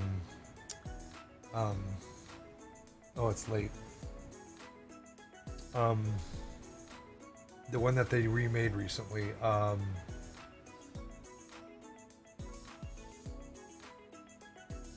Man, I'm losing my mind. I have not seen the new Halloween yet. I rarely ever get a chance to go to the movies. Dawn of the Dead. Dawn of the Dead. I went and saw Dawn of the Dead 5 times in 2 nights. I love that movie. I thought it was hilarious. It was a wonderful zombie movie. The remake was amazing as well.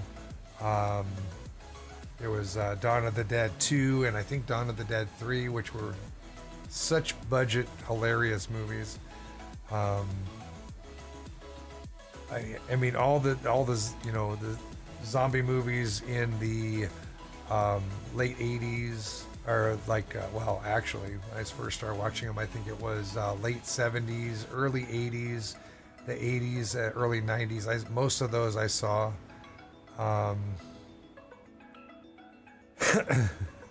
Especially in Dawn of the Dead with the Hare Krishna zombie was one of my favorite parts. Back when Hare Krishnas used to dress up like they do.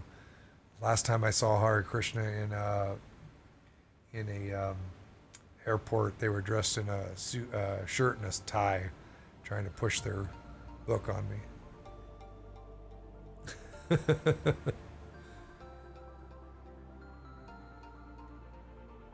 Yeah. How you doing, Checkers? The new Halloween's really... I heard it was really good. I just haven't had a chance. My wife is not so much a horror film watcher either, so... Poltergeist. The original Poltergeist was amazing. I think I watched that thing 100 times. Original Texas Chainsaw Massacre. Texas Chainsaw 2 was hilarious. The remake of Texas Chainsaw was really good. I went and saw that with my daughter and her friends, and you know, the hitchhiker scene. And so we're driving, you know, back from watching the movie, and I was like, wait, there's a hitchhiker there. Let's go back and pick him up. Yeah. Audrey, thank you for the 133 video scare. Oh, Child's Play. I love the Child's Play, and I'm a huge, now I'm going to forget her name too. The one who played the Bride of Chucky. I've got such a crush on her.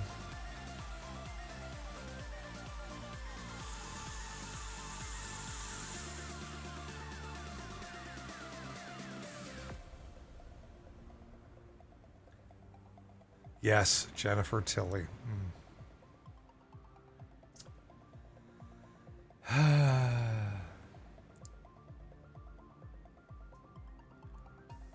Lloyd Kaufman. The name sounds familiar, but I can't place it.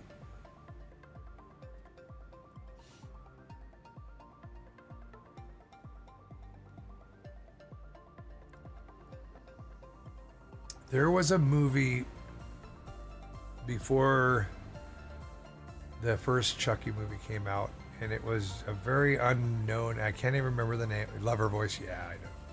I love everything about her. There was this little horror flick that it was a woman in a house, and somebody sent her a gift, and it was like a little, like, not a voodoo doll, but just like this little doll character thing on a chain. And when it came off of the chain, Ray, how are you doing? Thank you for the 10 months. How are you? How has your evening been? How's your weekend so far?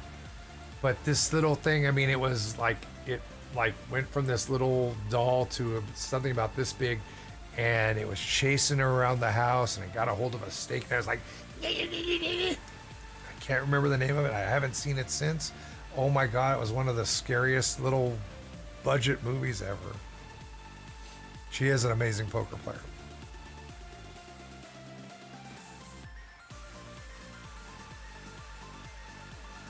How are you, Nobody Tiny Paws? Motel, yes, I saw Motel Hell. Very good. As well as the Psycho movies. Drag Me to Hell. I don't know if I've ever seen that one. Caught the plague from someone, so now I'm sitting in bed trying to... Oh no. You got that flu thing, huh? Doing good? Awesome. Gotta go. All right. All right, Bob. Take care. Thanks again. Good seeing you again. Thank you for the resub. Appreciate it. Hope the rest of your weekend is wonderful.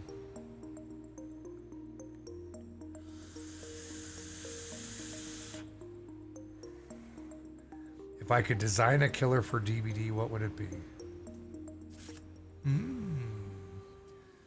Dad designed killer. I honestly would say it would have to be a zombie. It would have to be a zombie.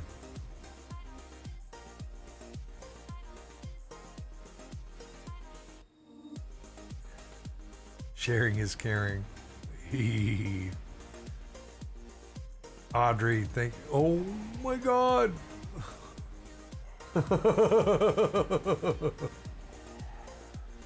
Whew. That one gave me the hairs in the back of my neck stood up. Audrey, thank you for the 333 biddies. Thank you so much. Can we get some loot and love in the chat, please? If you type exclamation point loot or if you type exclamation point love, it'll flood the chat for you, whether you're a sub or not. Thank you so much. Thanks again, Audrey. Thank you very, very much. Dad-themed killer and a zombie. How about a dad-themed survivor and a zombie killer on a mall map? Oh my God. An indoor large mall map. Oh my goodness. That would be amazing.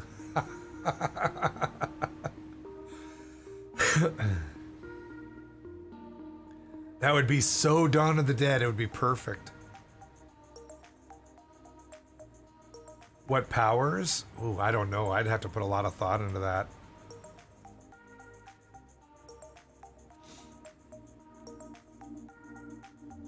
How have they not thought of this? Because they're too busy trying to pull out horror film killers instead of zombies.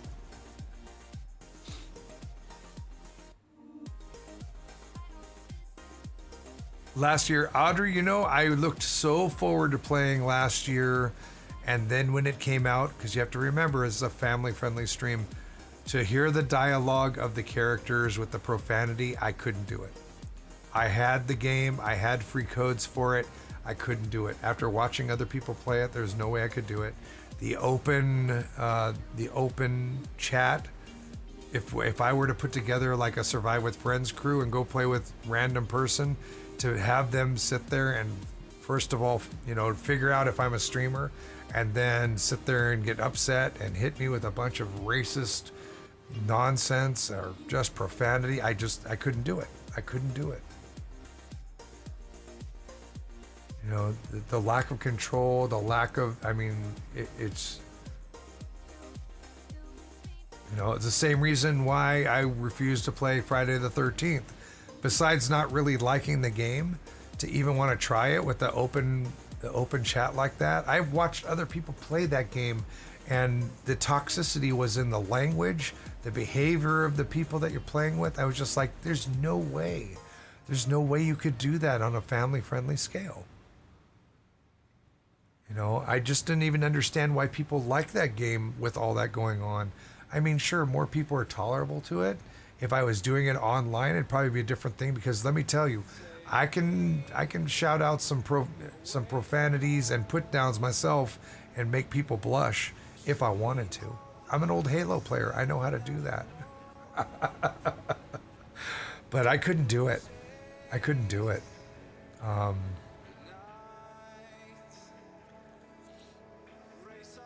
I mean, let me put it this way.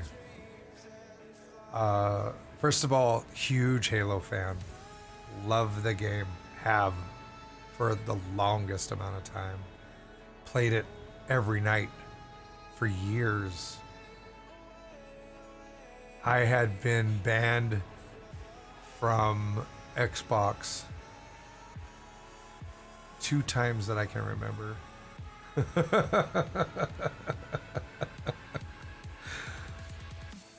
Because people, I mean, we used to mess with each other just for fun, okay? That's, I mean, you know, we used to, I mean, teabag each other in that game constantly, and it was just a fun thing, but some people just take it way too serious. And then I would have these, you know, these either kids or, you know, mid-20s people, and I'm in my 30s playing this game, right? And they'd come in there and they'd try to be all rude, and I'm just like, you better simmer down. And they're like, you know, and they'd get all profane or whatever, and then I'd hit them with some stuff, and they would just you knew they were like, wow. It wasn't just the bad language.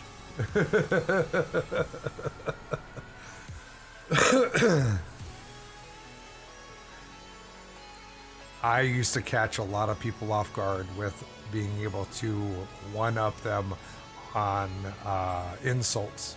Put it that way. I mean, when I was in middle school, what everybody calls middle school now, we used to call it junior high in my day. That used to be a game we all played with each other in school. We used to call it capping on each other. Don't be, you know, don't cap on me. I'll cap on you so hard, blah, blah, blah, and all this stuff. I learned, man. I was very good at that. Even like 8th grade, 7th, 8th grade. I mean, we used to do that for fun. I mean, other people playing rock, paper, scissors, we're sitting there capping on each other. Overcharged plasma pistol carbine. I used to head for the bazooka. I used to head for the rocket launcher first. That's what my username used to be, Tat Maniac Blammo. And many a splatter sprees. I was a warthog driving fool. And I had one person I used to play with all the time. She stops in here once in a while and says hi. She used to work the turret, and I used to drive that warthog around. And we were a devastating team.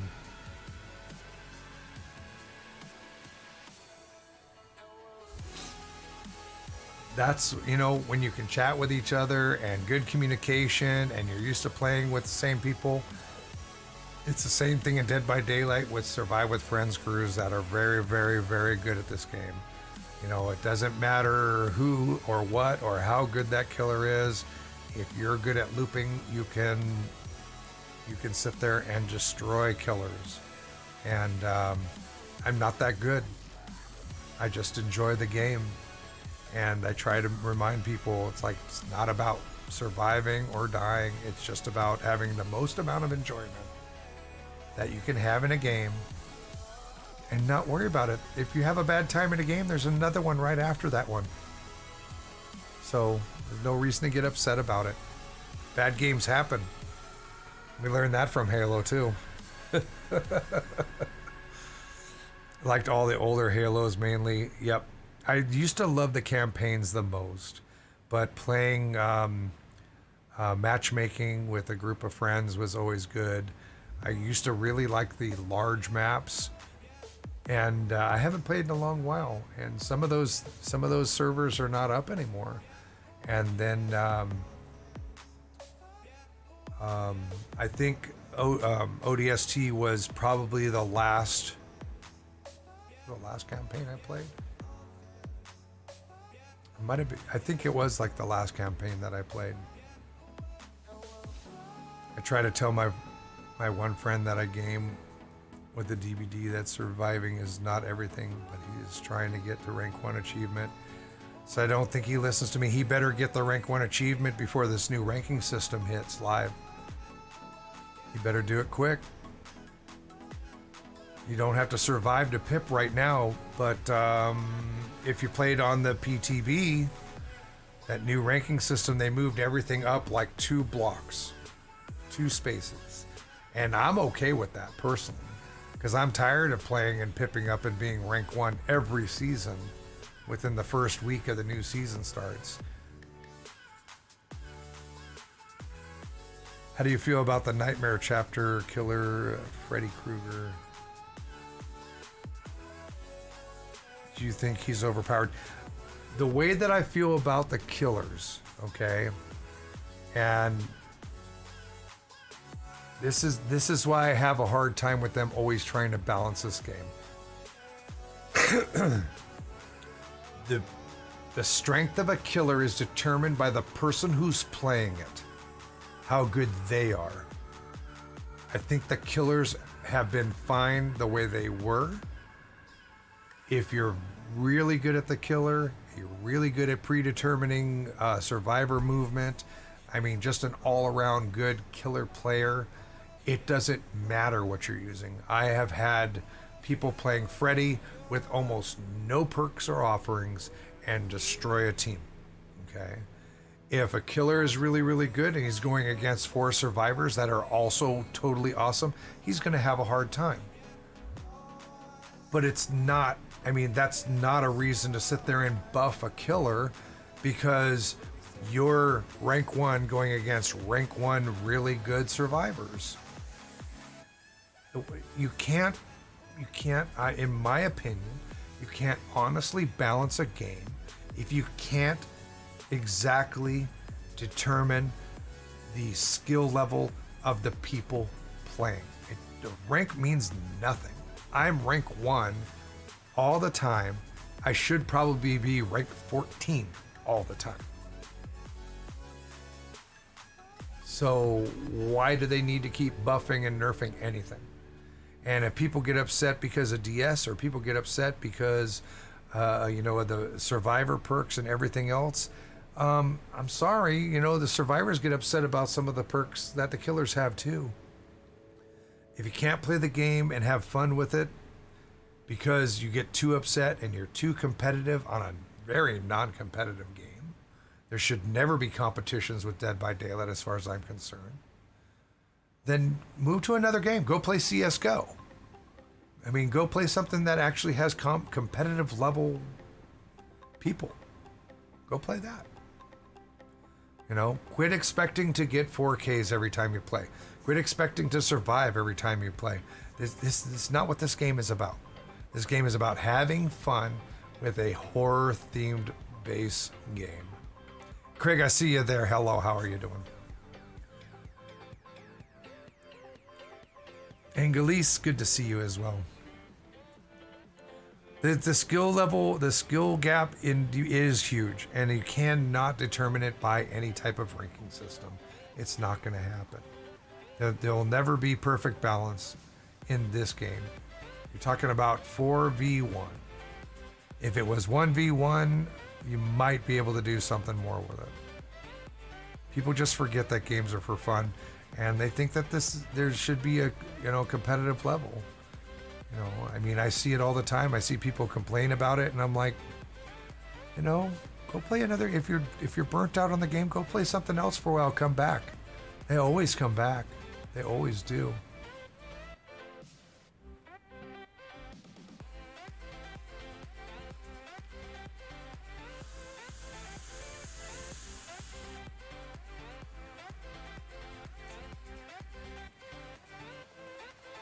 After Halo ODST, the Reach, the franchise nosedived. Just felt like milky skin cow. Yeah, I mean, what was the other game they came out with? The Halo game that was more like Risk. It wanted nothing to do with that. Will you play Killer on stream for us? I usually do it at the beginning of my streams. Why do you guys want to see me play around a killer?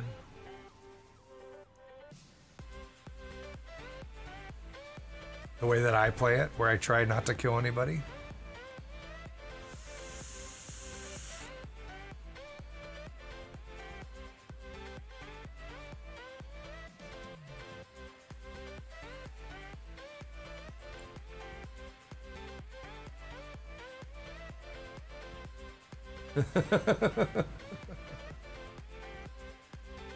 Oh, talk me into it.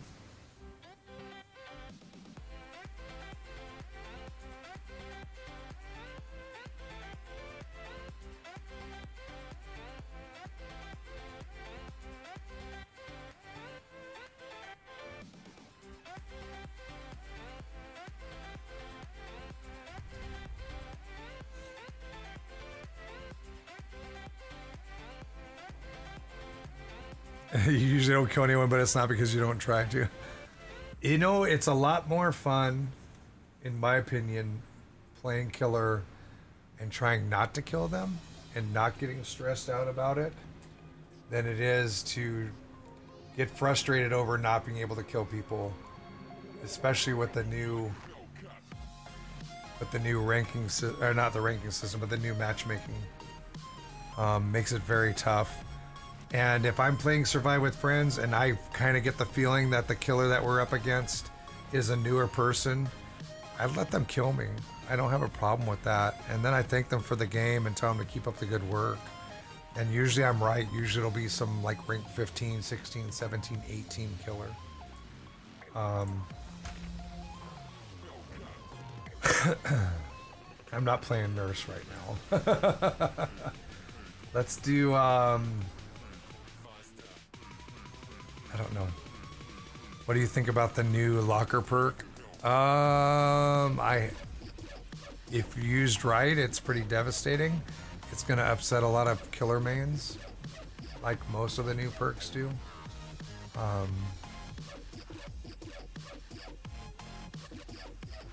Mike Myers. I play Mike Myers a lot different than most people. What do I have on him even? I don't even spend blood points on them.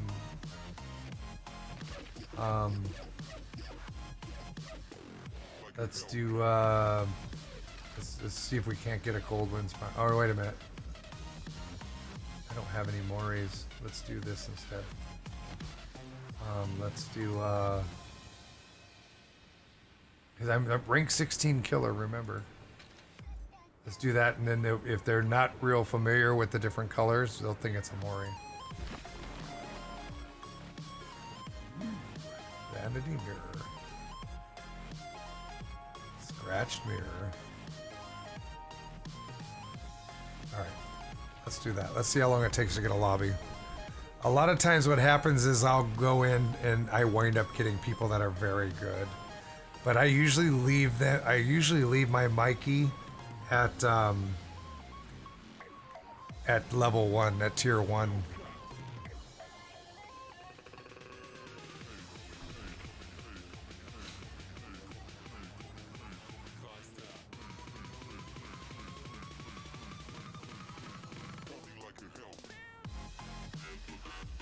Yeah, these people are gonna be very good. They're definitely not gonna be rank 16 people. Tough Terror add-on? Do I even have it? I don't even know what it looks like. I don't even know what that does. I don't have it.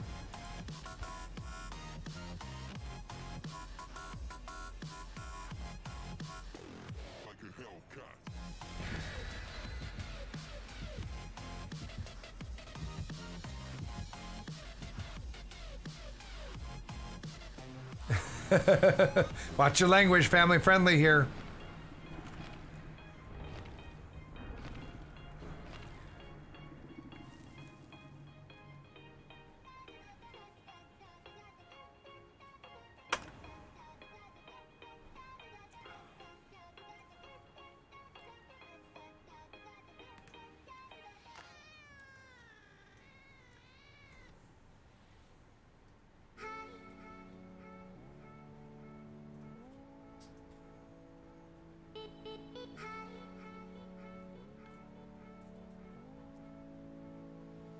I'm just gonna shut her cam off for now.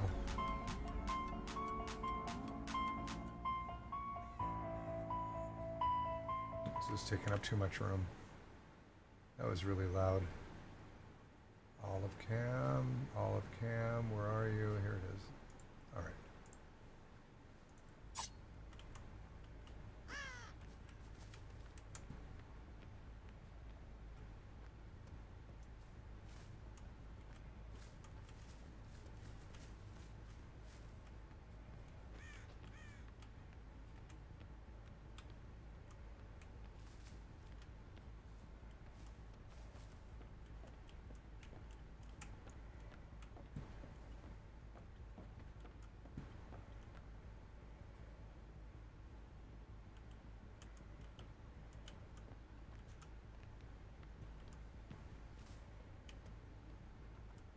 Haven't even seen anybody yet.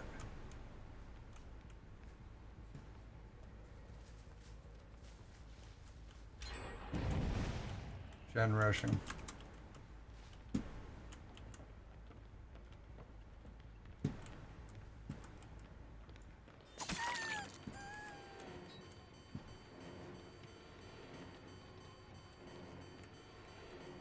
They knew I was here.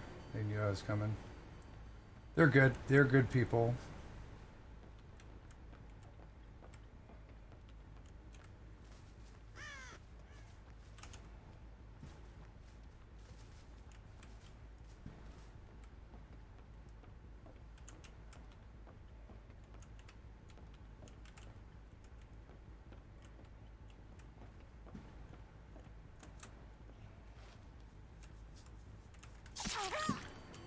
Window check. Window tech. She's still up there.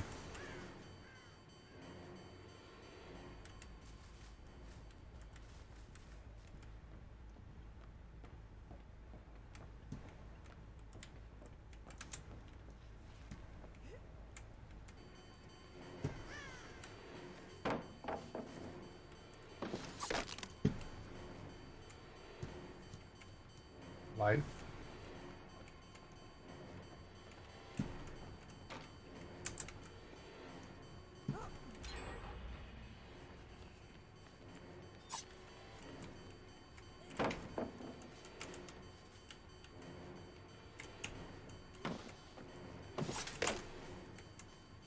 Like I said, these are not new people, and this is not why I played this game. And because of the matchmaking thing, I've honestly thought about not playing Killer anymore.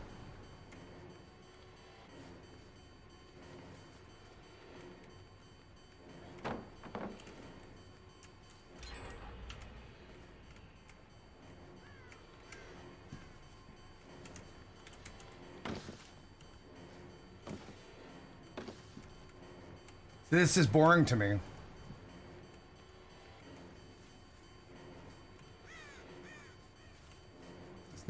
It's really not, I mean, it's funny sometimes, but it does get very boring. Yawn. And I'm glad that she did well, and she distracted me for a long period of time, but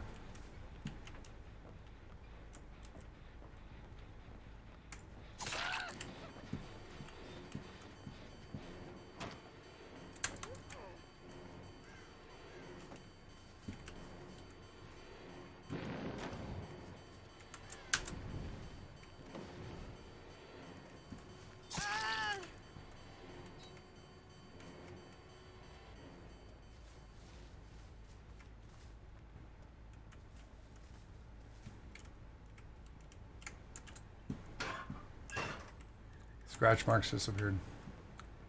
Did they change? Matchmaking is all over the place now. They're trying to do it so that it helps. That it helps get games faster for people.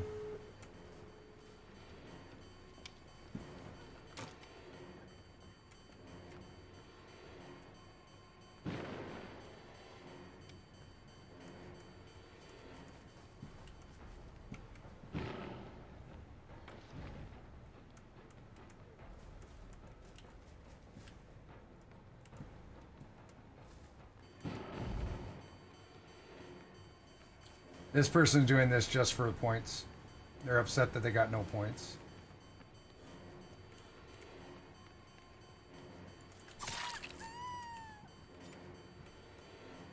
Took me off of Claudie too. They're protecting Claudie quite a bit.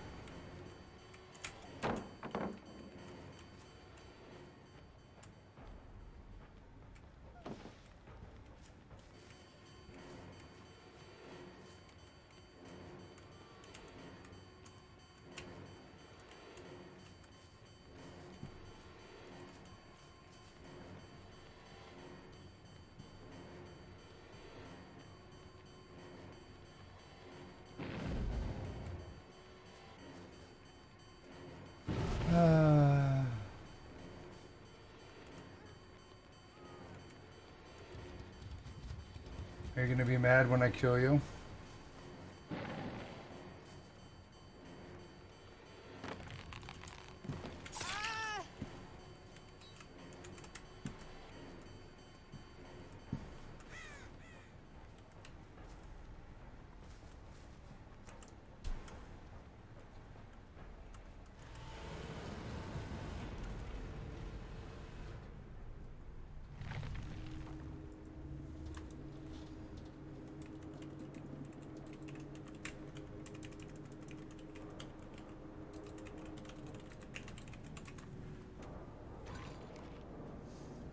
Look how far they moved up. Say, well, for killer, you just can't. Look at the ranks. This was probably Claudia right here.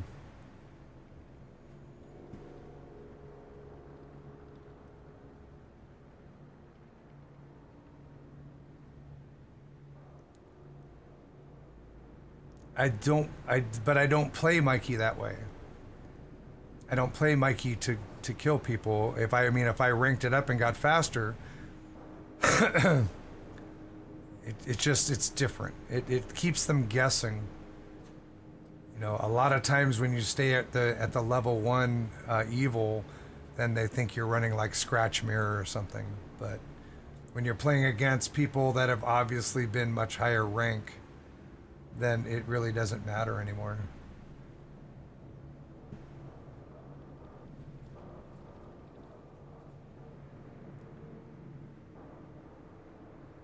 Yeah, I got the 120, but everybody else.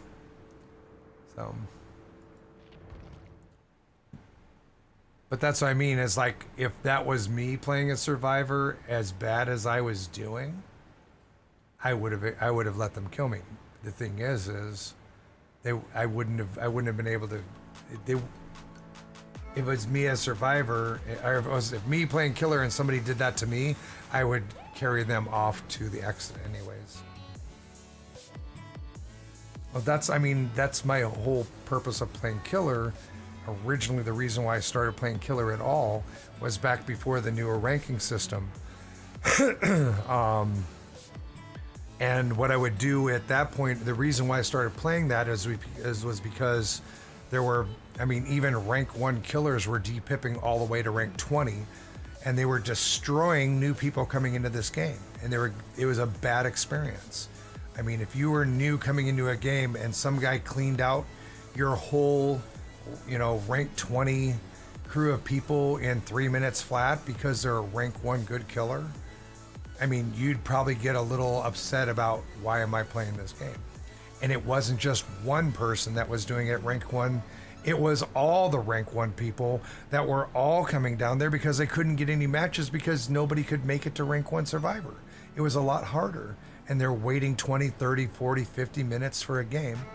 And they would depip all the way to 20, especially if it was right before new content and they wanted to get that 1,000,000 blood points. I've had it happen to me so many times by large streaming killers that came all the way down to rank 20 and then had a fit because somebody used a decisive strike on them and they smoked us all. And they did not feel bad about it. Did not feel bad about it. And that's why I was like, I need to go try to expose new players to, one, being able to survive, getting time in the game to practice skill checks and saving and healing, map familiarization, all the things you would not be able to do when you're playing against killers that are much better than you. All you're doing at the time is running and healing, running and healing, running and healing, die, running and healing, die, running and healing, die. That's not a fun game. That's not a fun game for anybody. So I was happy when the new ranking system started, where it stopped people from rank 1 going below rank 15. But it still happens. It still happens. You have people that sit at 15, they get bumped down to 17, and then the newer people get smoked. And then they made the new matching system, and now, you've got, I feel bad for new killers that wind up going against people that are like rank 13, because that the season before they were above rank 10, and they probably the season before that they were above rank 1, 2, or 3. So that's why I do what I do, and that's why I play it the way I play it. I'll do one more killer match and then I'm gonna call it a night because it's been a long day. Let me do a hillbilly so I can at least run around and have a good time with it. Space Cat, hello.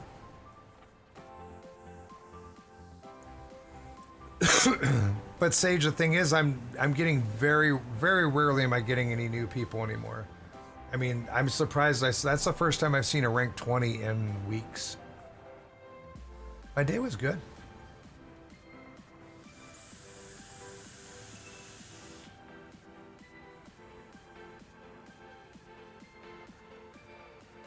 I mean, usually you can tell if you've got a newer person.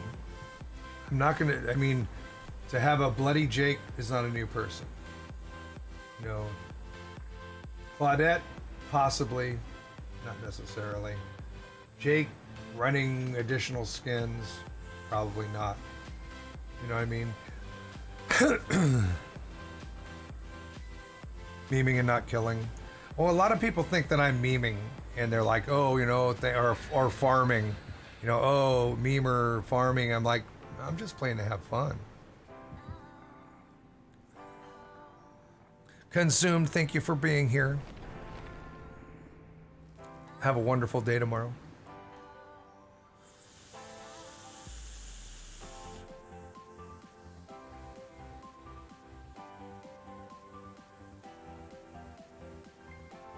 Every match when you were 20, you get a group with an 18 and 3 people under 5. Yeah, see? That's why people need to remember that the game is for fun. Oh, stop it. Stay right there. Stay.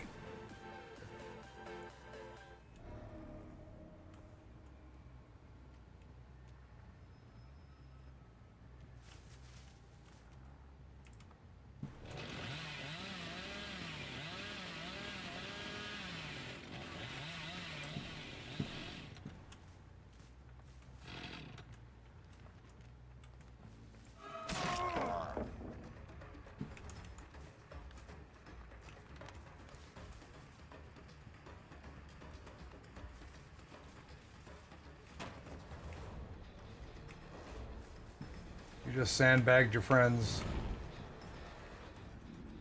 Totally sandbagged your friends.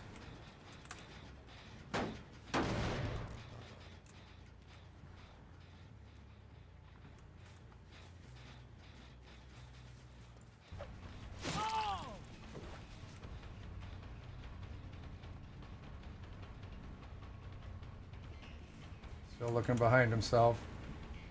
Taking me to the shack.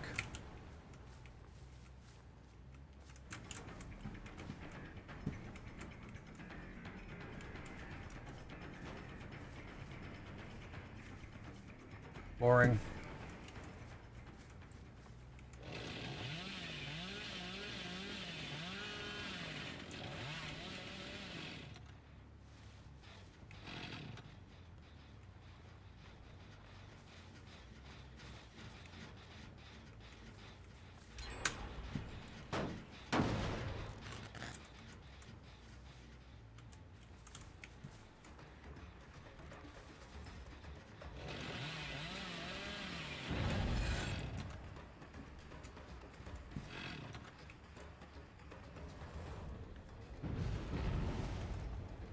I went my totem, he ran into the corner. Newest player right here.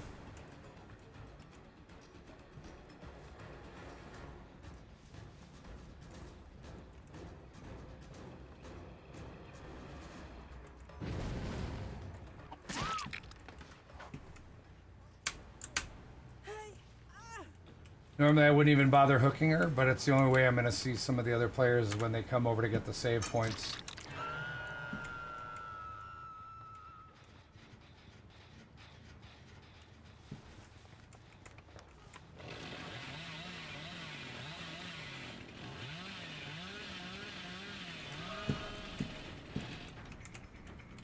You got lucky, sir. Not for very much longer.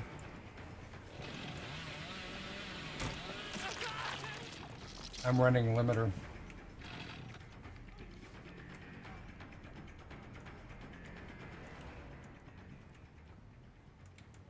You guys gonna dink around and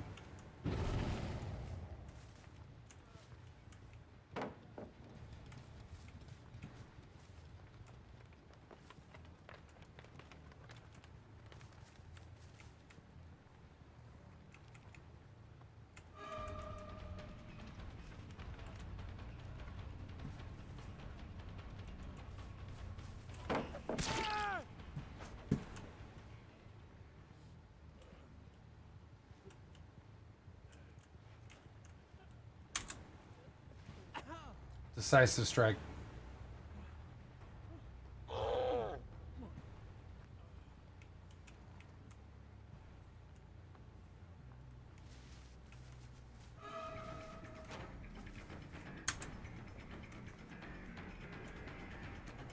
Here we go again. He's lucky.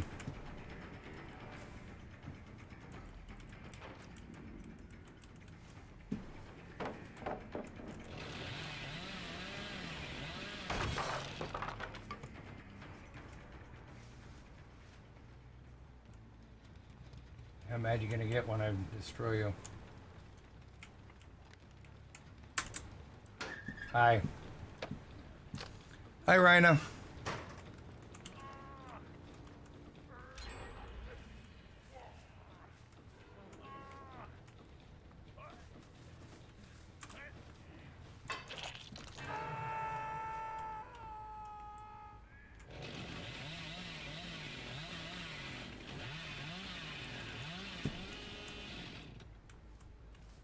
I saw somebody over here too.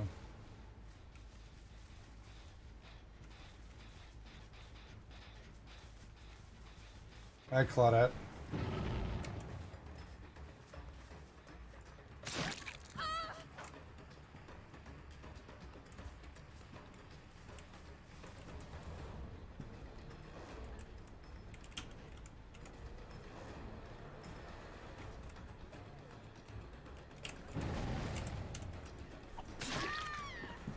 How'd that work for you, Claudie?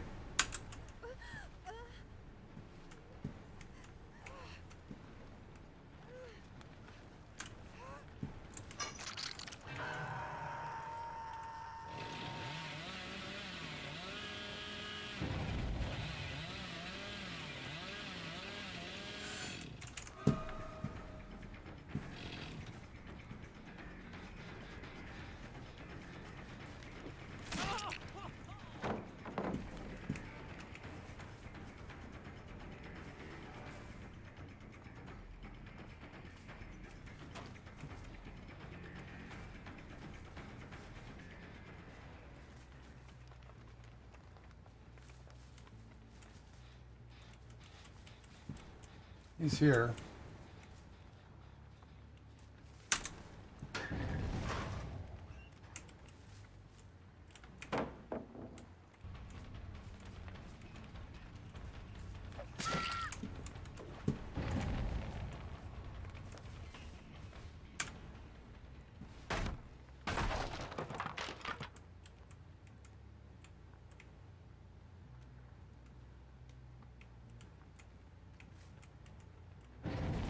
No, he's still here.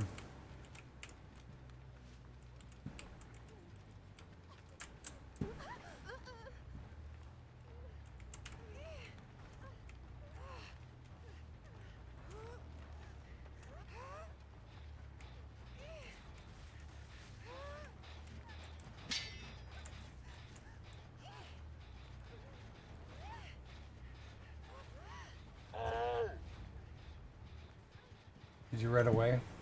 You did.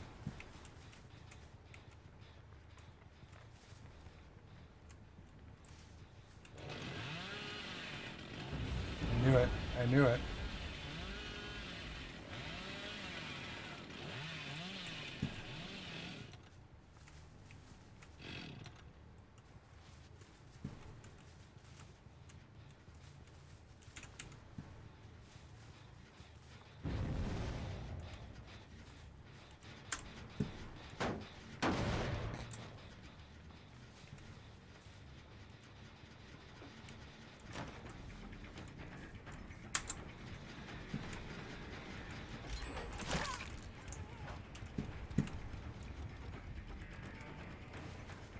Where'd you go, bro?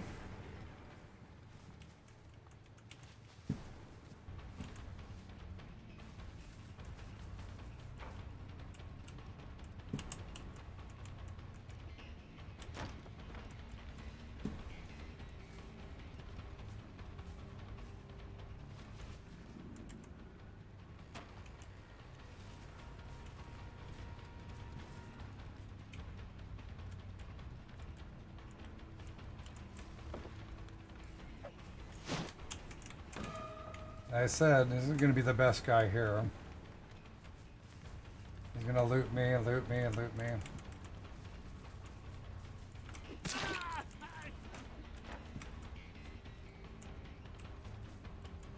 You want to try that loop again?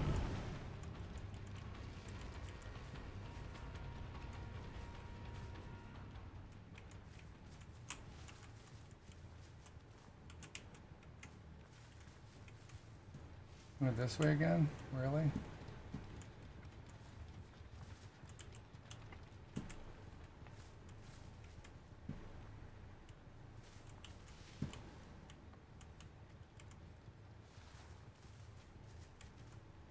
I knew he's here, he's just good.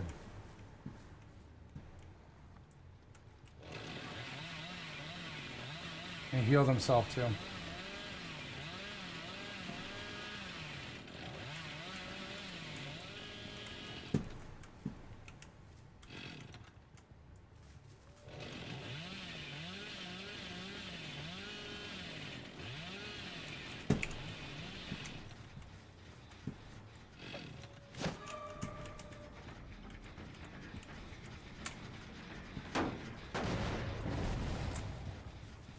And you dropped the pallet too.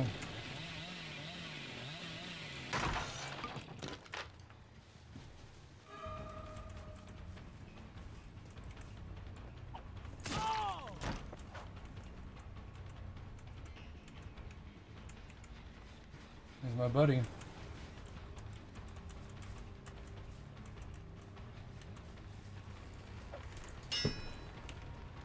He's like, ha, I got him. I 360 juked him.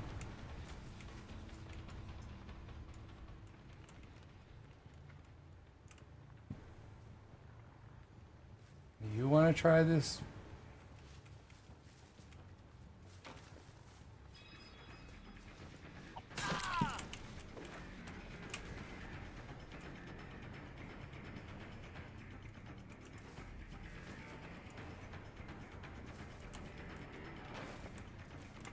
He went the other way. We know this.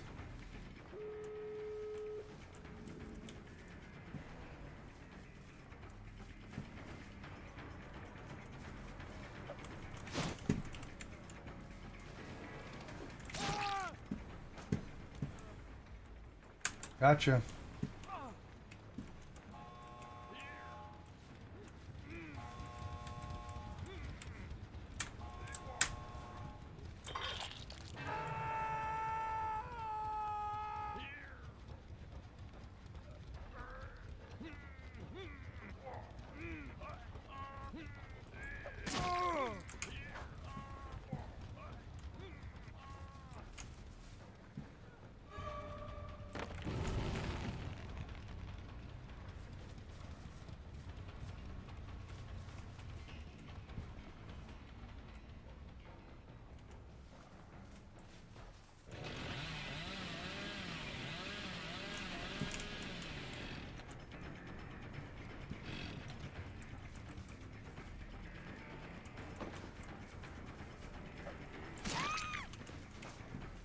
Didn't see that NOED coming, did you?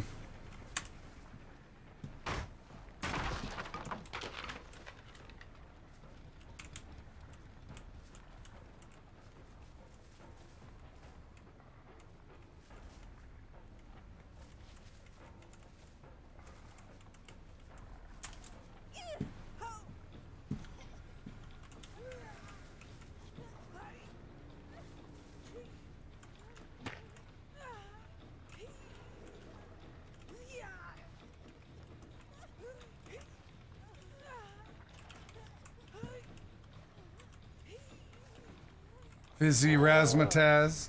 Hello. Ika Ark. Hello.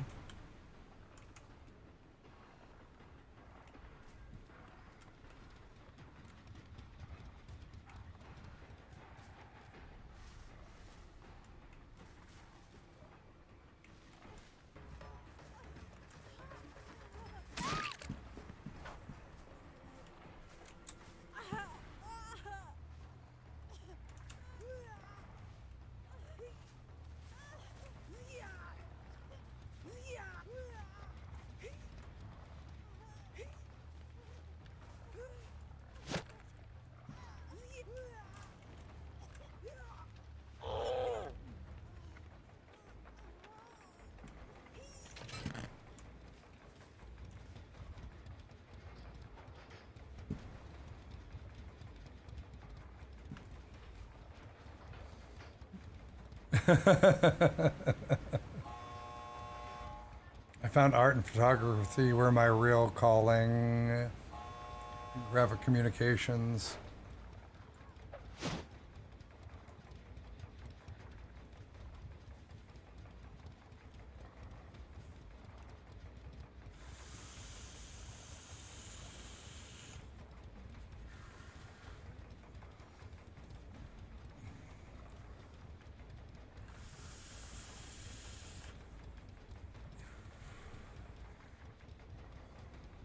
Really, you're gonna hold up my game?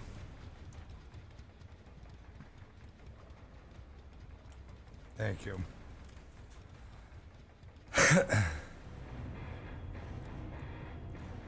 GG.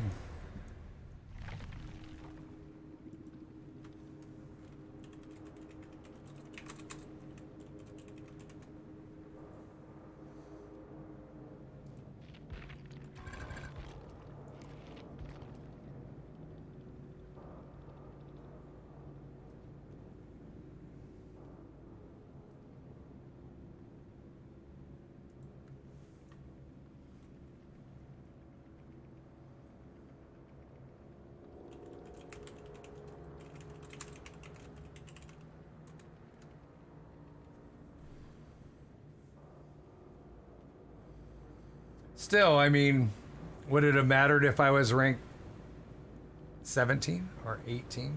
Would I have still got the same people?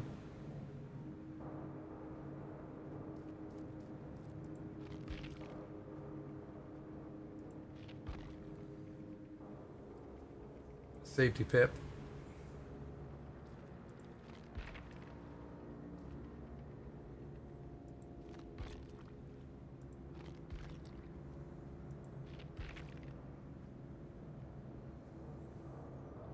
I got decent points out of it.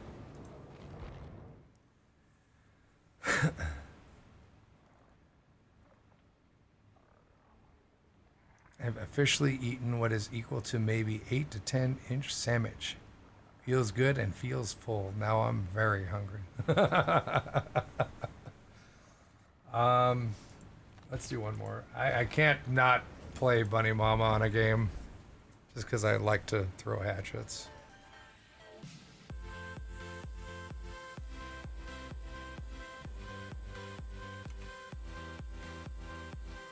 Where is my...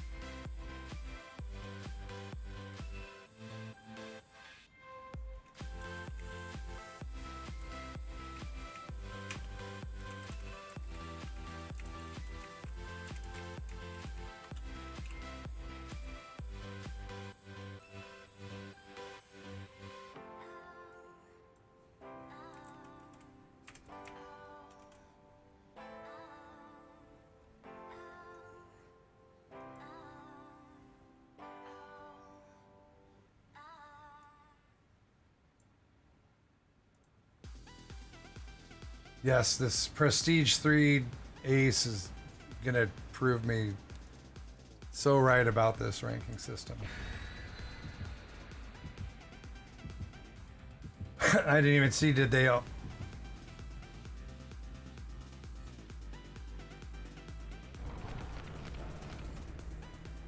I should have left it. With one of their names, I should have just left it. It's kind of rude.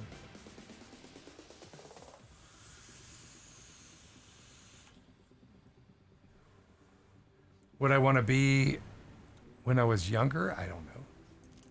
I could never make up my mind. That's why I did so many things in my life. I have jack of all trades. That's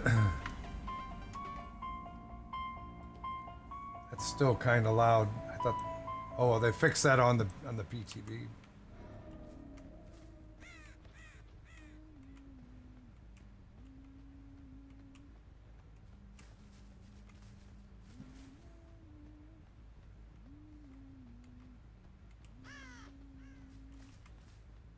Wow, that's not hard to find at all, right?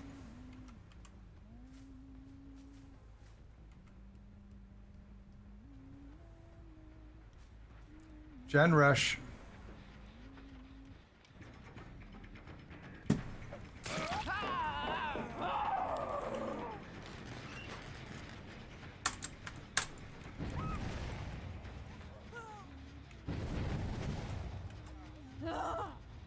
There, you used your D strike now.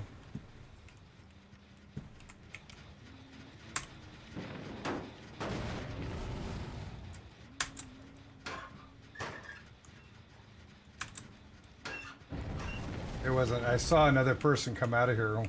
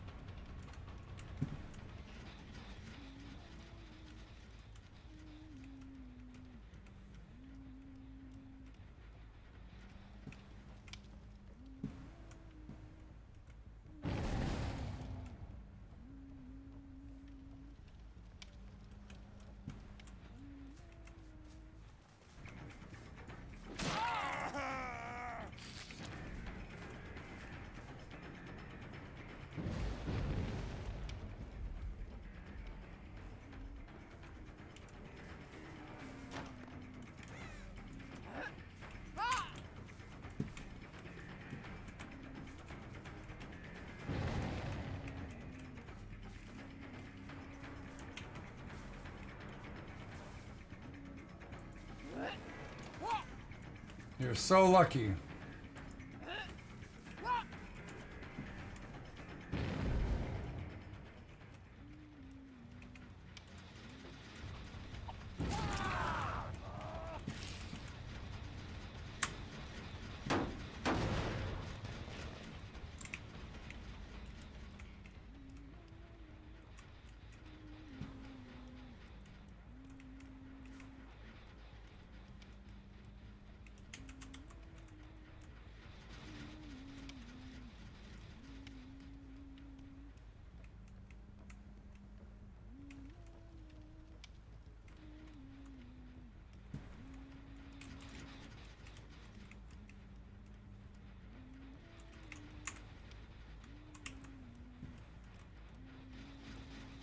I keep hearing like somebody's working on it.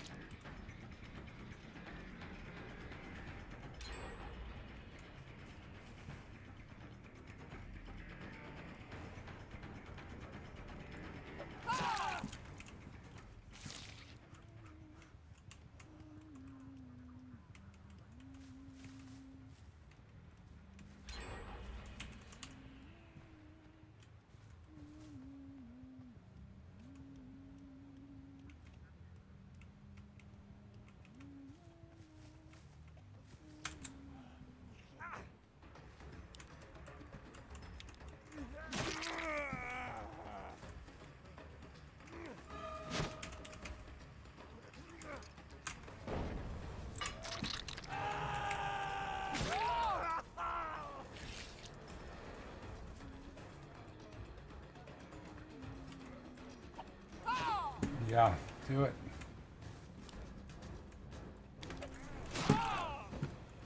How'd that work for you, flashlight boy?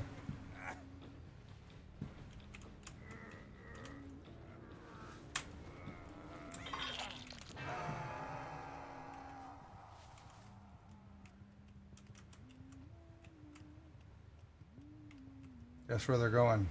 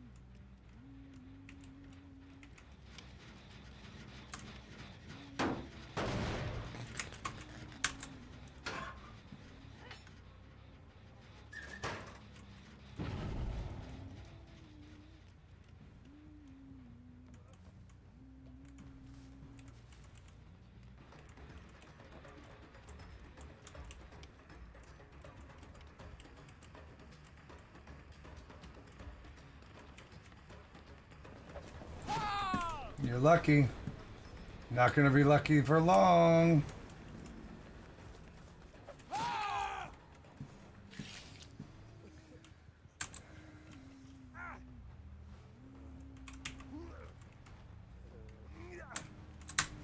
Here.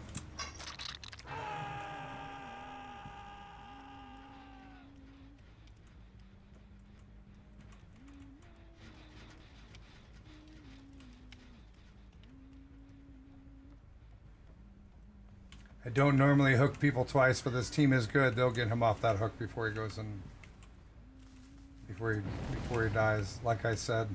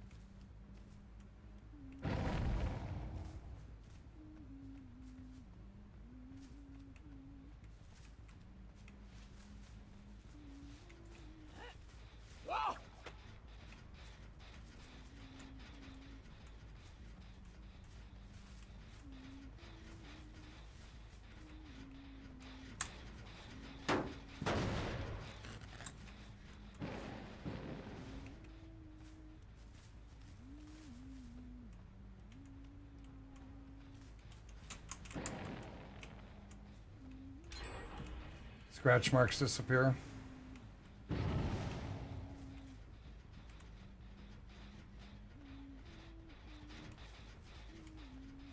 Love it when the scratch marks disappear.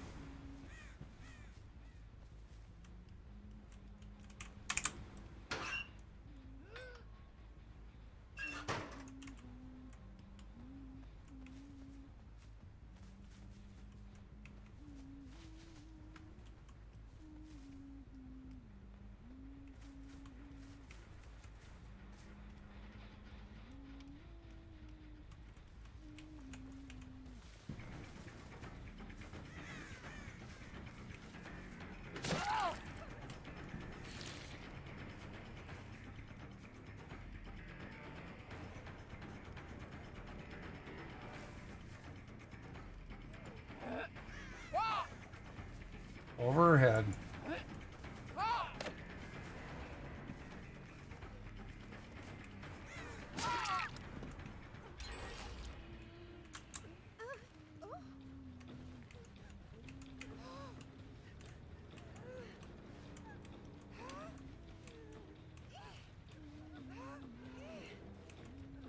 I should have ran Insidious, what I should have ran.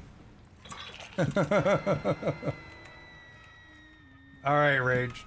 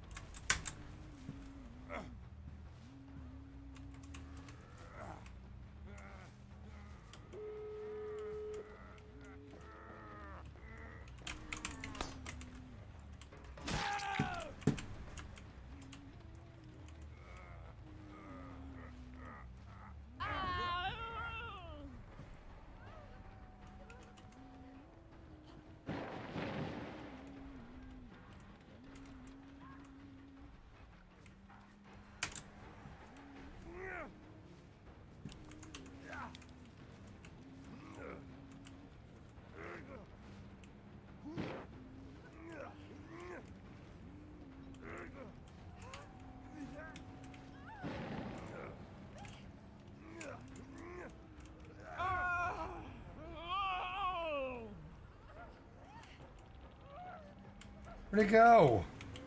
Idiot. What an idiot.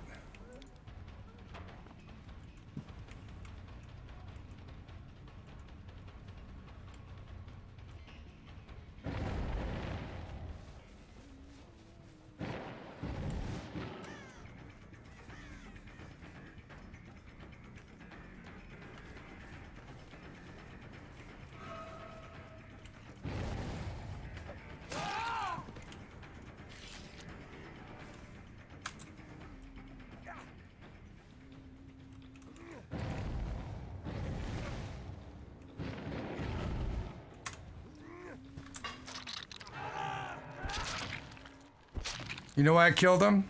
Because after I took him downstairs and purposely didn't hook him and let him jump off of me, he left Claudia there to die.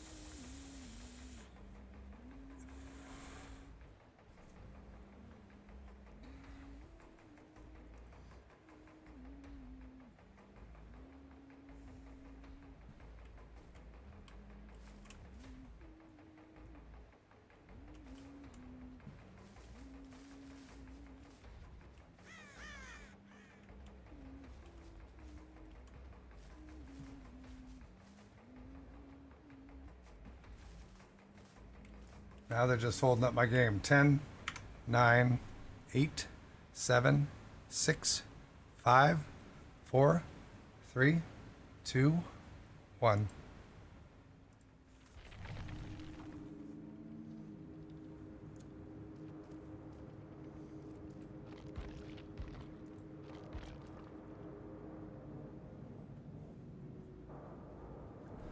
Brand new part.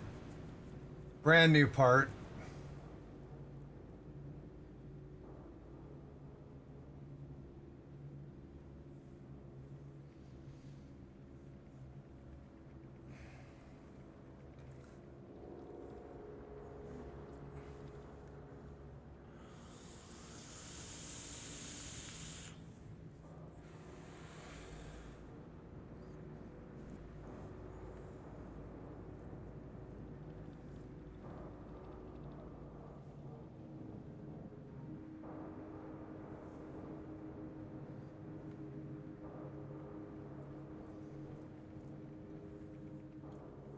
No.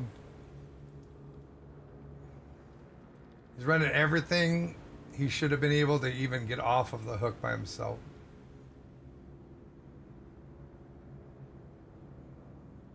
This is just foolish right here.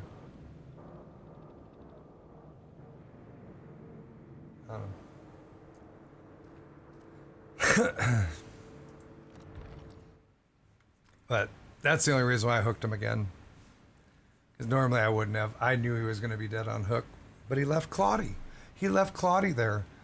I mean, he should. I mean, as much time as he has in the game, he should have known that the whole purpose. So I took him down there and didn't put him on the hook on purpose. He should have saved Claudie. And instead he left. So.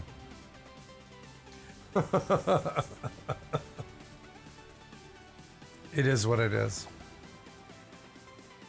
Well, they fix brand new parts so you don't consume your toolbox when you finish using the part. That's true. Cowardice has a price. I mean, I would understand that from a new player. I mean, like the game before when I was trying to get Meg over to open the door. And then finally, after the second time of bringing her back there instead of hooking her, she got the idea. But that guy should have known. Horrid Sport, good evening, or good morning, actually. All right. I think on that note, I'm going to call it a night. Who is this? Oh. Okay. Let me get out of this game.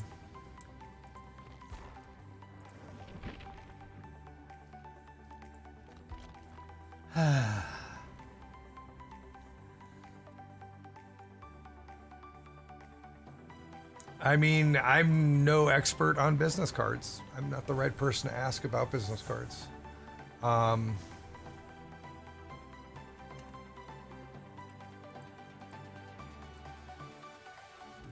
think that they were fine. I think, you know. But, Jim, did you see Jay stopped in? He said your computer's running great.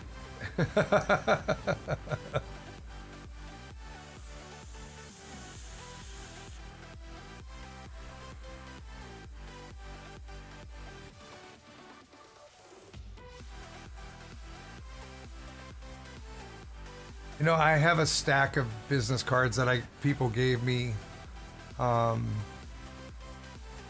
they're all different. I mean, as long as they have the pertinent information, it really doesn't matter too much what they look like. When you get farther into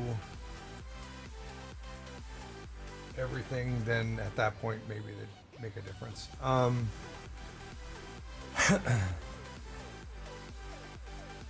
We're watching you.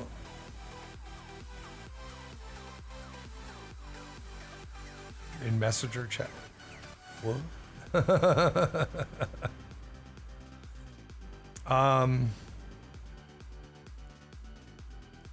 Yeah, I mean, you do what you need to do, words bar. I mean, as long as all the pertinent information on the cards, you'll be fine. Can't type tonight. Have you been drinking wine, Jim?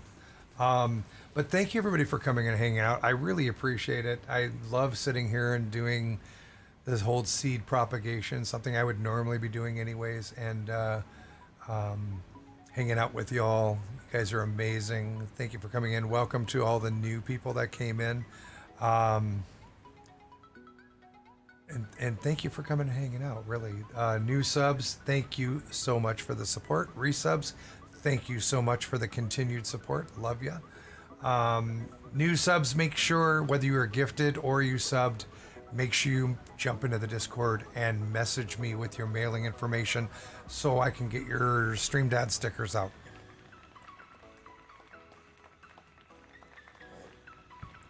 Right at the end, Deadly Angel. I'm just getting ready to jump off. Good to see you. So thank you guys so much for being here. Thank you for all the generosity. Thank you for the good time. You guys make this what it is, and it's amazing.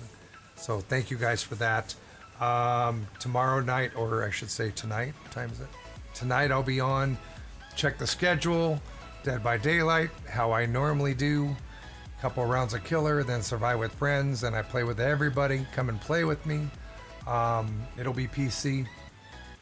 Monday morning we'll get on stream, and then Monday night we'll be over at Woodworking with Mr. Jim's, setting up his new system, getting him set up. He'll probably already have a little bit of time to play with it and stuff before I get there, but we'll get things working and get him running, and then I need to get out of there and get back here. So, but thanks again, everybody. Thank you so much for being here. I appreciate it, and have a good night. Let me see who else is streaming. Let's see who's playing some Debede.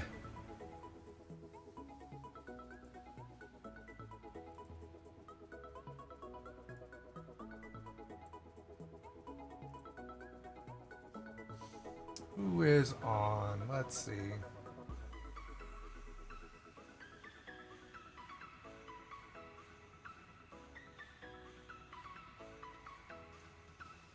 I'll send you to somebody. I don't think I've ever hosted them before.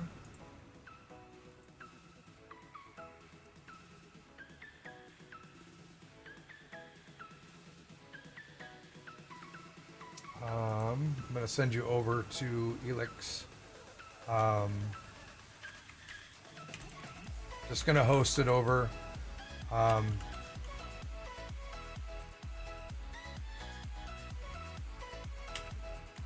fellow Fog Whisperer. Go over there. I'm pretty sure they're not family friendly, so if you have your little ones with you, you might want to watch out. It's pretty rare to find people that are family friendly especially in Dead by Daylight. So go over there, show some love, and I'm gonna do host.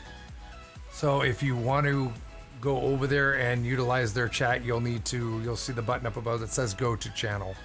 Otherwise, you can kick back here, enjoy each other's company in the chat, watch, or go over to your favorite streamer, whichever you want to do. But it's always good to check out new people. And like I said, they are Fog Whisper. And I don't think I've ever got a chance to host them before. So have a great, wonderful night. Once again, thank you everybody so much for what you do for me and for the community. And have a wonderful rest of your weekend. We'll see you tomorrow night, maybe. All right, guys.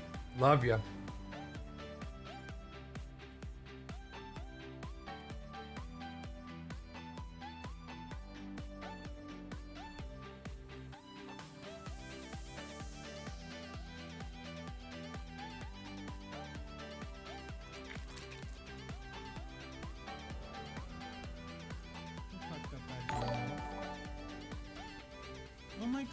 Oh my god, Stream Dad. Thank you for that fucking beautiful host. I cannot believe the rate of epic proportion. Let's get this little girl. She's trying it. Nice. That's how you'll be blessed.